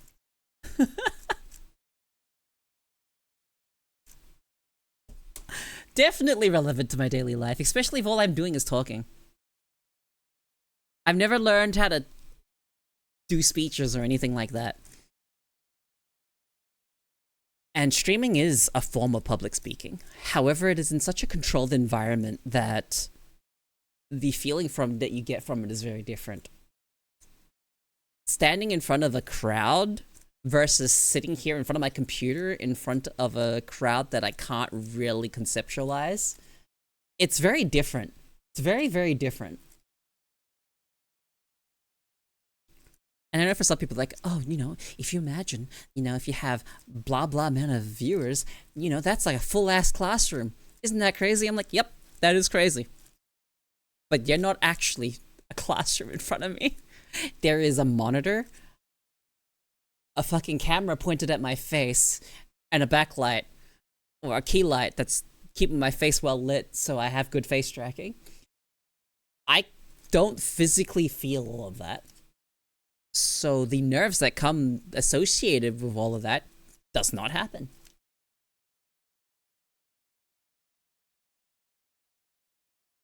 Which is pretty interesting to me. As a youth, I was pretty shy. When I was like really young, I was pretty shy. I used to like hide behind my mom a lot. I got less shy as I got older, but I am still relatively introverted. Because obviously, I am still an introvert. There is not much extroverted about me. I don't really make friends. Friends make me. Which, funny sentence. I hated my public speech class in college. I kept getting docked points due to my ADHD and me saying to let my brain catch up with my mouth. It's hard to do. And it's something that I think that I end up doing unconsciously. I try not to go that much. But ADHD will make instead what ends up happening is I will stutter my speech. My speech will stutter. I will stutter. Meet my stutters. Because instead of going or I will hang on the word that I'm currently up to. So I'm talking about that thing over there, you know, that type of sentence. I've noticed that that's how I hang. It's like I'm on a logic loop. I'm buffering. Verbal typo, so to speak, too. That happens. So it's been fun. Being on the medication and seeing the contrast. Also, makes you a bit resentful. Like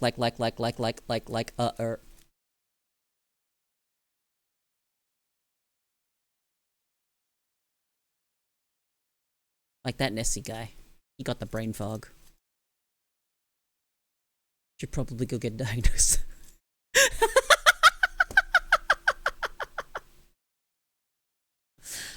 What do I need to do today?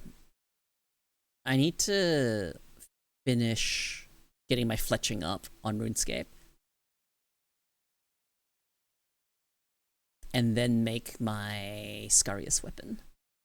And then go farm Scarius for a bit. And get my combat up. That's my plan. Fight caves? That can wait. That genuinely can wait. I ain't touching fight caves until I get my combat stats high enough. I want it to be as painless as possible because I fucking hate going through those waves. It is such a bore. But that being said, I could cheat and take medication for it.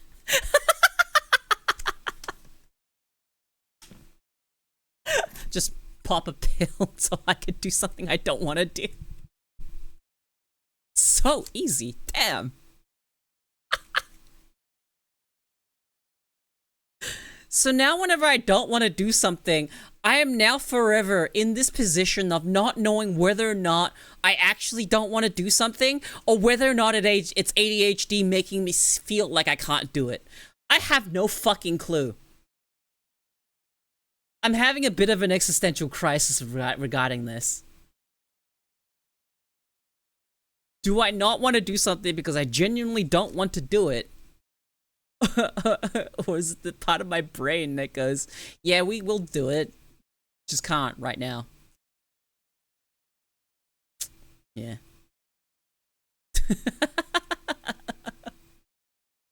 I haven't been able to figure that out. I think I need more time on the medication. I need more time to spend, like, fully medicated.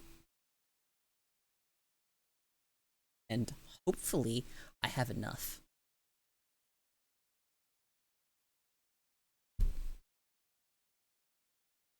So I take about 20 tablets in a week. So that gives me roughly 5 weeks of medication if I don't take extra.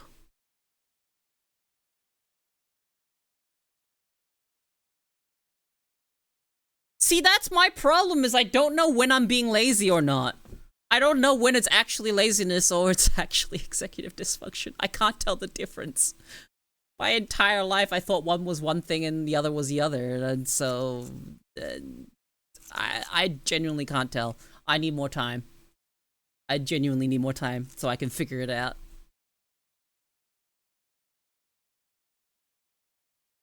Like, when you have ADHD, yeah, you actually lazy. Or are you just incapable of doing it? Fuck, man. You actually feel so fucking... kind of useless sometimes. At least I do. Feel kind of useless not being able to do things.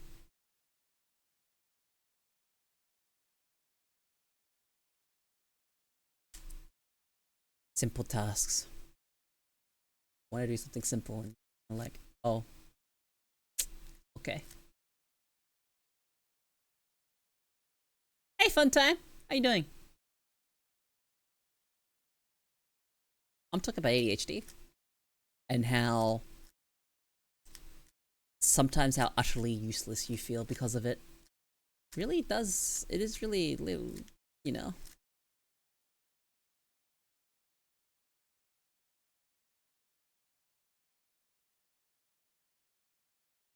I've lived the medicated life from second grade to the end of high school. I can tell at least when I'm just being lazy. But did you know it's the lazy people that invented most of the tools we currently use? Your stuff with turkey? Let's go! Yeah!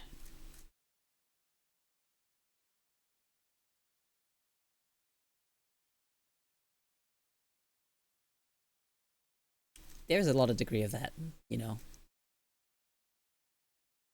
When you're lazy, that depends on the kind of lazy, okay? It really, really depends on the kind of lazy. There's lazy to cut corners, and then there's lazy that will try to make things faster by making things more efficient.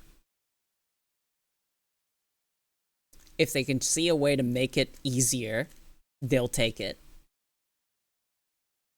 There are two kinds of lazy, you know? There's a lazy that will go out of their way to make stuff easier, and then there's a lazy that will just cut corners.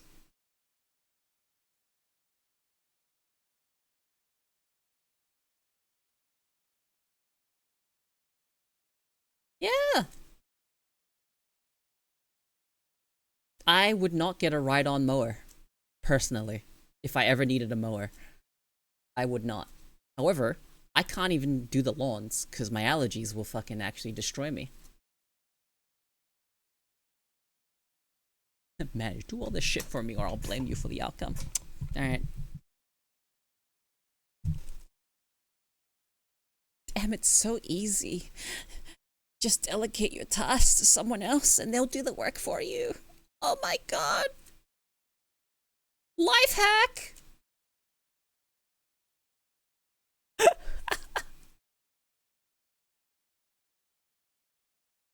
So there is one thing. I'm currently on this...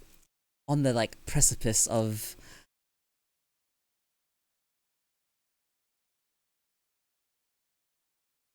potentially taking on more work. Oh no, Garrick, that sucks. That actually sucks. What the fuck?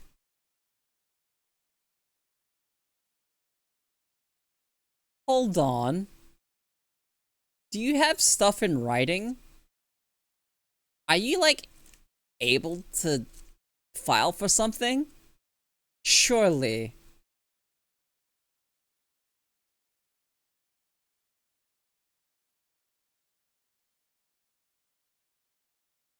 Did you get workers' comp?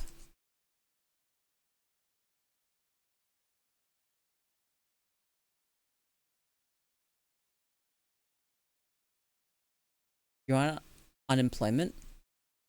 But did you get compensation for all of any of this stuff?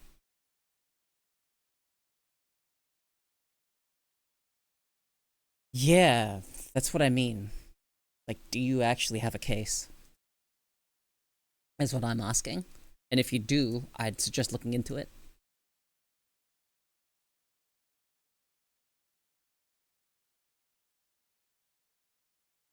Yeah, I'm gonna be getting paid. Okay, okay. As long as you're getting paid.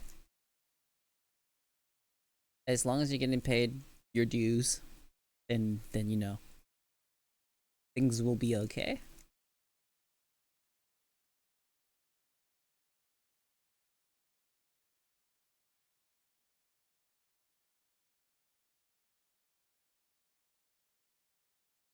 I was going to sue unemployment for discrimination against a handicapped person.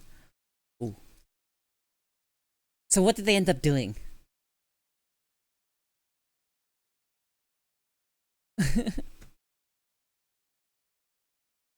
My first check hits Monday, but I had to wait a month. Ugh. But you're doing okay, right? Like things like you have enough of a safety net? Like you're doing okay?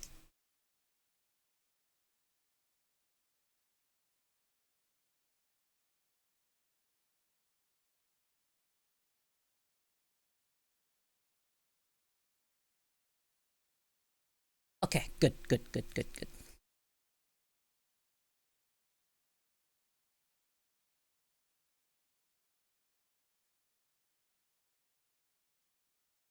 No. I'm glad I do what I do.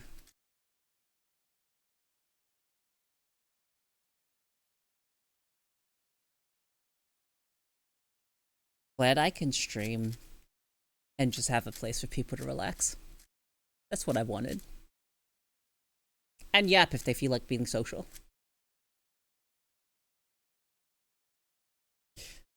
Although...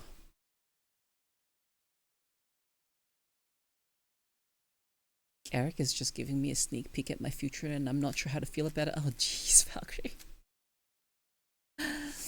They denied me my unemployment because I was not physically able to physically work, but I could still do anything as long as I was able to sit. Oh. So did you end up winning that or did they settle? What happened? Because you said you were going to sue. So did you come to an agreement that you were happy with? But yeah, I had to do the job of like 4 people and when stuff was piling up. I fucking hate hearing about this shit. It always makes me angry. It's fucking Companies try not to exploit workers challenge fucking impossible.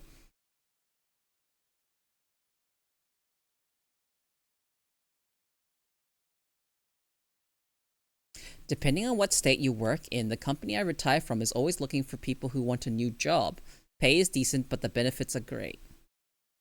I don't see a downside if the pay is decent.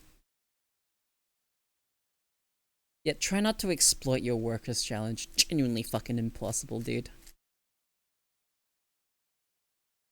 I'm so fucking sick of it.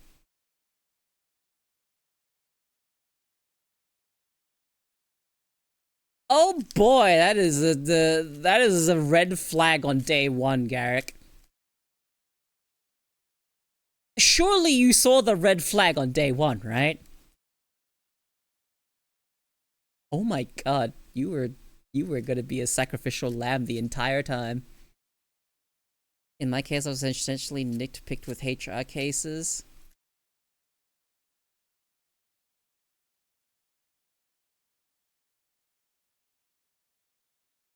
What does working in a data center entail?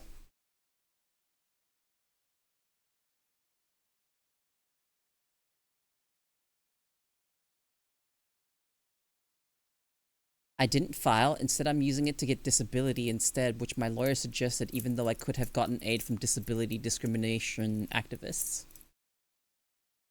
Couldn't you have gotten both? Or was your lawyer trying to play it safe?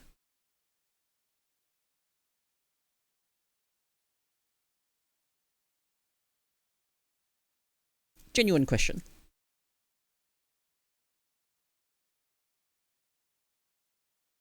Answering support tickets, running network cables, doing rounds on equipment, and keeping facility clean and bright. That sounds like an okay job, to be honest. Genuinely. But hey.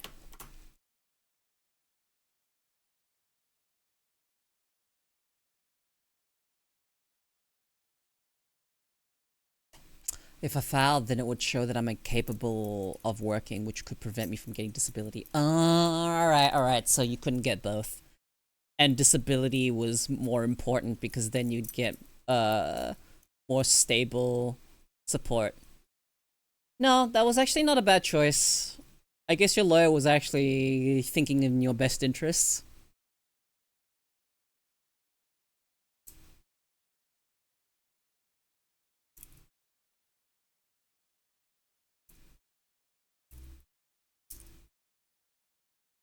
Hmm.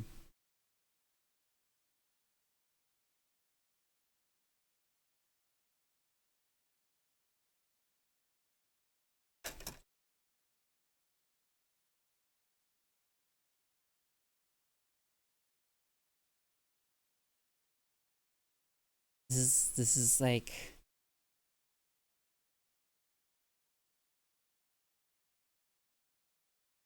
why my stream exists.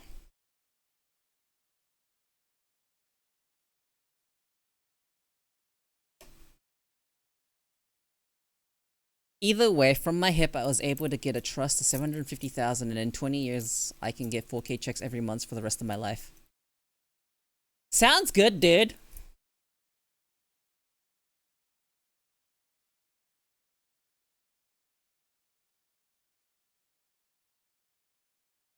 Jesus Christ, Garrick. Well, Garrick, if you are interested... Sorry, Sol, what region of the States are you in? I have to ask. I wonder if this will be relevant. Because I am of the firm belief that if opportunity comes knocking, alright, you take it. We have sites nationwide.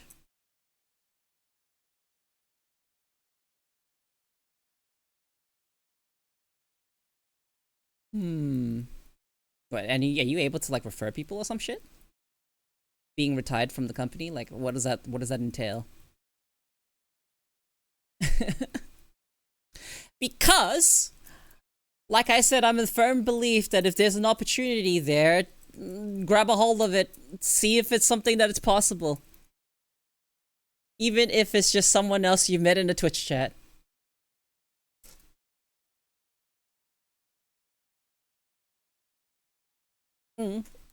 Consider it. Talk to each other. If you don't know who Sol is a 74-year-old retired war veteran.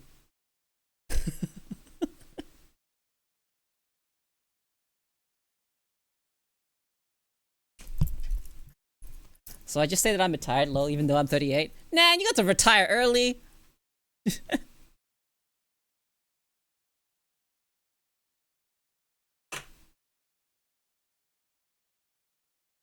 I can drop a referral, but if you happen to be in my state, I can get you an interview on Monday morning. Holy shit!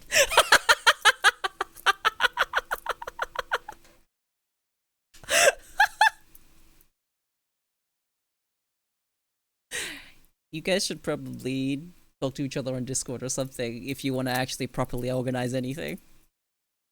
But that's cool! That's actually cool. Do it! I'm in Ohio, but we have sites in the Dallas area. Ooh. Okay.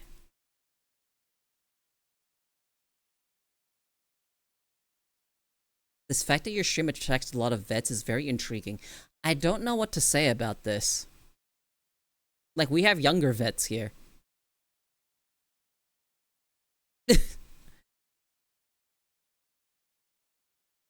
Oh, that's pretty far. That's a shame.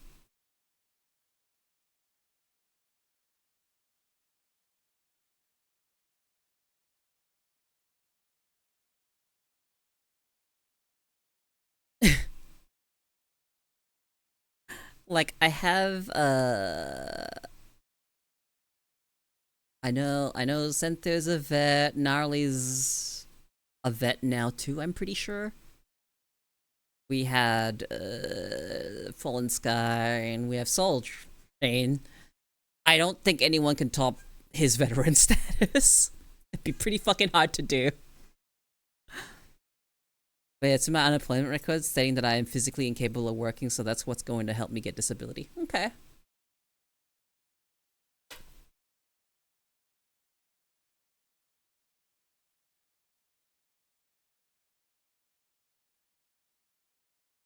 The fact that this is happening in my chat is really fucking cool.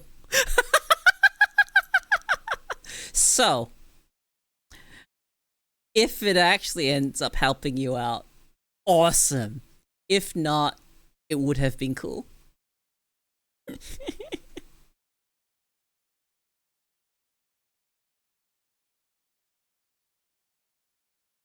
They have a lot of spare time and just like to see people like Yuko, the product of the things they protect. Also, your stories where you live are fantastic. My stories are fantastic. Since you're already doing the job of 4 people already, surely you can do a 4-hour drive in 1 hour. Hope everything goes well for you, Carrick. God damn it, smile. God damn it, smile.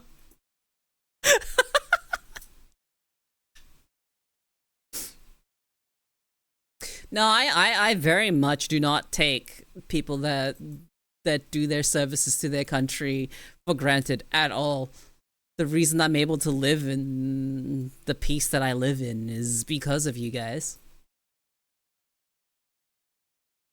Even in our relatively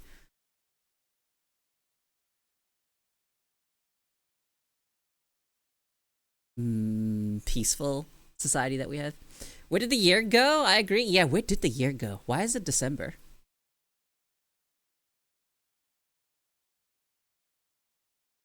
Yep, that's Dragon Force.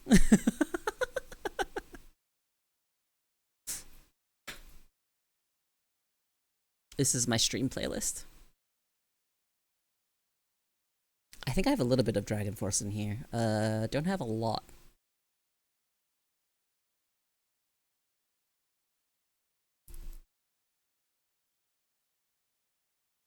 I have Fury of the Storm and Through the Fire and the Flames.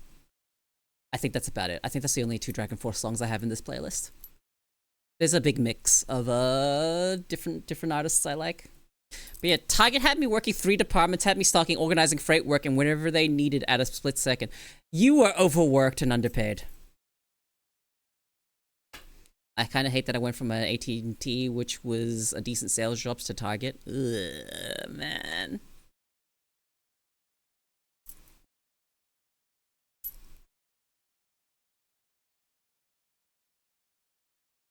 So if Sol actually does have any contacts in the Houston area, it'd be kind of cool.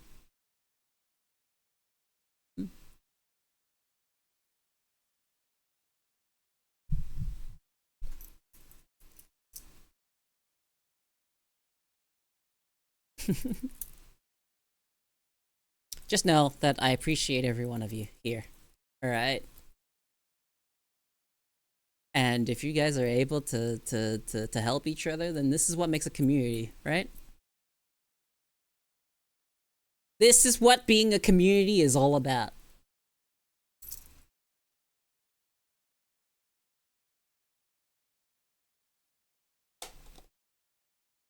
And if it goes well, and there is something for you, I get to have a cool story.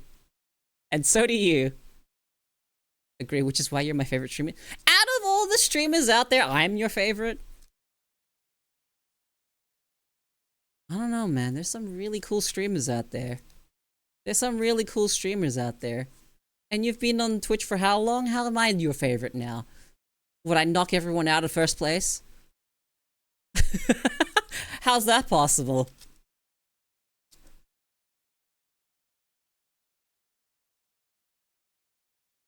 Fear the Stone, dude, I vibe with that. Dude, that's why it's on my playlist.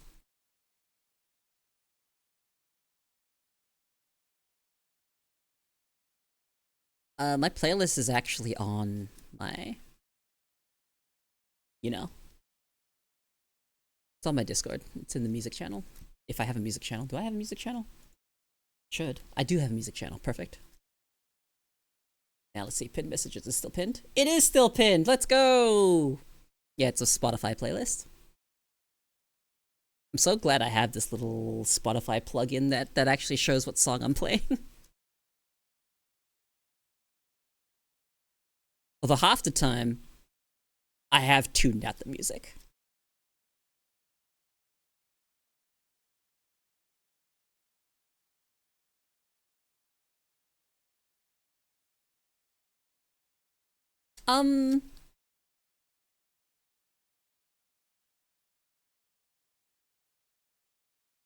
Okay. This is the part where I tell you guys to go into Discord DMs and talk details.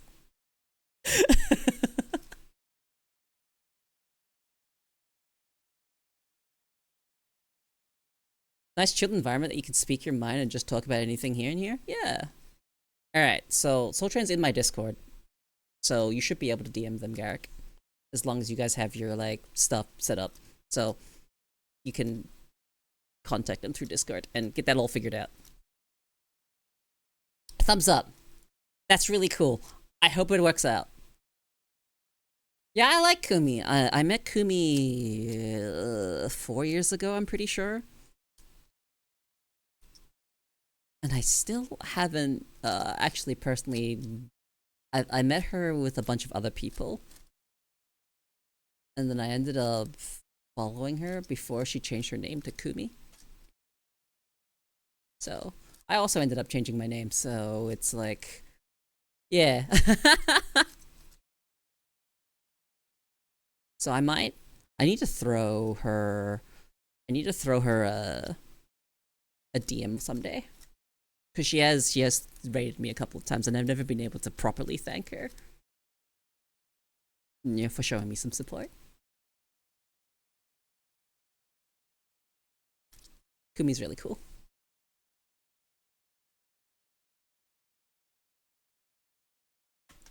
So I'm gonna do this. Pretty sure that's her user, right? Yeah, okay, perfect.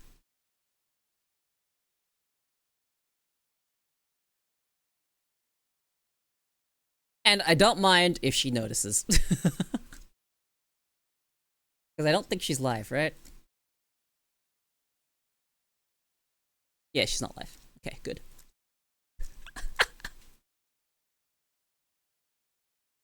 So VVT is an interesting, well,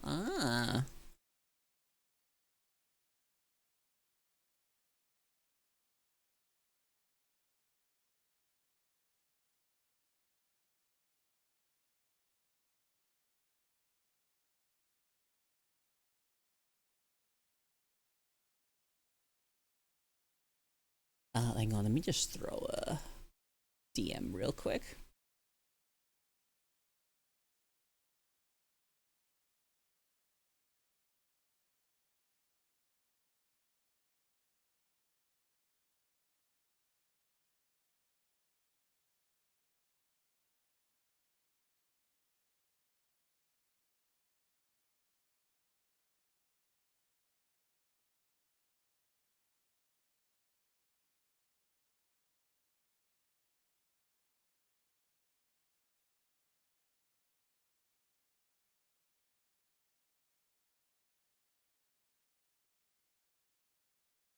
Okay.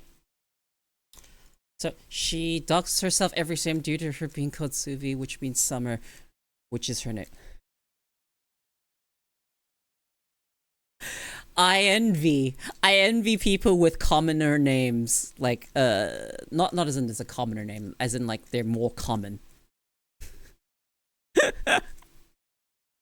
Commoner, man, what am I saying? Commoner names? No, names that are more common.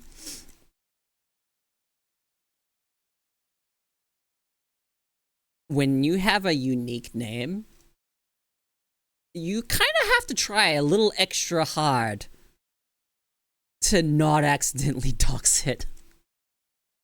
If your name is uncommon, yeah. Zzz.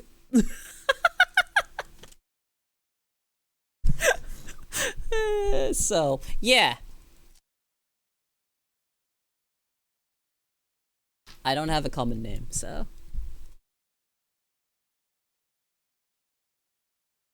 Who would ever do something like that?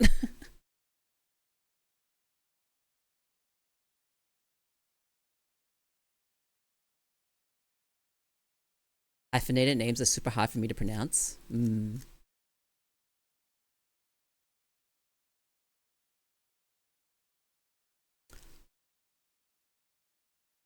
name is pretty common. My last name is extremely common.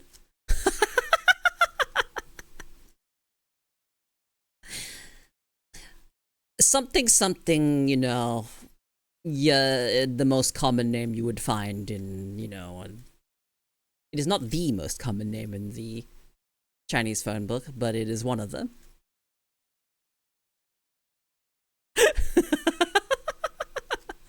It is not Smith, I'm Chinese.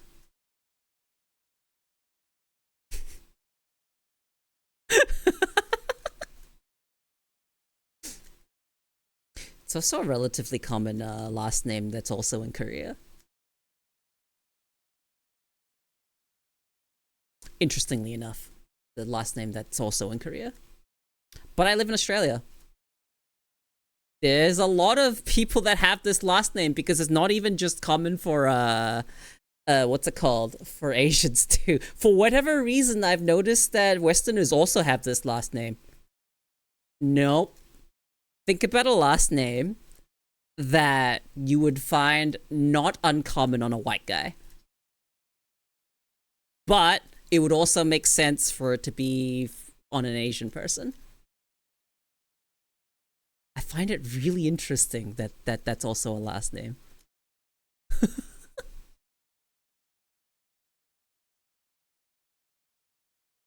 You can guess as much as you want. I've talked about it publicly before. My last name is so fucking common. Like, I swear. It would be fucking next to impossible. Due to how common it is.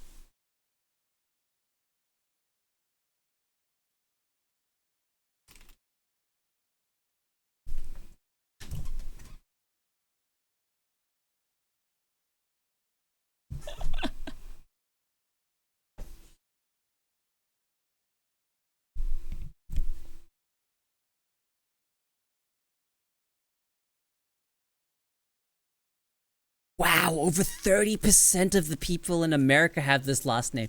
That's crazy. That is so common. And that's in America. And I'm not even talking about the other countries. You get nothing from my last name. It's so fucking common.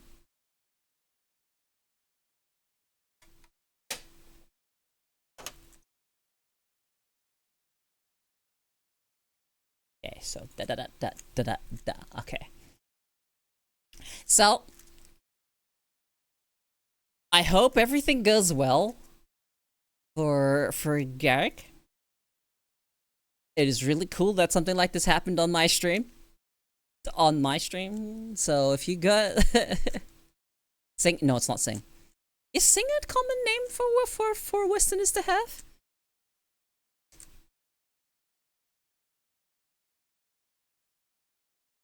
Like for like a Caucasian family to have the last name Singh? Is that a thing?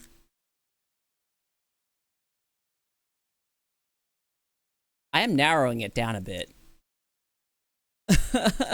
There are notable fucking celebrities with the same last name.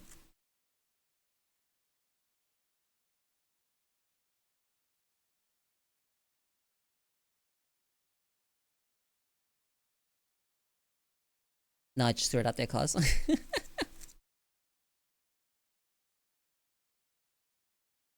But yeah, no, this place is like,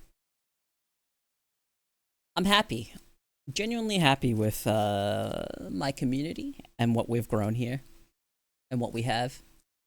We're not particularly big, and that's okay, right?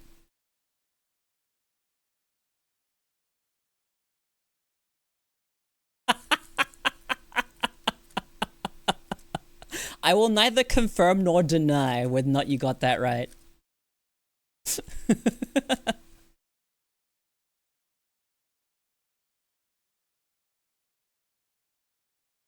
But that is a very common last name.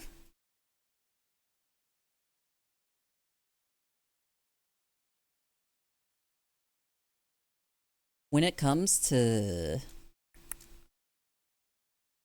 streaming, I don't have the same motivations as most people do. And I'm not saying that I alone have these motivations. Obviously fucking not.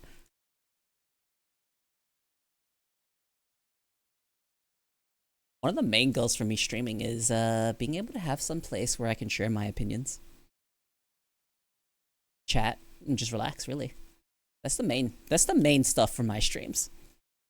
I don't really care for much else. I don't even play games here. You guys realize how much I just sit here and yap? Like, I don't shut the fuck up. I've been talking for 4.5, no, more than 4.5. I've been talking for almost 5 hours now. I'm just looking at Wikipedia's most common surnames. Co-Motivation Volume 1 coming soon. Yeah, this is my free speech space. And if you guys listen in, like my opinions, like listening to me talk, even if you disagree, but you like listening, then whatever you say, crocodile lady, you know, that's fine too. I'm glad that my opinion's changing. Slowly changing. I used to fucking hate my voice. Now I'm kind of okay with it. I'm mostly okay with it now. I don't hate it like I used to. So I'm coming around. It has taken a long time, an extremely long time to get to this point. I've hated it most of my life. But you guys make it easier for me to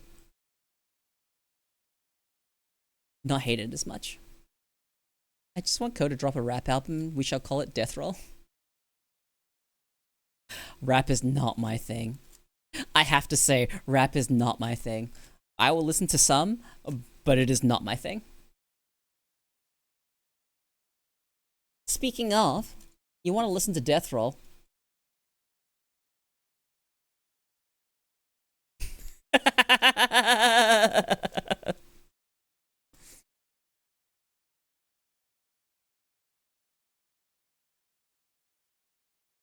Song called Death Roll already exists. If I wanted to do anything cool like that, I would need to get training. Like, I'm sure I probably have some of the bass lines in my voice to do stuff. Musically inclined, or even in the voice acting space. I lack the confidence or the training. Yep, you did prank that hotel in Atlanta with this song.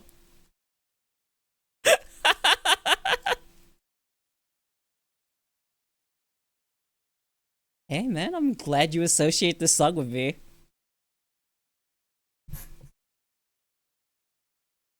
We are the beast, hunters of all, swallow you whole, dragging you down in a death roll.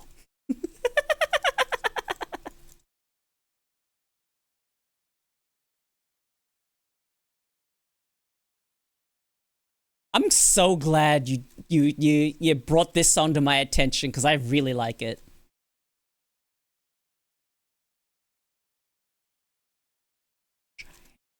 Your instincts eat the young. Then head through the wasteland. Them all till there's nothing left. Kill them all till there's nothing left. Cool. There's nothing Looking left. cool, Joker. Thank you for the 25 months, fun time. I might listen to more from Wage War. But Death Roll just seemed too perfect not to put in my playlist. It is first in the playlist.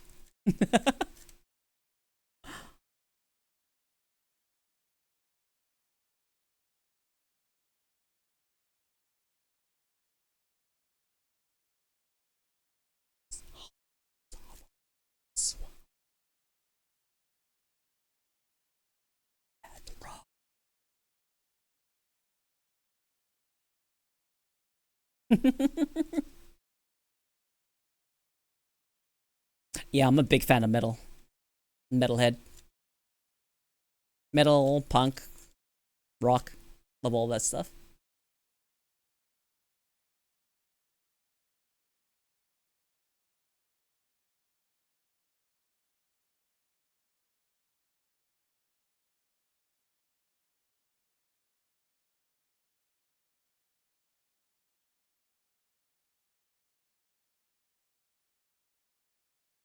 Yeah, lower the volume. Oh, dude, it's King of Cups. I love this song.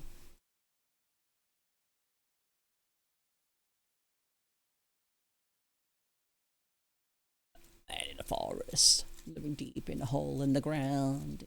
Pulled a cup and he gave it to me. Drink it down, drink it down, drink it down. I actually ended up removing a lot of Aether Realm from my playlist. Some of them were a bit too slow for me. Oh no, I haven't actually got a chance to listen to those Utsupi songs on because they were not on Spotify.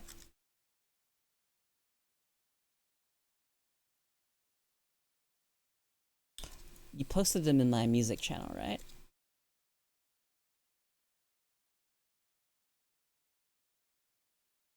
Yep. They're there. I've had them tabbed. I haven't had a chance to listen though.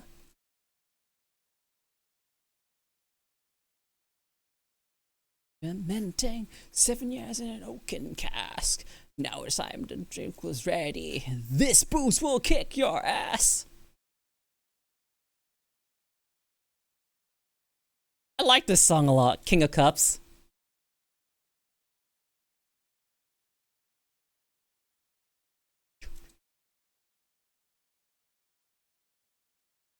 One last drink and you'll hit the floor. I actually like Aether Realm. But one of their songs is like 12 minutes long.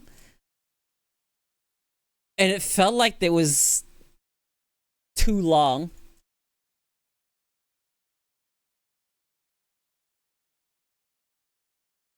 Yeah. Aether realm's responsible for the sun, the moon, the stars. The sun, the moon, the stars. I think this is the only Aether realm song that survived. Yep, this is the only Aether realm song that survived. The bill, the think is clear. Take a breath before you chug, chug, chug.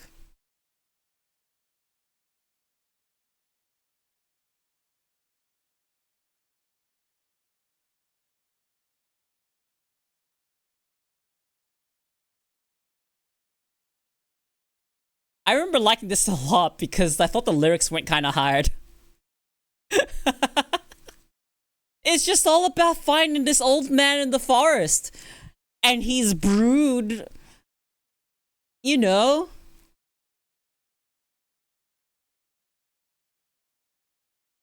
Just a mystic brew. And then the line with, "This booze will kick your ass." It's a drinking song. I don't even drink. I don't even drink. And I like this song a lot. The instrumentals are good too. That helps a lot.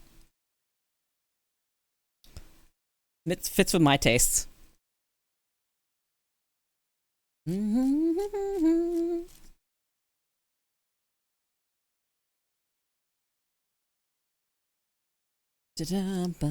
I am interested, okay, in doing two things. This is something that I will not promise. I just have an interest in it. There are two things here.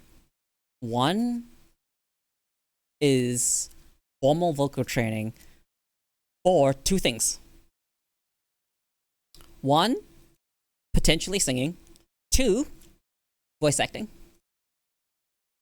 There are two things I've always had an interest in, but I've never had the confidence to do anything about it. Nor do I even try.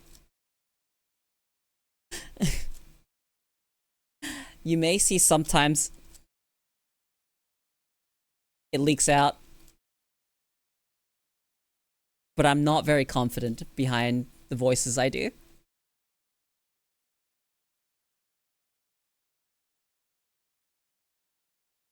I don't know about that.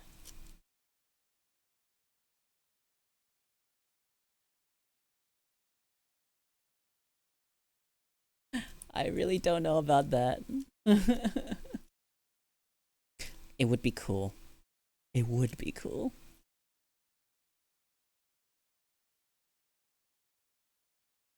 But I'm not gonna promise stuff like that. That's like, it's ambitious, and I feel like it's a pipe dream, but it is something that I would like to achieve in the future one day.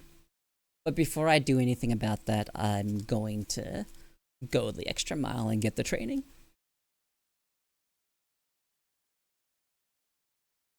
Because, you know. Yeah, it's not something that I've ever really been encouraged to do.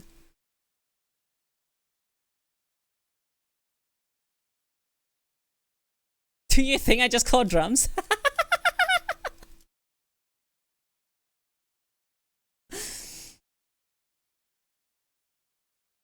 It'd be cool. One of the things I'd have to learn is learn how to actually scream without damaging my throat.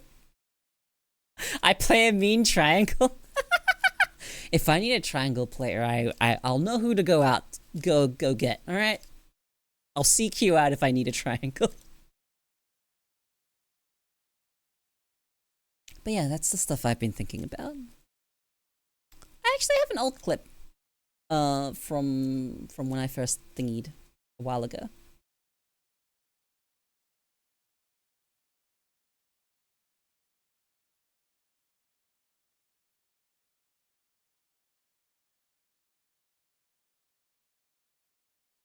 Why did I look at my Discord and immediately see that? I got a DM from Z, and it's just one of the Harada's tweets. I fucking love Tekken. Harada's fucking great.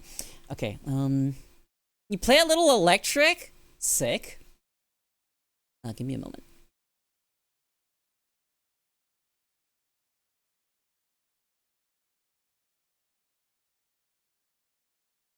Need to go to my...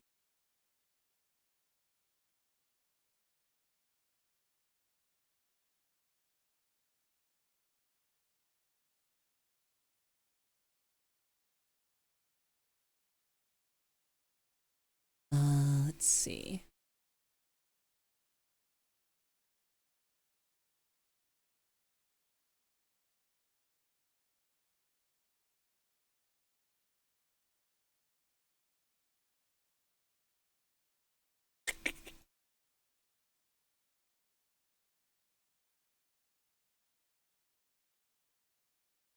All right, so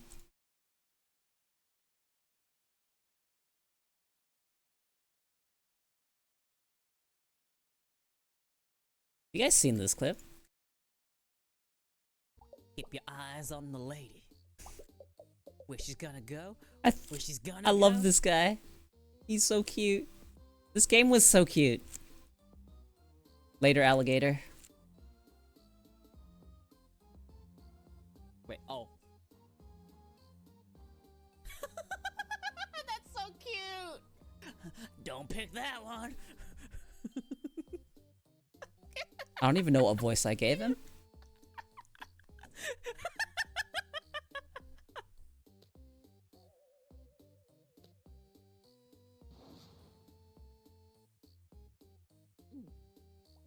Well, I guess we'll never know who won. Who knows which way the wind blows or some junk. Are you kidding me? This game was so cute. I love this game. Fucking little gator game. Look, Ko's live. It's crazy. Crazy. Oh, I don't want to hear myself. Stop it.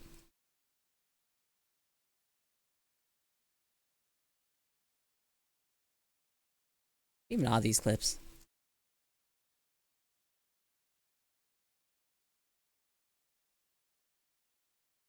Hang on, let me open some.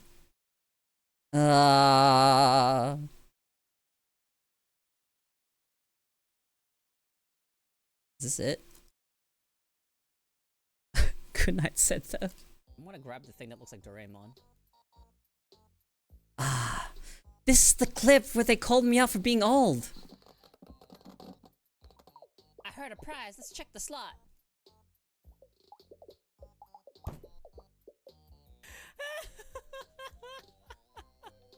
The oh hey. Fuck, man. Fuck, man. I actually got called out so hard by this game. One is a bazillion years old and the only weird grown-ups remember it.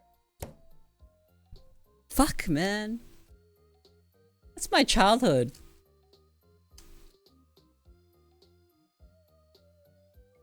That's my childhood! Guess I'm fucking weird. Alright, call me out like that? Holy shit. I bet you'd only get the reference of me if you were told.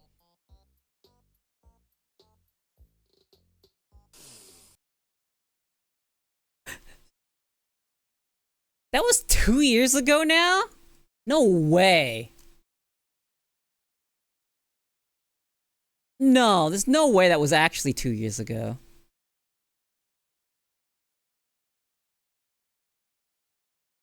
Surely not. I debuted 2023 in May?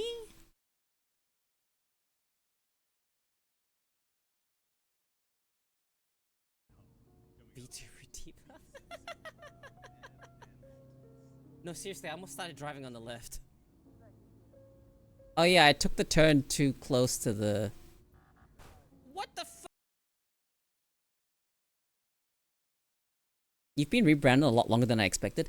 I didn't stream that much in 2023 because of being sick. There was a PAX happened, there was events, and I got sick.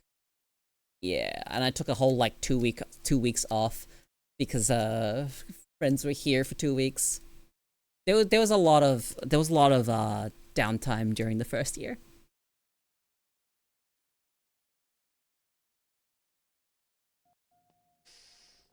Oh yeah! I love this clip. Let's leave. Vacation's off.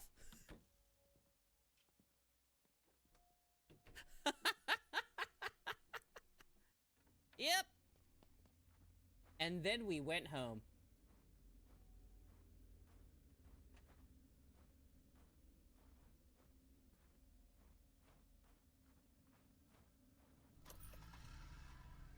A year and a half or so at this point now. I don't know why it says the clip is 2 years old. Does it round up?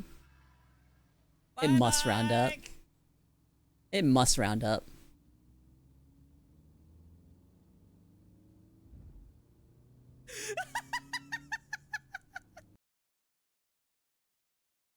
Why couldn't the game give me an ending for doing this? Huh?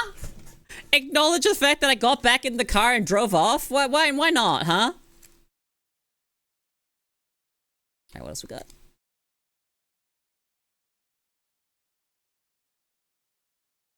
Yeah, a little over a month.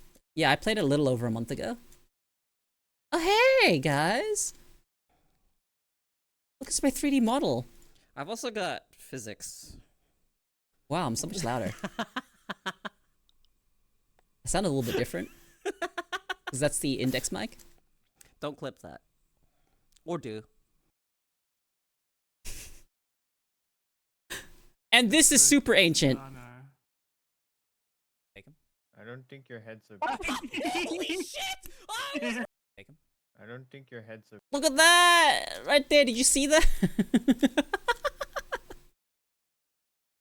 Take him.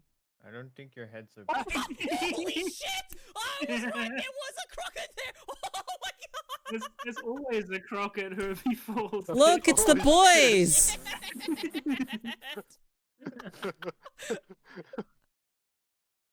These are the boys! These are my boys! There's Nessie, Madco, and Rage. My boys.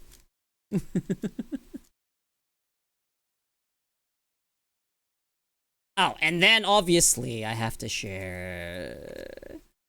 You know, when I did play Omega Strikers. MySpace. Yippee! Holy fuck! What happened there? Yippee, Omega Strikers!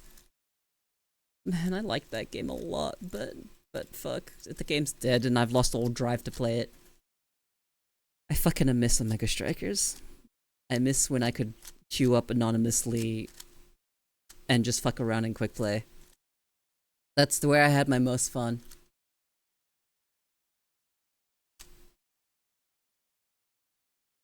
Now I doubt they even remember who I am.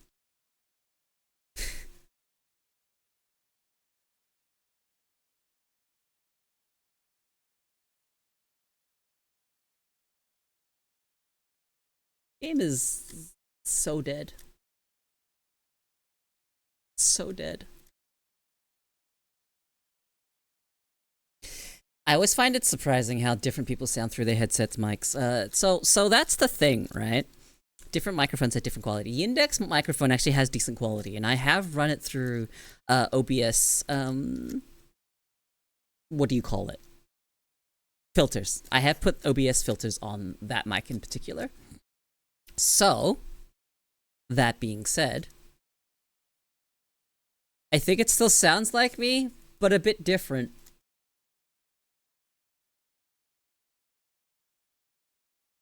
This is gonna sound unnecessarily edgy, but sometimes it's better to be forgotten. I will never forget what you've done. I don't forget.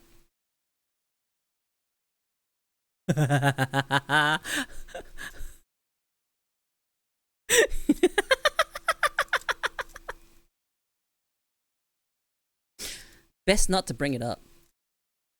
Lest you refresh my memory. Otherwise, it stays filed away in my brain's archives and then closed behind a door.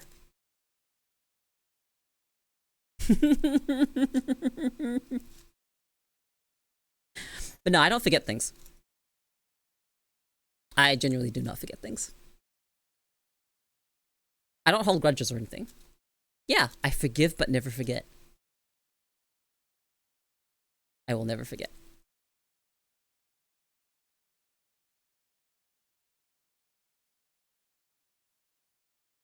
I wonder if they're still here or if they've gone and passed out.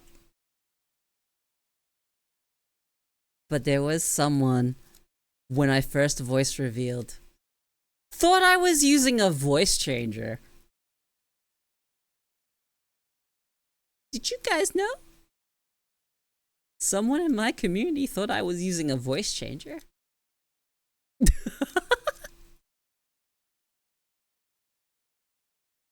And I will never forget this.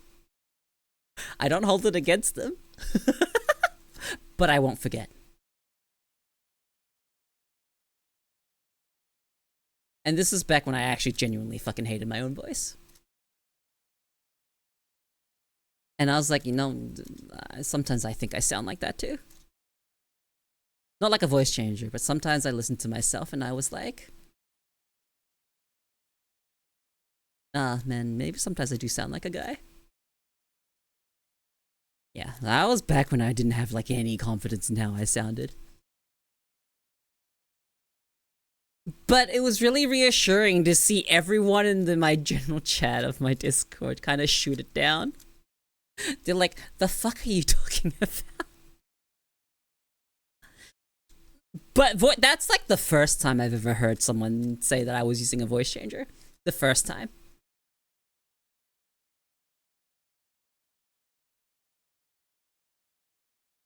Thank you. I appreciate that.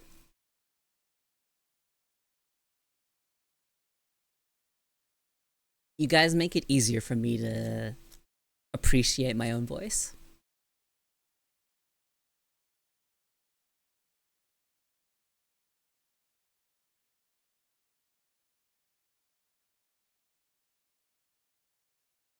The calming voice? You think so?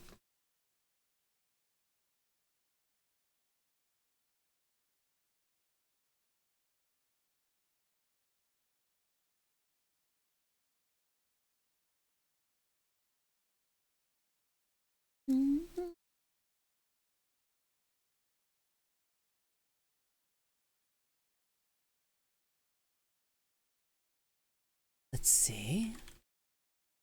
You know, the thing is with voice changers is that it's kind of distinct what it sounds like.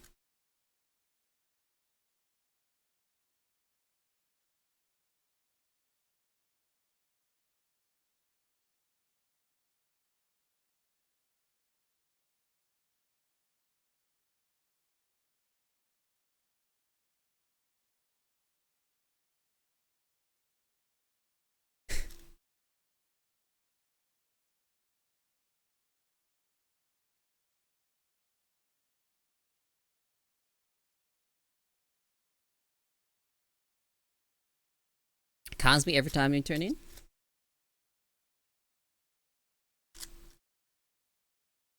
Your voice is definitely one of the main aspects of your personality that keeps me coming back. I'm not sure what to say to that.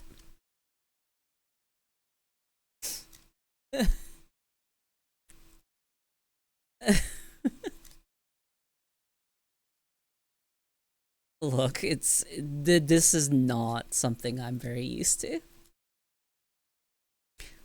You live your life hating your own voice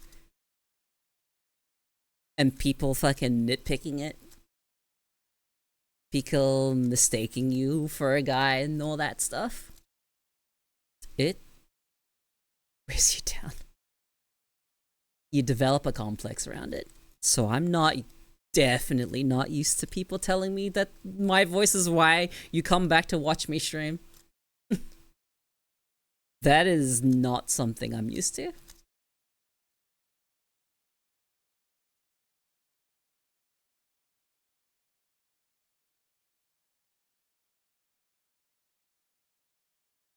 But I am flattered. Thank you.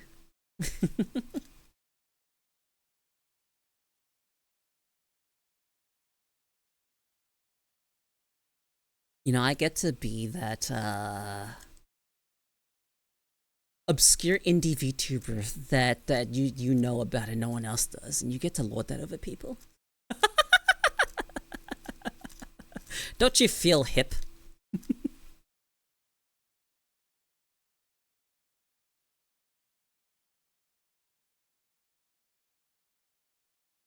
Yeah, no, I've been able to listen to myself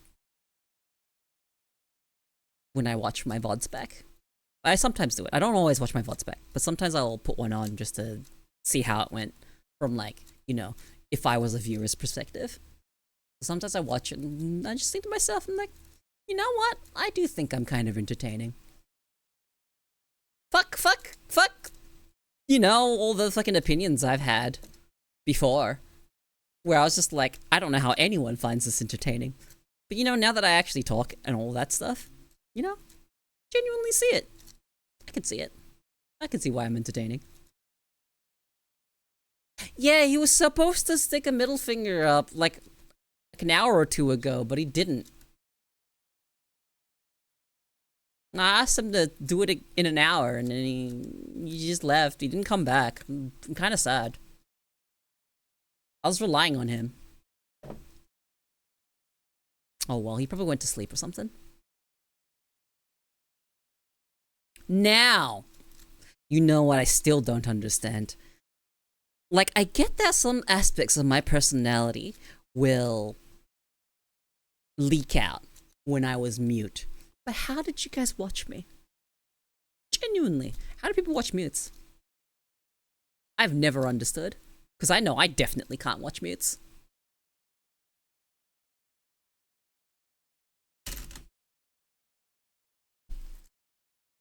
Yeah, but Z, you're like one of my closest friends, and our brains don't register things our closest friends tell us. I literally trust you with my life, so anything you tell me is blanketed by the whole aspect of the fact that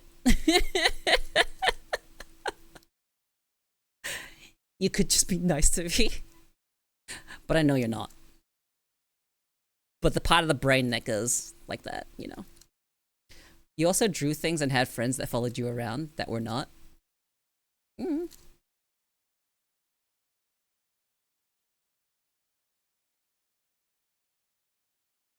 I did used to draw. It's easier to draw in VR than it is to actually draw. I'll have to tell you guys, it's so much easier to draw in VR. Drawing in the air is so much easier for me.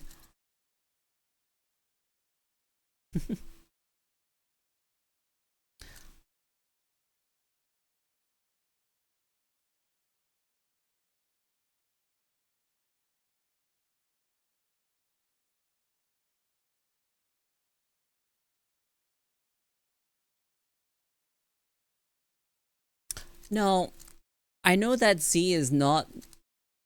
what's the word for it? She's not nice to me for the sake of... what's it called?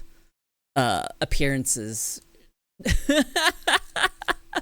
Z is the way she is to me, because she's literally my fucking sister. We may not share any blood, but Z is family.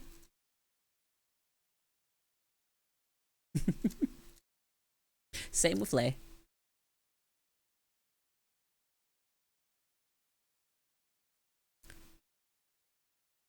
I'll always feel this way. You love your sister? She's your stepsis?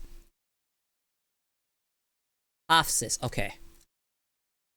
I was gonna make an inappropriate joke, but then you said half sis, so I can't make the joke anymore.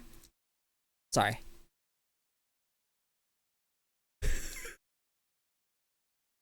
I apologize. I apologize for my thought crime.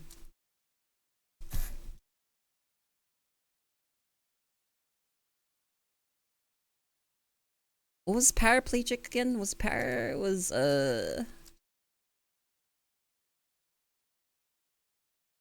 Two limbs? Was paraplegic 2 limbs? I think paraplegic was 2 limbs, right? Trying to remember. No, quadriplegic was 4, right? So para is 2. Waist down, cannot move. Welcome back, Josh! Okay, can't move legs, okay. She is more successful than I am. Hey man, if you... Smile no. Smile no.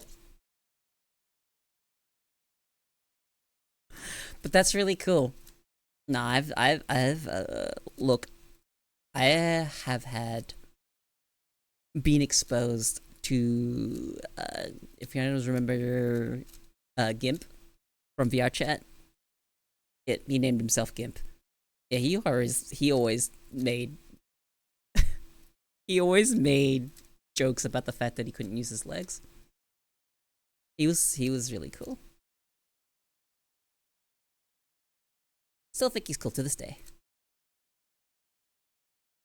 And I think he has like another name that he uses, which I think is hilarious how much he's okay with it. I think he has a username Legless Lord as well. But he's an extremely nice and funny guy.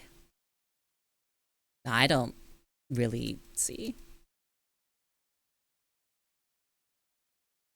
I won't say I don't see disability, but it is not something that has ever been a concern for me. Does she constantly replace her wheelchair every couple of years? What, does she get designer wheelchairs or something? An AI wheelchair. For what purpose?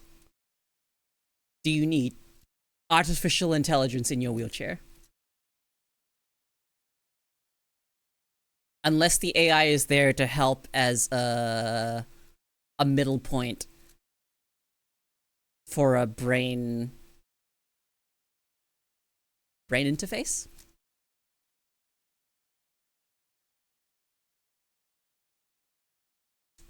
Actually, that could be a thing.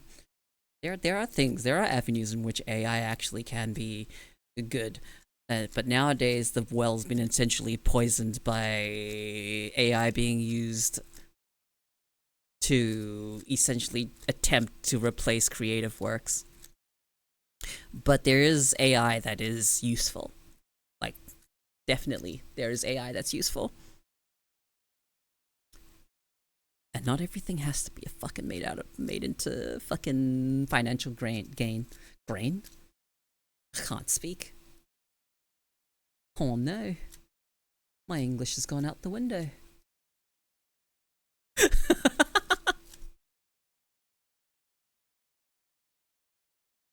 Sounds interesting. It can talk as well, then be an AI friend, enemy, or biggest critic. What if it also transformed and you could turn yourself into like a little mecha and you're like piloting it? So you're still sitting in the wheelchair and then you press a button and you hear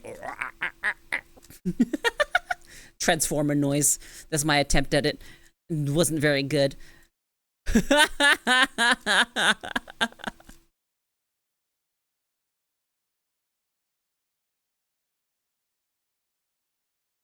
It takes a good amount of ability to admit you have a disability, but even more so to make it your greatest strength. Dude, right?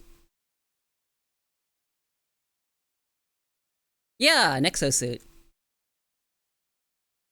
The idea is not original.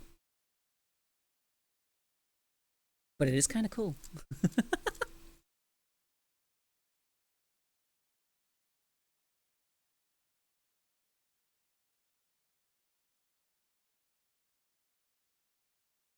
Like for me,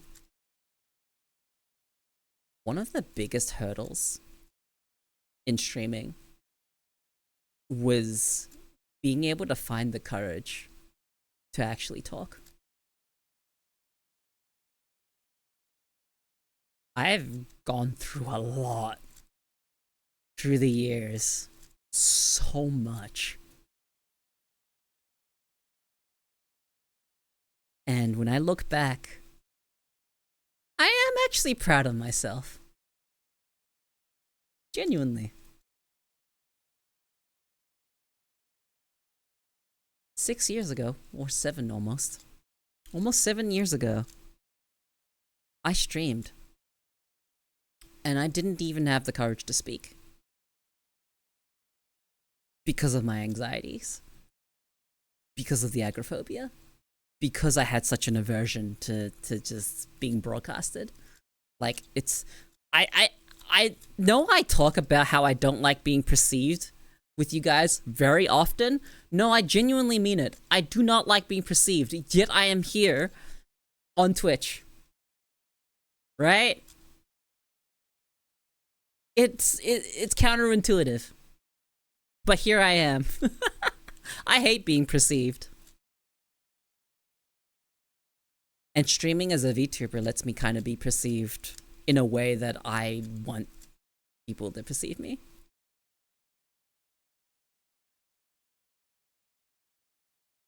Because, to me at least, what you see on screen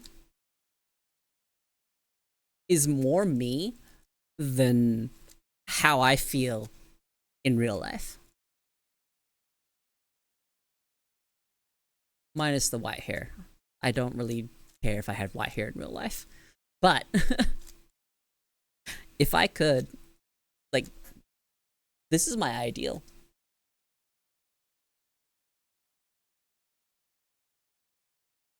I make harder to perceive. You're superhuman. Look, I've gone through a lot to get to where I am. And maybe one day the stream is not as small as it is right now. And I hope when that time comes, you guys are still around. But I know it's not that simple. It's genuinely not that simple. Communities change, communities grow, people outgrow their streamers, like all these things happen. All of these things happen. 6 years is an eternity in streaming time.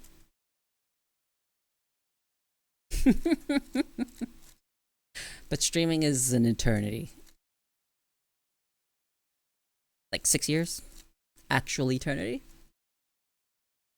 Anything that I built up before may as well not exist. Not to say that it doesn't, because obviously there's still quite a fair few of you that have been around since that, you know, since back then.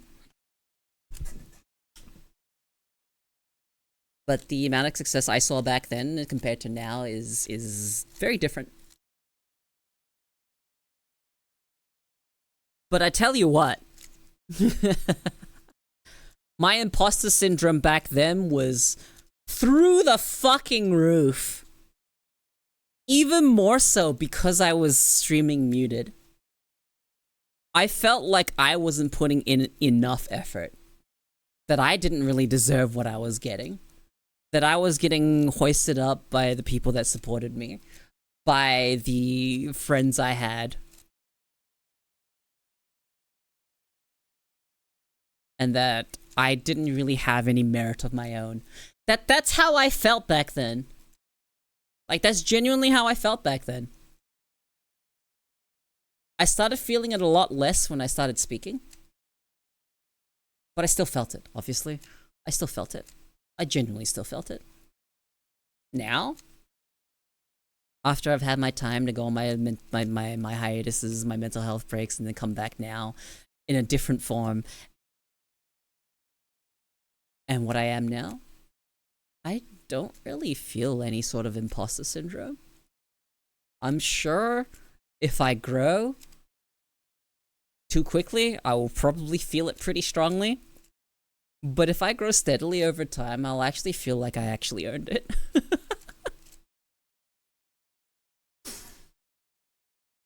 Whatever I have now, I feel like I actually put in the effort to actually deserve anything of this. Now, that being said, This is just regarding the fact that I have a community to even talk to. And nothing else.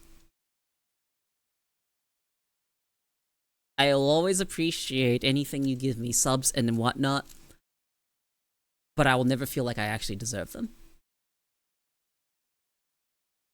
I'm going to say that right now.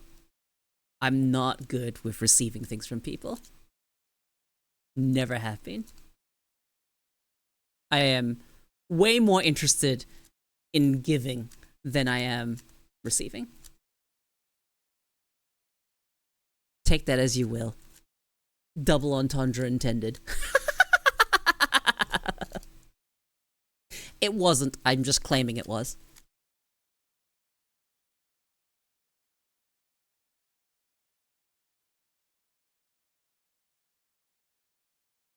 Because every time someone gives me... You really don't have to. You really don't have to.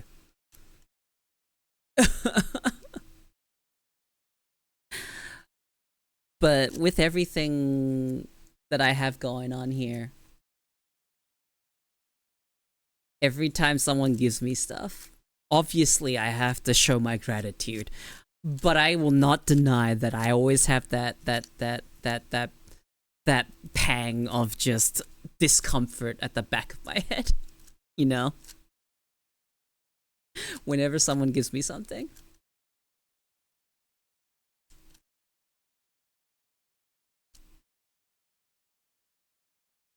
It's a different story if I ask for it, you know?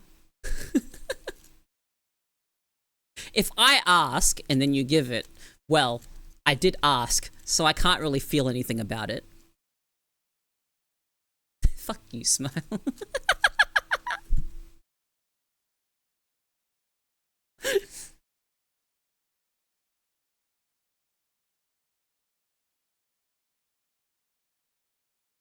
It's not even that. It's not even that fun time. It's not even that. It is the receiving of a gift that I don't see a reason for. Although I do own a lot of board games, I'm actually not that material of a person. No, I fully acknowledge it. And maybe this is gonna come off like a bit arrogant, or maybe my ego's a bit big. No, I know people like me. What's there to hate about me, huh? If anyone hates me, alright, or dislikes me, it says more about them than it does about me. Just saying. I'm a reasonable person. And I'd like to believe I'm pretty agreeable.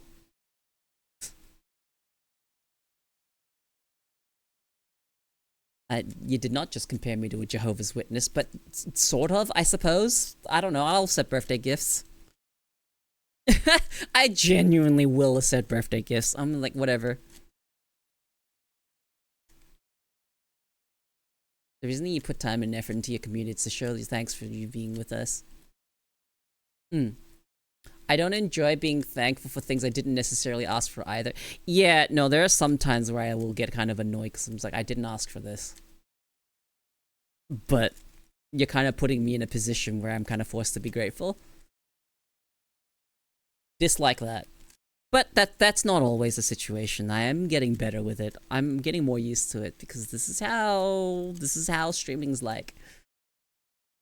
I show up, I share my thoughts, I give you whatever entertainment that you're seeking out of here, to kill the time, to relax, to do whatever you want.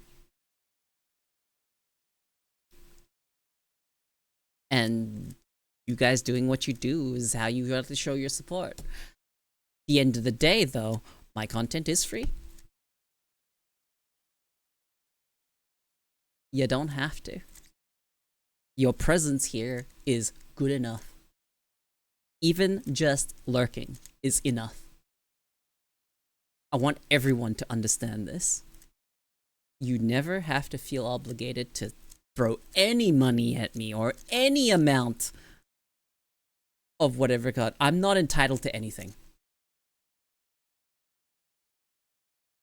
And these are my honest feelings.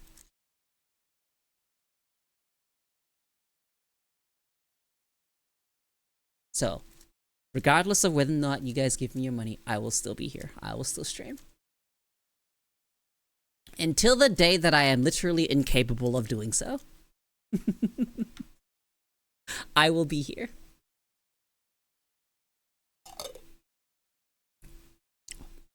I'm not gonna go anywhere.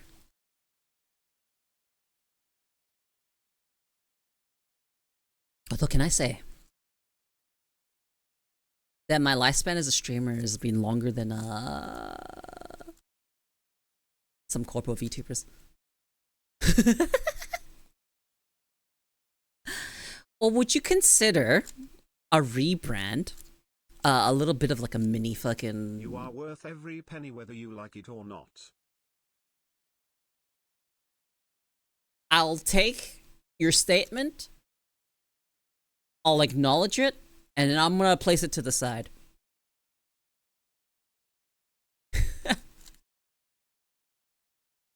It's not like some of us remained subbed even when you weren't streaming.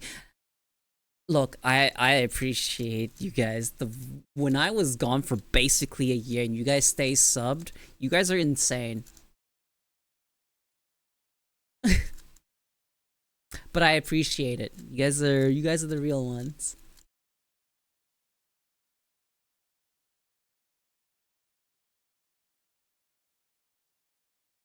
Ko actually seems like the type of streamer having a parasocial relationship with may actually pay off. Isn't that a bad thing?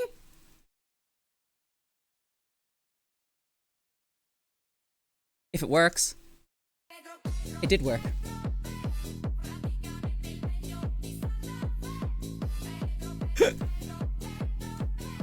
Yeah, no, just don't make it weird.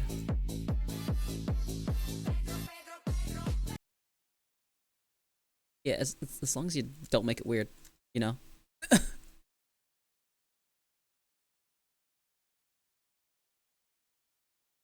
I'm not gonna use any language like me saying, you know, you guys are my friends or anything like that. I know that actually can make can breed some strange things.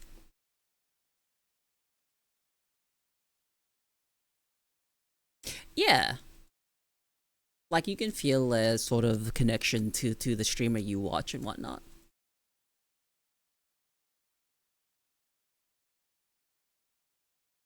But I have had run-ins in the past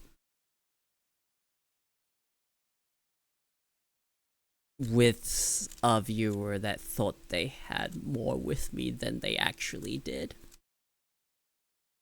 So, you know, I'm very wary of that stuff. Very, very wary. Even me am not, you know, immune to stuff like that happening. Okay?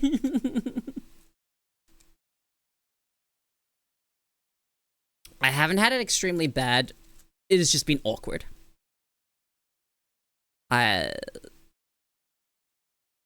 don't think that person's around anymore. I think they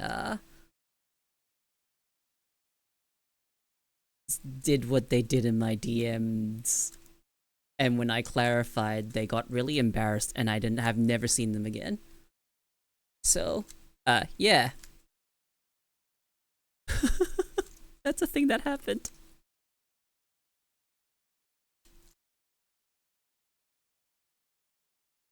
That was, I think, the first time I've ever been confessed to in my DMs by a viewer. It was pretty awkward.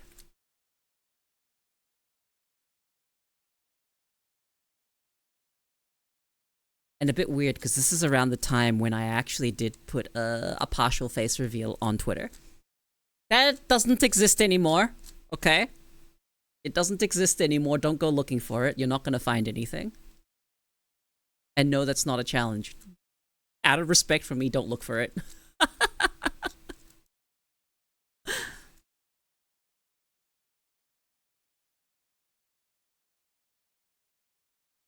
But yeah, it was a little bit more weird because they were already talking about how they were already sort of crushing on me or whatever, and then they said they saw my picture and then they reinforced it or whatever, and I was just like, oh, jeez, that's awkward.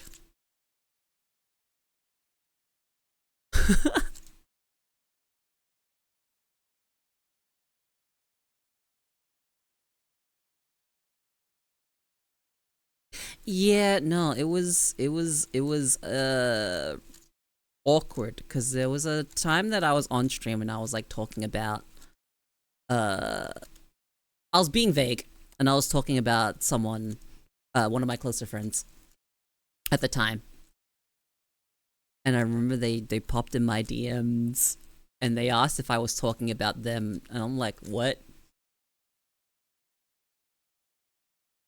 So you can understand, right? That no matter where you are or who you are as a streamer, people can get take parasocialism a bit too far.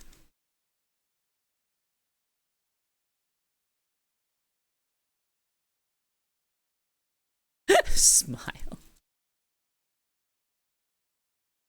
So yeah, that ended up happening, and then I think they got so embarrassed by me going, being confused, and asking what they were talking about, and then they never showed up again. So that's a thing that happened.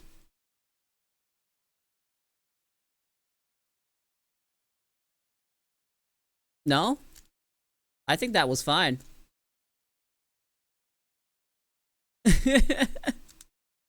Like, sure, streamers can check all your checkboxes, but that doesn't necessarily mean anything, right? Like, as long as you don't take you making that comment as we're automatically best friends, that's not what that means. That's when it's bad, okay? If you believe that suddenly somehow we're best friends, that's when it's an issue. Because I know next to nothing about you guys. This is a very one-sided type of deal.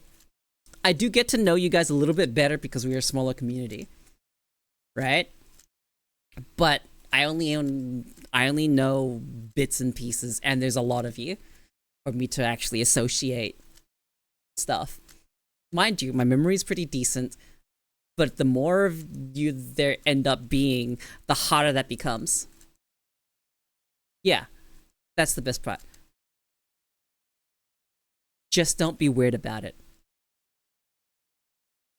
Caring about my well-being and all that stuff, that's fine. Don't take it too far. Don't coddle me. I'm not a child, you know? All that stuff. All that good stuff, you know? I'm capable of taking care of myself.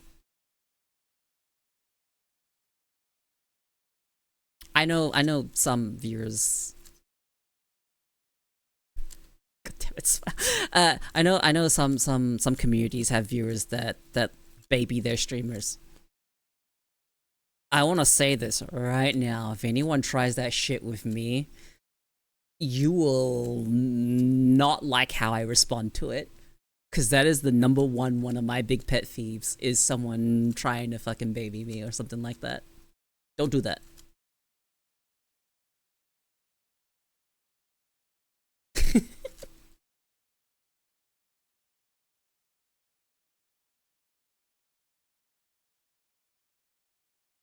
But that's me. Streaming here and having even having a community at all, period, is, I genuinely enjoy it.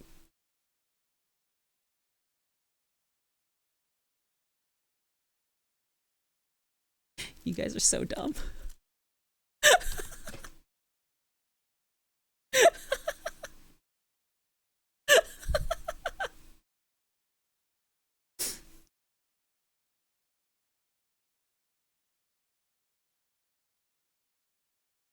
You know, this is where things get a little muddy and a bit gray. It is entirely possible for streamers to end up friends with some of their viewers. Like, I've seen it happen. It's happened for me, obviously. And I think that's where things get a little muddy. Because if that happens for someone in the community, and then, you know, you kind of be like, oh, then don't I also have that opportunity? It's not quite like that. If the opportunity happens and you end up being able to get to know someone and you end up being their friends in a natural way. Sometimes it's a viewer, sometimes it's not, you know? It gets a little, like...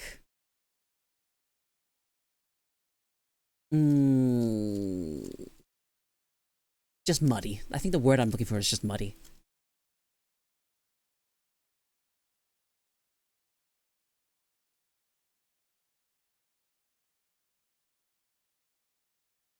Either duck is a war veteran. He has 400 confirmed kills, one of them being a jelly donut. Don't ask me how a duck killed a donut.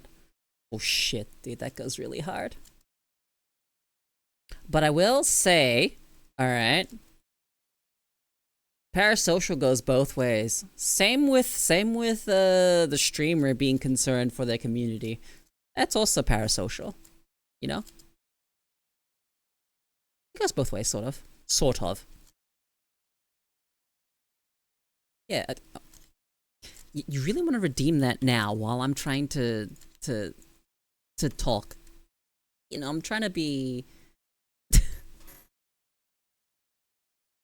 Alright, well, anyway, I guess I'm just gonna continue talking while this is on screen for the next 3 minutes.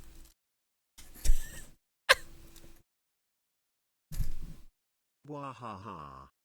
Okay, laugh it up. You've made me a disembodied voice coming out of abs.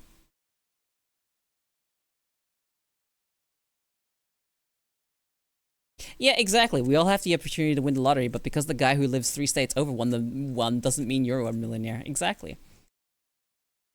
The one I get from this is listen to the croc or she'll get the hammer out. It isn't the best analogy because you're making it sound like becoming friends with a streamer is like winning a lottery. That is not the best. But I get what you mean.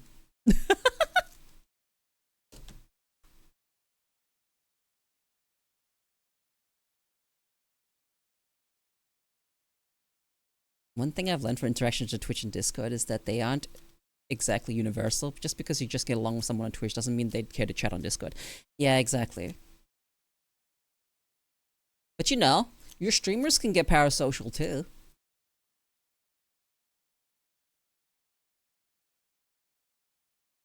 Just like me, I'm very parasocial. But only one person.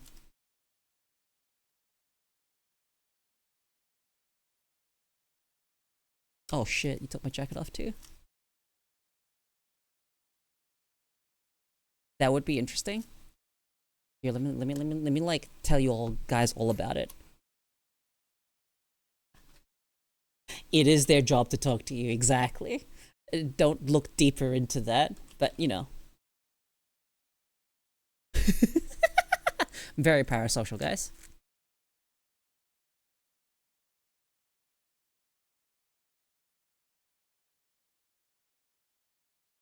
I love Scottish streamer.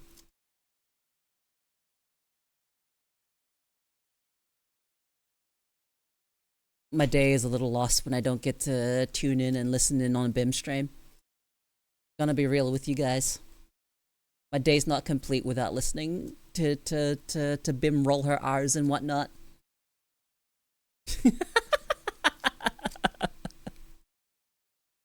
Just so showing my support, you know?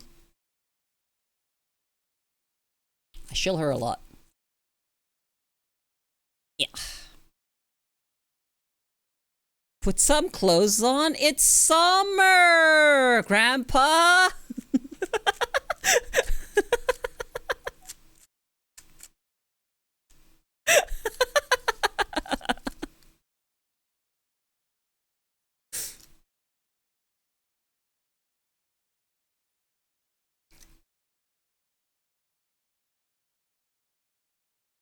It's so interesting to me because I've never really made friends with other content creators before. Because I can't really count VR chat as the same. It's more like I made friends who just happened to be content creators. Damn it, Code, don't make me fly down there. It's hard to say glares through the internet. Well, I mean, you know, I said what I said and got the response I was going for.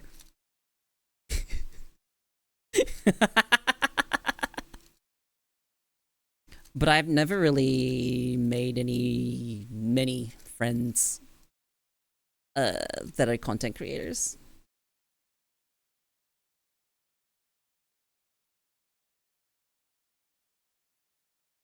Yeah, that's how I was like. Uh,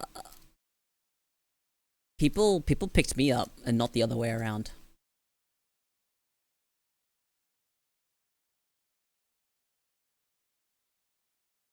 Didn't they ban the internet or something? How are you here? They did not ban the internet. That's not something they did.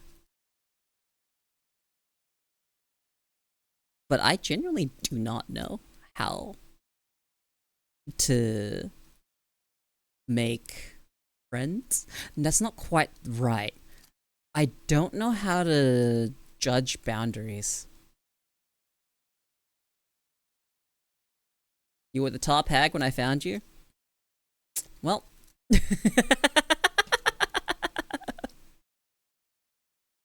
I'm glad your first experience on finding someone on Twitch happened to also be a VTuber.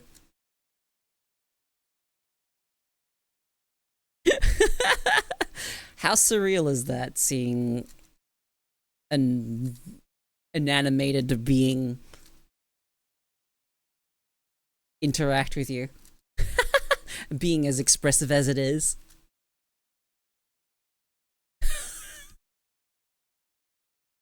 I still can't believe I'm your first Twitch experience.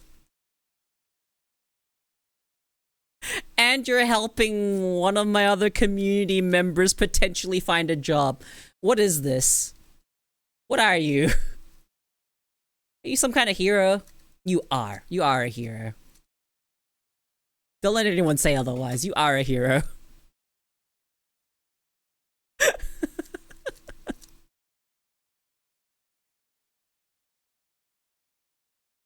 Nope, I'm just an old man. Nah.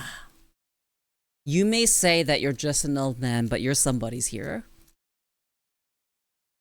Not all heroes wear capes.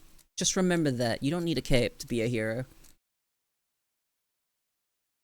I'm now looking at my messages to see the last person I actively reached out to, and my god. No capes.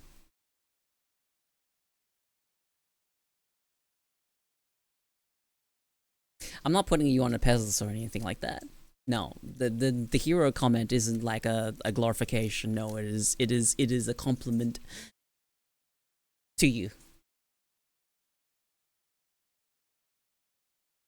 Some heroes wear adult diapers.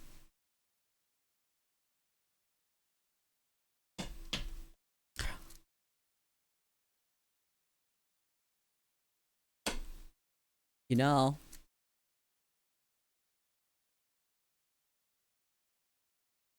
I'm not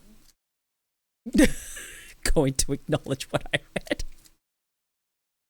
No, you're right. You're actually right. And isn't it sad that for doing what's supposed to be common sense is what makes you a hero? Doesn't that speak kind of volumes?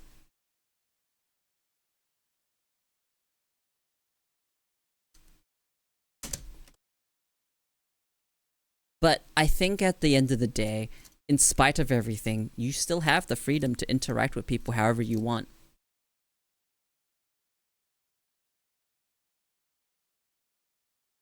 If you show up to my house and hungry and homeless, my brotherly duty to give you a meal in safety.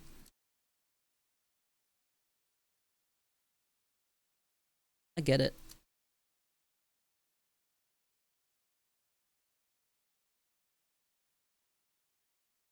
If I wasn't in a position that I'm in, I would totally do the same. But I am of the firm belief that if I cannot help myself, I cannot help others. So until I can genuinely help myself and have the actual ability to do so, I'm not going to do any irresponsible charity. That's how I feel about it. Maybe because I have the sense of responsibility I have. For me personally, I feel like just the moments of kindness isn't enough. And whilst I think it's fantastic to have that moment given to people and they have, like, you know, roof over their head and a warm meal, I'm more concerned about what happens to them after. Maybe it's because I care a bit too much.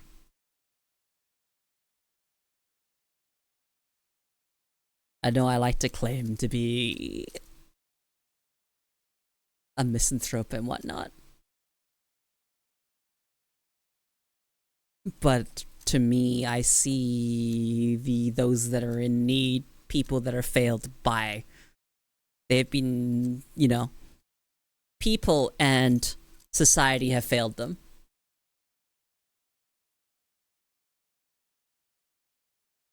And I'm not really one to, like, want to give something out of some false sense of generosity to make myself feel better. I care more about the fact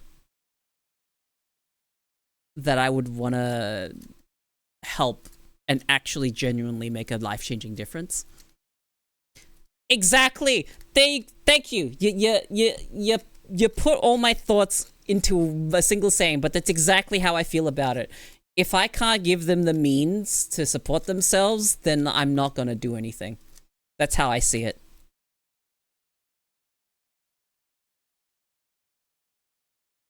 If I don't have the power to lift them out of the situation they're in, then I don't feel like I don't have the right. And maybe that's me overthinking it. But that's my feelings on the matter. If I'm going to help, I'm not going to half-ass it. I'm not going to drop a fucking $2 coin in their thing and then not think about it. Sure, they'll be grateful for the $2 coin, but, like, that $2 coin wasn't really for them. That's so you could feel good about yourself. That's how I see it.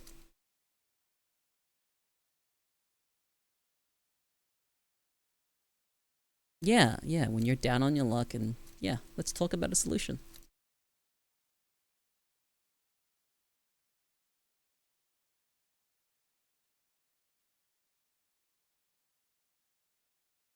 No, I really wish that I had the means or even the, like, I don't know, sometimes I wish I was just a fucking big burly guy, you know? Like, at the very least, big enough to be like, yeah, no one's gonna really pick a fight, right? Then I would be able to sit down and actually listen. But the reality is I am not particularly strong, and I am at risk, put myself at risk in the public. So as much as I want to do these things, it is more that, unfortunately, I am concerned for my own well-being.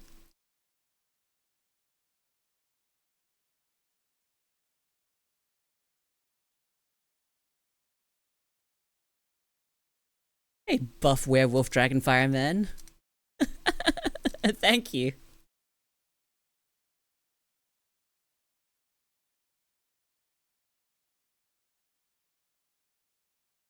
That's good. Yeah. But genuinely, everyone's got a story, and I wish that I had the ability to sit down and just hear people out. But if I were going to do that, I would also want to be able to help them. But I wouldn't help them without first listening to their story.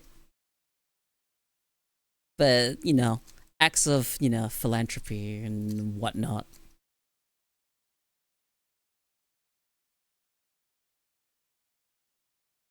Not really something I have the ability to do. And it does make me sad.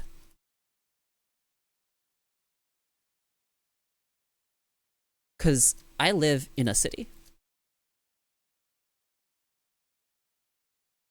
And I do see those in need on the streets. And I do think to myself,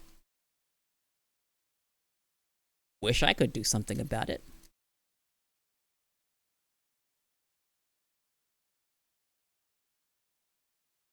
Yeah.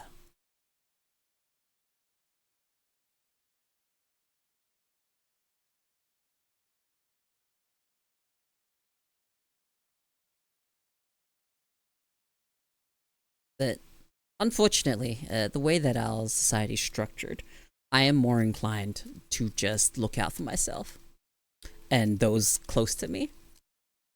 I unfortunately do not have the capacity to go beyond that. At least not right now. Hello, cat. What, did you hear me being all melancholic and run over? Hmm?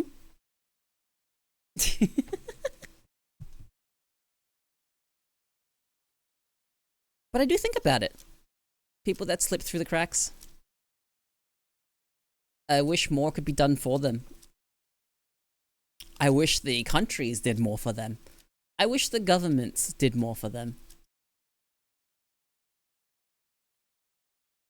Because when people are in, destitute situations, that's not a failing on them. That's a failing on the state. The state has failed them. Their country has failed them.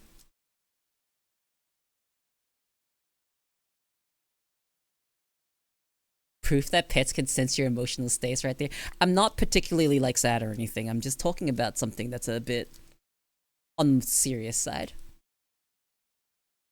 And there's a little bit of not exactly sorrow, but melancholy is the word. She's being fed. She's being fed. She's being fed. That's not what she's doing. She's being fed.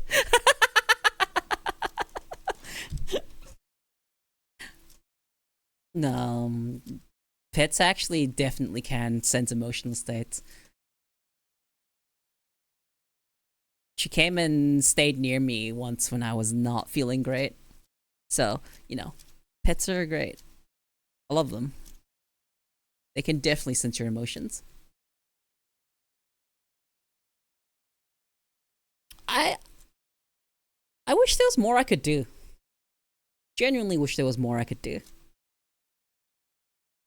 I am doing what I am capable of doing. That's this, right? Anyone that stumbles across here and they want a little bit of, a space away from stuff, this is it. Speaking of pets, she's not my pet. She's not my pet. She's doing her own thing. She'll show up again when she feels like it.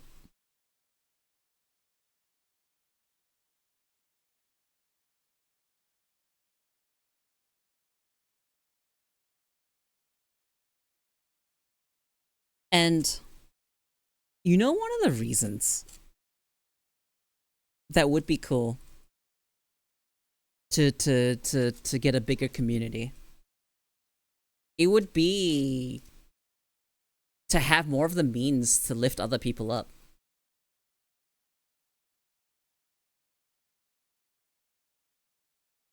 Yeah, I get that. That's why I only do what I can do. I'm not exactly dwelling on the things that I'm incapable of doing. It's more of the ideals that I kind of have.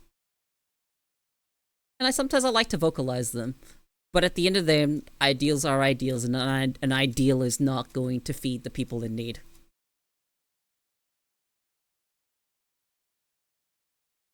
But sometimes you can wish for a better future.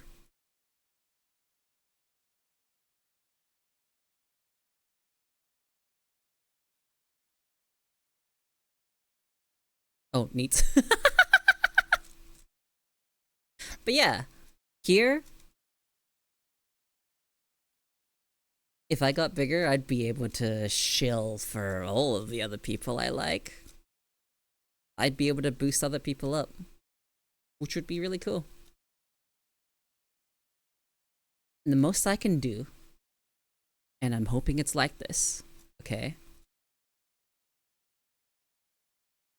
If my ideals and ideas can influence the people that hear me, right?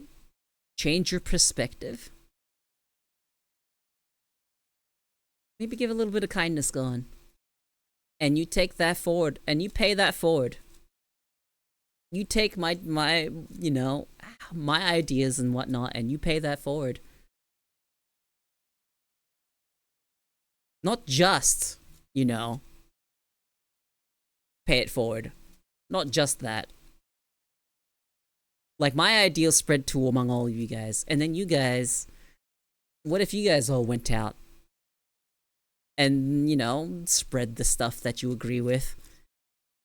You would end up with a tidal wave of essentially idealisms, you know? And I think that's how it begins. You can't change a lot of minds at once. But you get a little bit in here. You talk about a little bit of stuff. You know, they hear it. They share that idea. They share that sentiment with you know, their peers. And if that catches on, you know, it's how things spread, right? We can spread memes like wildfire. Why can't we spread other things? You know?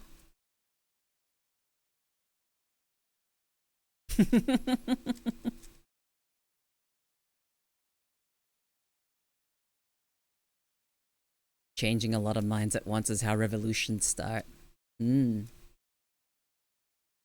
not saying that I'm trying to start a revolution, but it's more akin to a way of thinking. I do not think conventionally, okay? You guys should know this. From watching me as long as you guys have, you should understand that I do not have conventional thoughts. Now I want to make society worse. Look, if you left it completely up to me and not the things I want to spread, then yes, society is getting worse. But if it's my ideals, then maybe things can actually get better. Maybe. Not all my ideals are good. Also getting tired of not seeing the model's mouth. Well, maybe you should take the mask off so you can see my mouth move. There are other ways of starting revolutions. I once replaced a small dictatorship in a week. That goes crazy.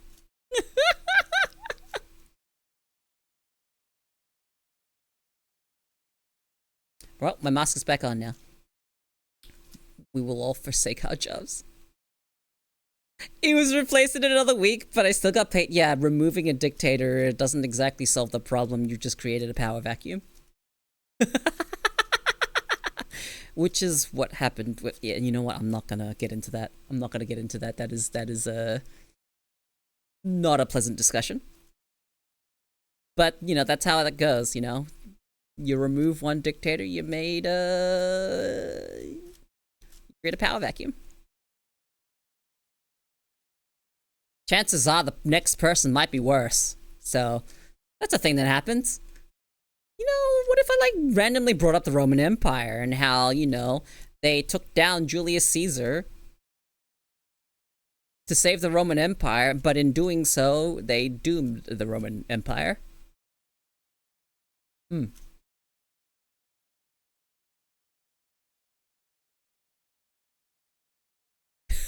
Smile. That being said, it is stuffy. No, stop it. I will drain you dry of points.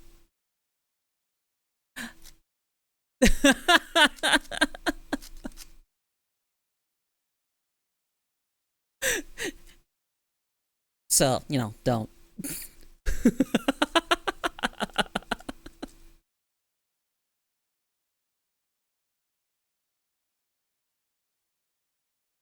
Also, every man remembers the Roman Empire. It's in our gene seed.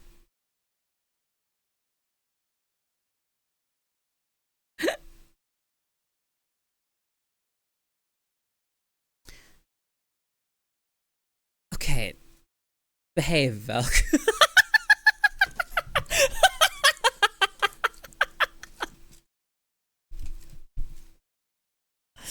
Uh-huh.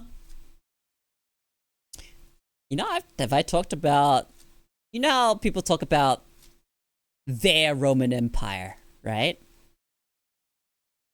As in, like, what their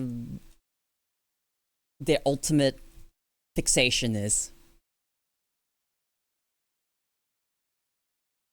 Their favorite subject.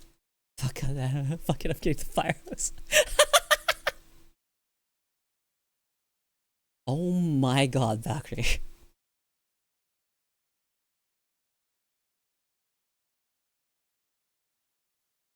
Get the pressure washer.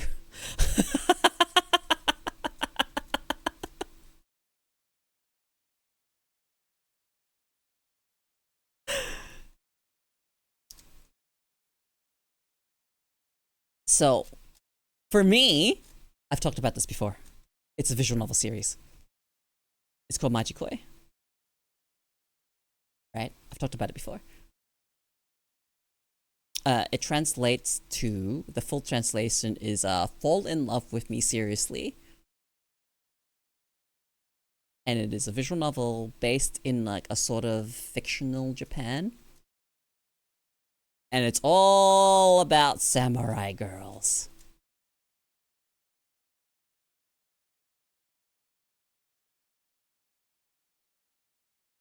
Very martial arts based and very female dominated.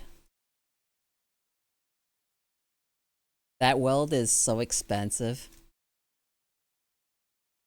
I could tell you guys so much about that visual novel universe. I've read basically all of the fan discs. All of the fan discs.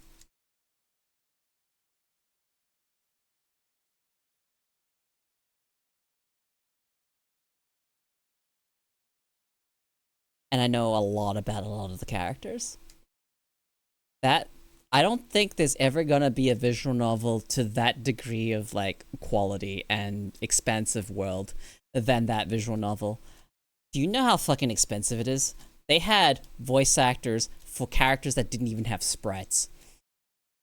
The voice acting cast of that visual novel is insanely huge. Insanely huge. They had some crazy big names in there too. I don't think any other visual novel is gonna come close to that.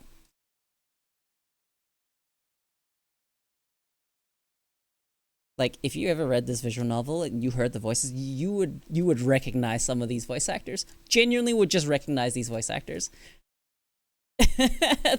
It's crazy. And for me, I fell in love with this universe. I fell in love with the characters and everything. I love that. I love that visual novel. That's where Benkei's from, you know? You see her? Behind me? That's where she's from. She's from that universe. My fictional wife. I made a long Twitter thread about her. I'm sad that it didn't do well because I wanted to spread the gospel. It is what it is. But Benkei, even as a historical figure, alright, if you know anything about Musashibo Benkei, even as like the actual historical figure, the dude, the guy that died on the bridge, he is so fucking cool. His story goes so hard. You know, the fall of Benkei, he died standing up, so the enemy were hesitant to advance because he was such a monster of a guy. They turned him into a fucking human porcupine. He was covered in arrows, but he was still standing, so they were too scared to advance just in case he was still alive. Sure, the story may have been embellished. The story may have been embellished. But that is what they have recorded for the fight on what was the name of that bridge?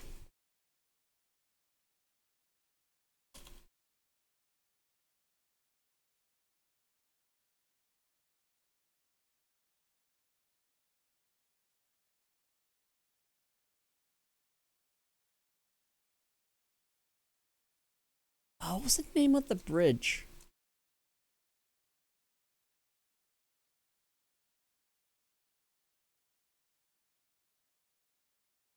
Gojo Bridge. And he fought to protect his liege Yoshitsune. Also, in some cases, known as Ushiwakamaru. So if you know the name Ushiwakamaru, then you'll know that that character from Fate is based off of Yoshitsune. Benkei is also in that. Although that Benkei isn't a cute girl. Much like, this Benkei behind me. So, if you're curious about any tropes or character archetypes, and you want to ask me if it exists in that universe, I will answer you. I know basically everything there is to know about that visual novel series. If there's any universe I'm fairly confident in being able to answer, it's that one. I have read and reread so many of those routes. It is a romance visual novel at the end of the day. But it's like fun. It's a lot of fun. There's even an anime, but the anime is not that good. Well, it's fine. But not great compared to the visual novel. But it did its job. It made me read the visual novel. And after reading the visual novel, I was just like, oh. Anime's not as good.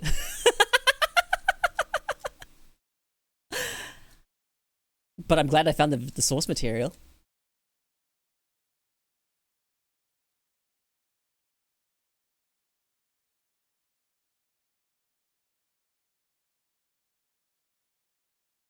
I actually have a reference to one of the characters in that visual novel, and it is on my 3D model.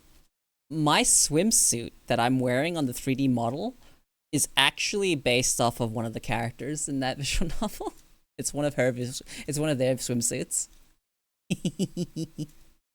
But that's such a small thing because it's been recolored as well, so it's not something that would be easy to recognize.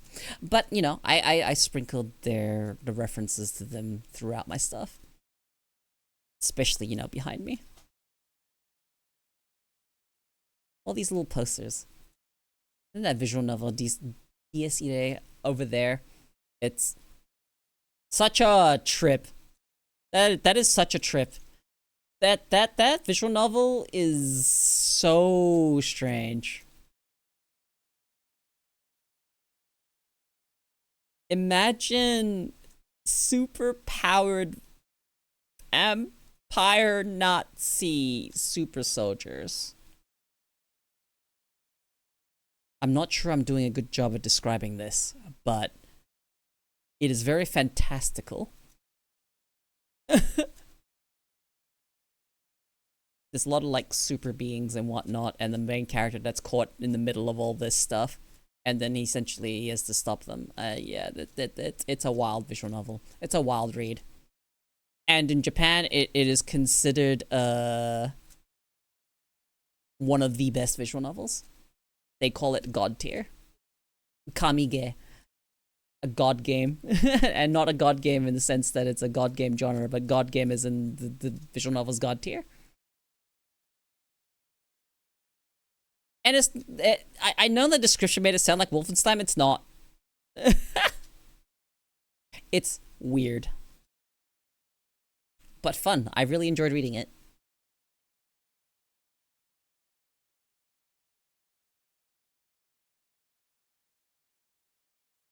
Very strange. The Smiling Man Famicom Detective Club? What is this? You had fun with that game? I can't say there's any form of media that I'm more well-versed in than the one I've been talking about. I don't think there's anything else that I'm as knowledgeable in. There's probably other things that I'm pretty knowledgeable in, but I don't think that anything comes close to that. Which is why I can very confidently say that is my Roman Empire.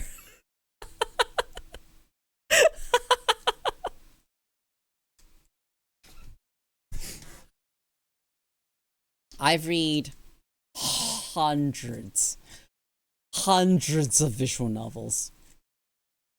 And nothing has ever really come close to how special that one is to me. But I've read a lot of memorable visual novels. Lots of memorable visual novels.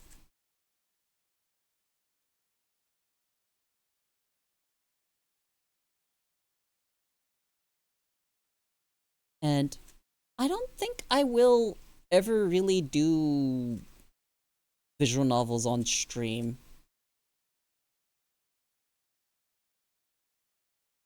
Maybe like one or two on that alternate website if I ever decide to set that all up properly. But visual novels are just my private thing. Ko, would you judge me if I shared I have a reserve can of Pringles nearby for emergency snacking? No. Why would I judge you for snacking? I like snacks. I don't really snack much now. Especially while I'm on this medication. It makes me not hungry. But I already only really eat in the evening, so it's not that big a deal. I start my stream in the morning, and then I end in the evening. And it's actually really interesting when I'm not medicated, and the amount of things that randomly I will get hyperfixated on so many random things.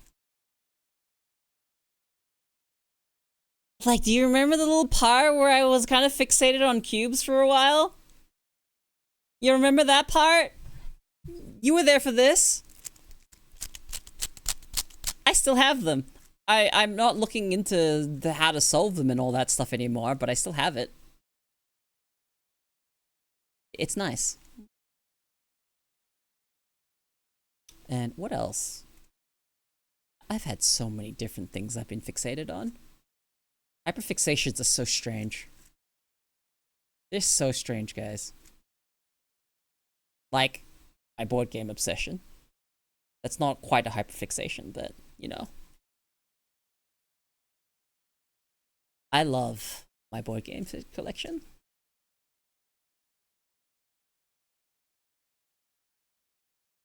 Have you noticed something? Ever since I started taking ADHD medication, how much less I react to videos. Before, and I'll admit to this, because I wasn't able to properly filter through my thoughts to actually get proper talking into,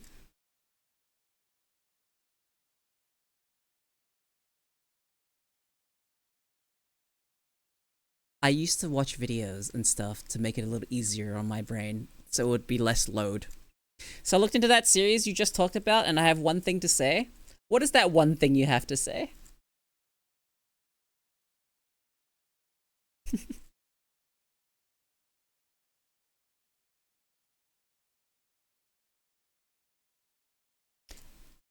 I should probably add the part how it's not actually safe for work.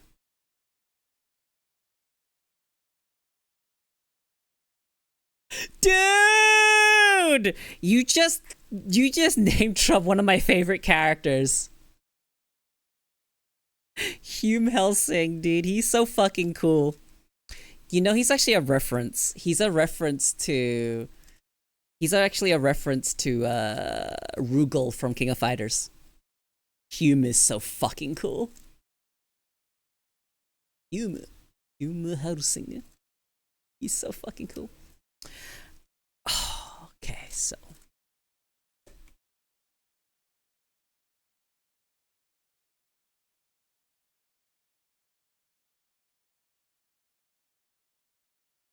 you can figure it out from here, but here's the Wikipedia page. It exists. Good luck. It's big enough to have its own Wikipedia page. There's a manga, and there's also an anime for it too. Don't worry, I already found it. Thumbs up.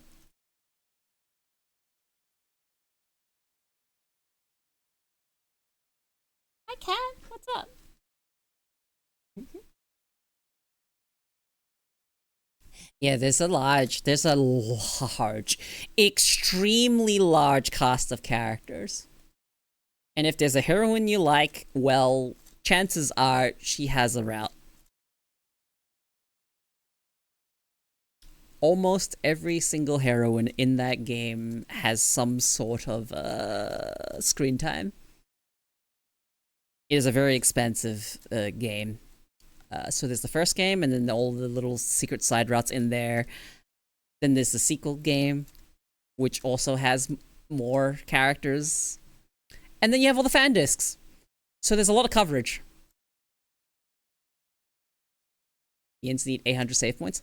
Not always. I keep an app on my phone called Fandom just for searching up compiled game wikis for this exact reason. It depends on the visual novel. Some of them require saves. But quite often nowadays, the visual novels, you can just read through one route, and then you go back to the start, you pick your choices, and then you can press skip to next choice. And what usually happens, it'll skip to the next choice or to the next unread line. Usually that's how it works. I still save at every choice. It is ingrained in me.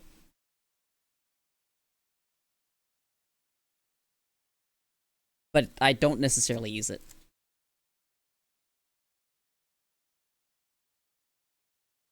Although that's just how I play visual novels. A lot of people tell you to make save points at certain, like, branching parts. I just save at every save, and then when I go again, I literally don't even use those saves. I just go from the start and press... I either skip through it, or I go... press the button that goes to the next choice. Because I've read so many visual novels. That I just have a basic idea of how the choices branch out. Yeah. I read the one girl I like, then I'm done. I can't do that. I have to read the entire thing so I can get more insight into every girl, because there are things that only show up in other routes, etc., etc. I have to read the visual novel as a whole.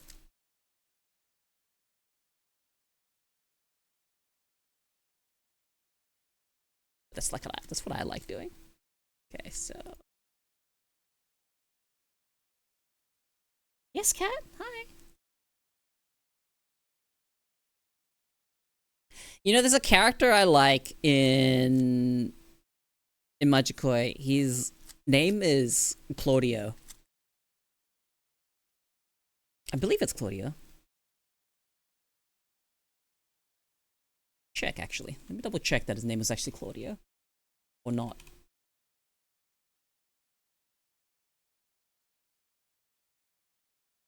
Yeah, it is Claudio.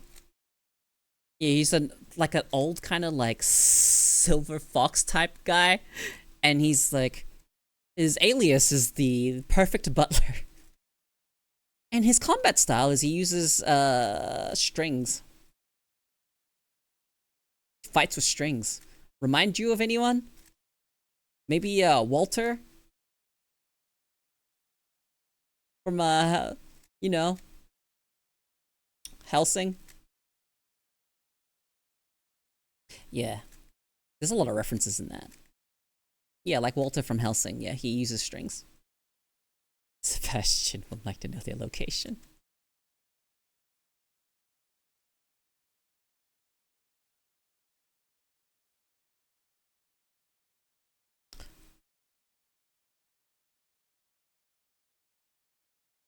I need to watch more.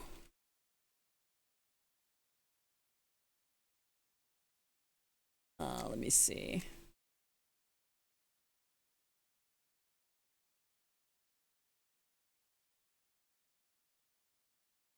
I believe it's Akuma... What's the title?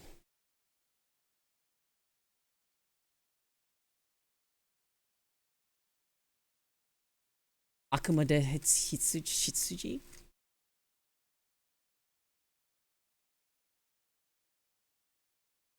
Black Butler? Yeah, Black Butler.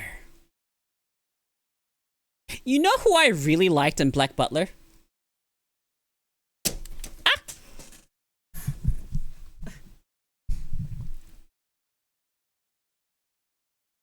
Yeah, I loved Grell. You're right. You figured me out instantly. Yeah, it's Grell. Like, obviously I like Seal and you know the protagonist, and obviously like, you know, Sebastian.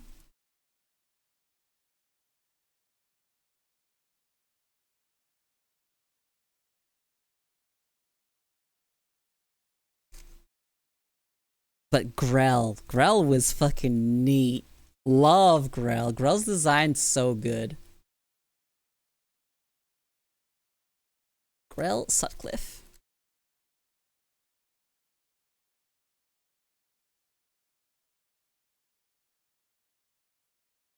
Like, Grell has almost everything I like in a character. Almost everything. Except for the fact that they're not a woman.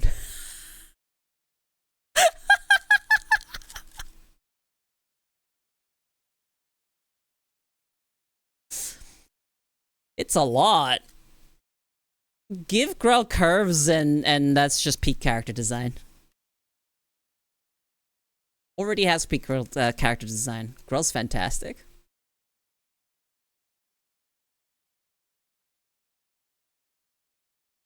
What a fucking flamboyant character. Love him.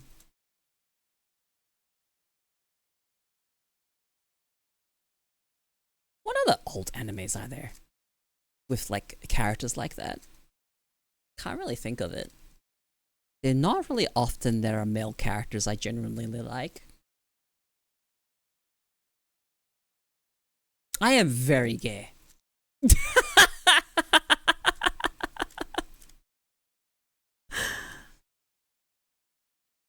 But there are definitely male characters that I like, but definitely not like that.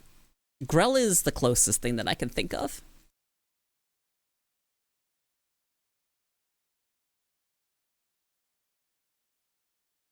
Okay, so before Chan, yeah. I will wrap it up here. I'm going to end my stream here. So if you have any last parting words you want to give me before I end the stream, now's your time. So I am going to end right now, dropping this raid message. Hang on, give me a second.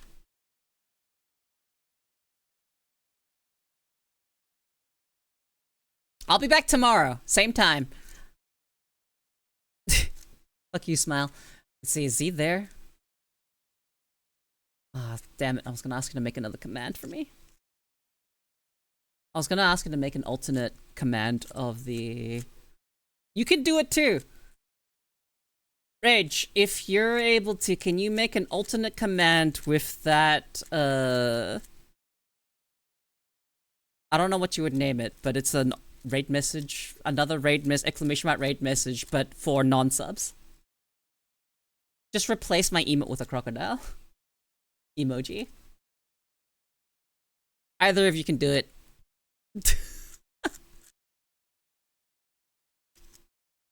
Alright, now that's been said, now that's been done, I'm gonna drop my socials for anyone that's new. If you wanna drop by and follow me on Twitter, join my Discord, etc. Most of my updates are on Discord. Alright, thank you everyone for hanging out with me today. It's always a pleasure. And I will see you guys tomorrow. Now, go say hello to Momo for me. Slime wife.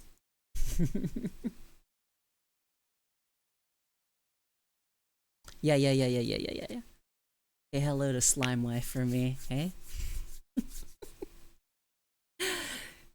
See you tomorrow. Bye bye.